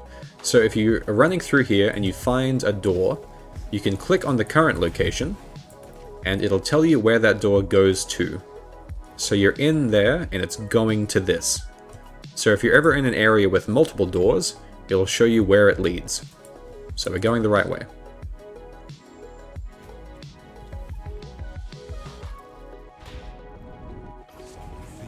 And here is the first instance of Izaro. You're going to get him to 33% health, and then you're going to keep dodging him until he phases and goes back in his hole. You're going to watch out for that backslash, because that bitch slap can one-shot people if it crits sometimes. Could be scary. So I'm just going to run in circles and throw out SRS and do good damage. Make sure not to stand in crowds, make sure to dodge that shit. And we have pretty good damage. Like I said, I could have more damage. I could have zombies on a 4-link, I could have specters on a 4-link. But as long as you have your main damage on a 4-link, you'll be fine. And right now my main damage is Summon Raging Spirits. If I wasn't doing Explodey, if I was just doing Summon Raging Spirits, I would have minion speed and minion damage and melee splash on a 4-link.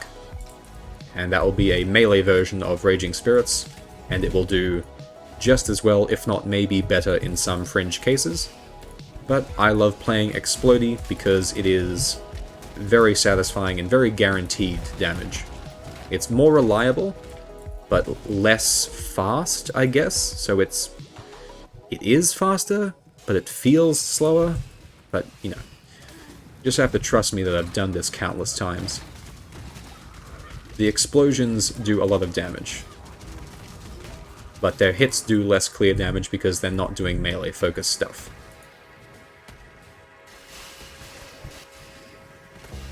Got a flame dash over these so we take as little damage as possible. I do have vitality on, which is very important. It'll help mitigate a lot of this and help keep me alive a lot more reliably. Otherwise, we're just going to be riding our life flasks while walking through traps. That's going to help the most. Checking the location. Okay, see, this is going off the main path, and I don't want that. So we're going to ignore this door, and we're going to look for a different door. Because I saw there is a different path here, and this is a boss room, so I want this line. So we're going to go back through that and look for a different door. Skip over. Wait. Gonna wait, heal up, walk through, skip over.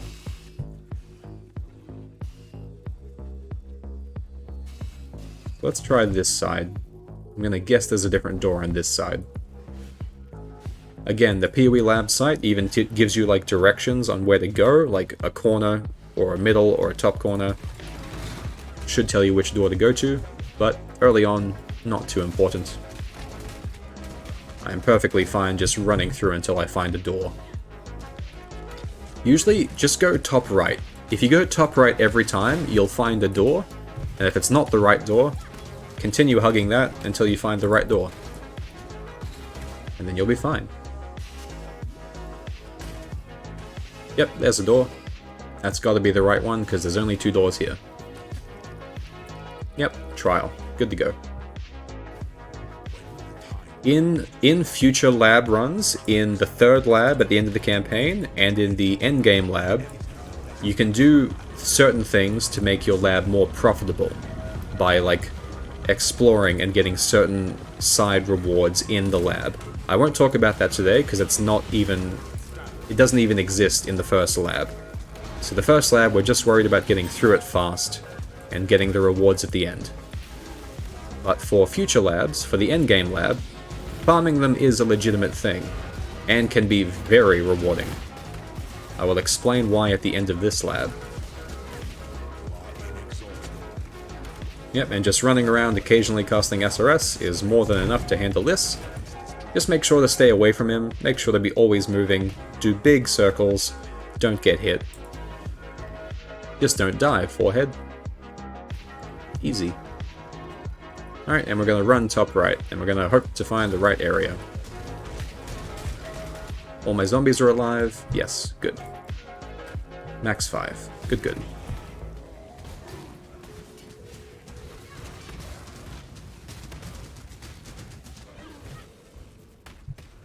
I am only 2 levels above zone. Sometimes I do lab at the end of Act 4, but I'm doing it as early as possible right now, just to show you that it's doable.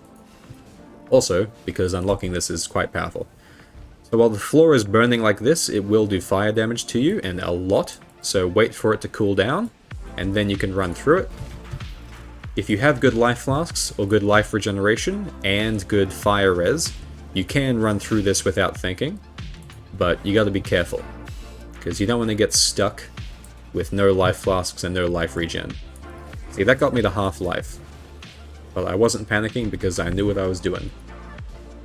Never panic and run backwards, because then you'll end up dying. And be careful of rares, because they could one-shot you if you're unlucky.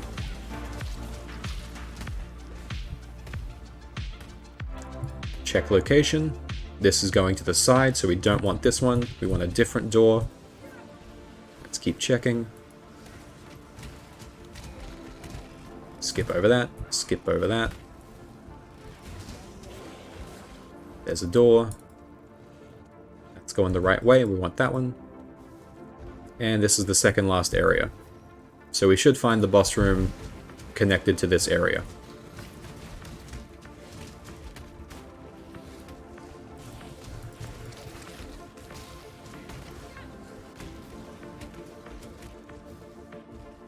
Like I said, I don't know where I'm going, but if I go there fast enough, I'll end up finding the right way eventually. Going nowhere fast is better than going nowhere at all. That made no sense, but I hope you know what I mean.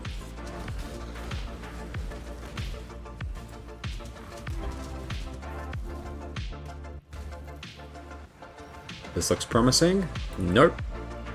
Wrong. Another side area. Okay. Looking for another door. There it is. Does it say trial? It does. And we're done. Okay, so, at the end of lab, at the third encounter with the boss, the boss fight room, will be full of traps. But, to be kind, in the first lab, the traps are disabled, and they don't work. But in every lab after this, the final boss encounter will be a room full of traps. So you gotta be careful, and you gotta watch your placement, and you gotta be constantly moving and dodging. Minion builds are great because they put out constant damage, so you can focus on running around and avoiding things. So I'm just gonna steer clear of everything that looks scary. Occasionally press the SRS button, and they will run to Azaro and explode, and I will win. And I'm gonna pop skeletons here just to BM him.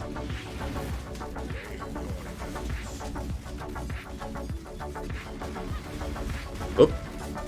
Okay, getting hit by those fireballs is also scary, which is why I say to always be moving. Because if you get hit by those fireballs and he slams you, you'll probably die. So, he died, he dropped the treasure key. Treasure keys are used... Okay, so here's where I'm going to explain the rewards. We beat the final boss, we have earned our ascendancy. There are 3 things we gotta do. Treasure keys can be used to open these reward chests. They are not worth it. They give random crap. See? Hey look, a 4 link. Maybe I could use that. Hey look, an upgraded flask. Maybe I can use that. So I'll keep those for future use if I'm going to continue this character. But for now, the keys are the most useless part of this. That's one of the 3 rewards. So, you're going to you should immediately run up to the altar, to click on it, to get your points.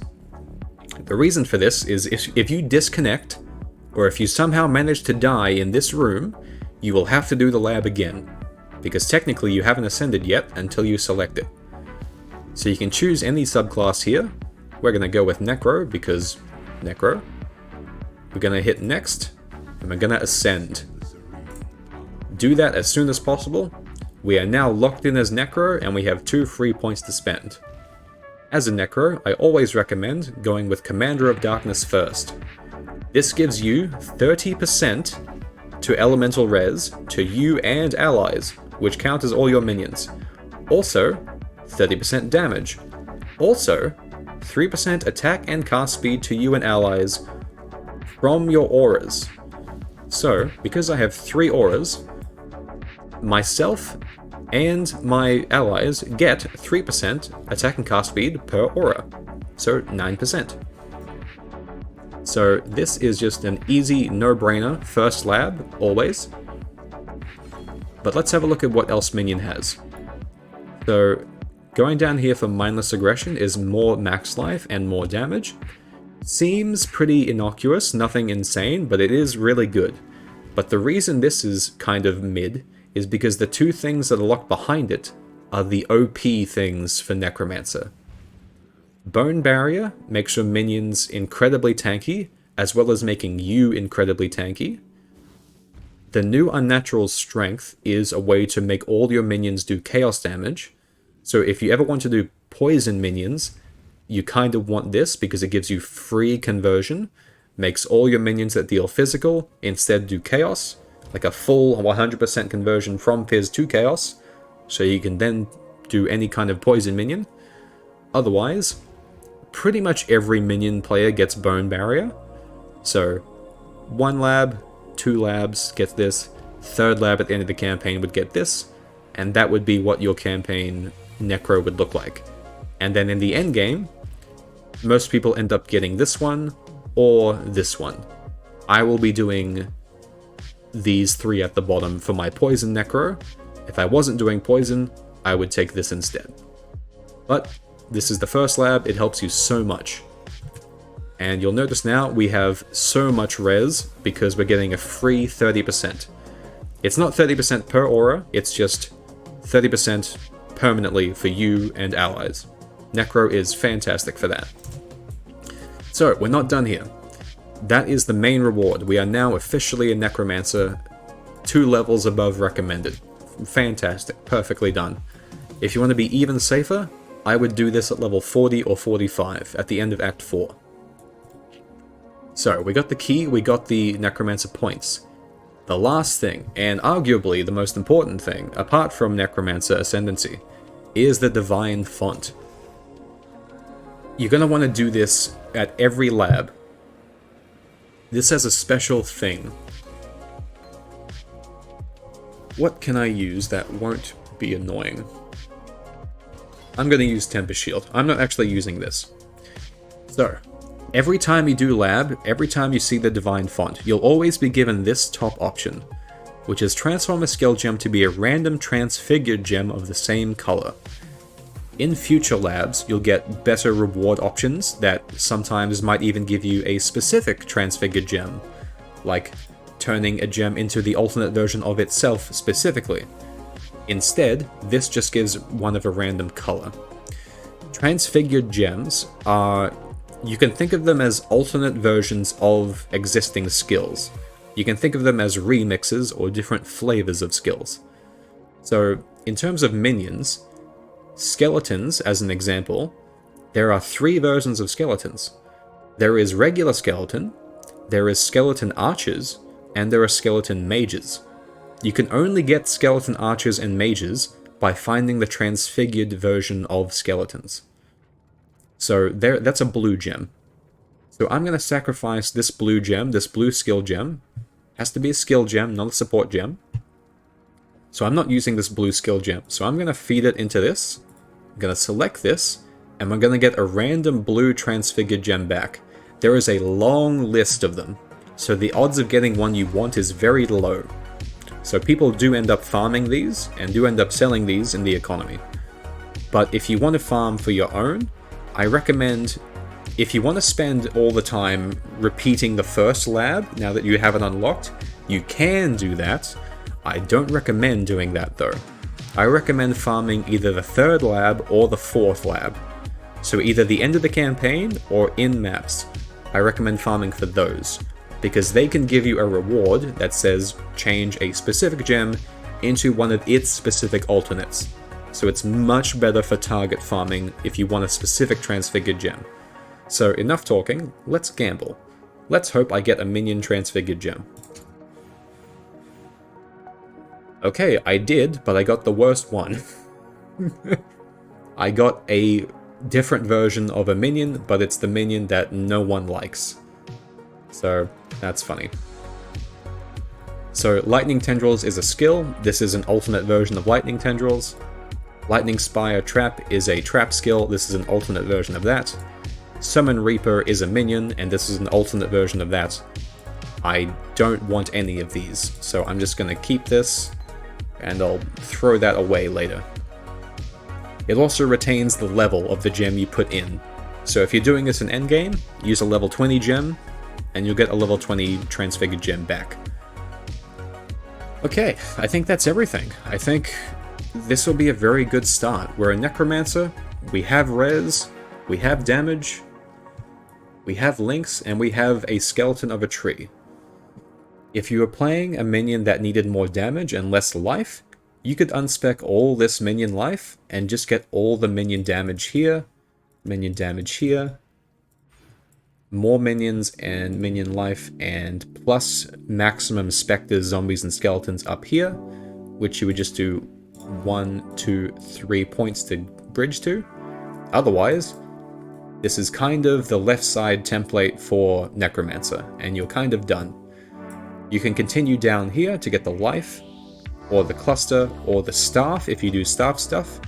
Otherwise, I'm going to continue down this path to go through the life, end up here, because there's a minion wheel here, and this naturally goes down to the main big life wheel that everyone wants.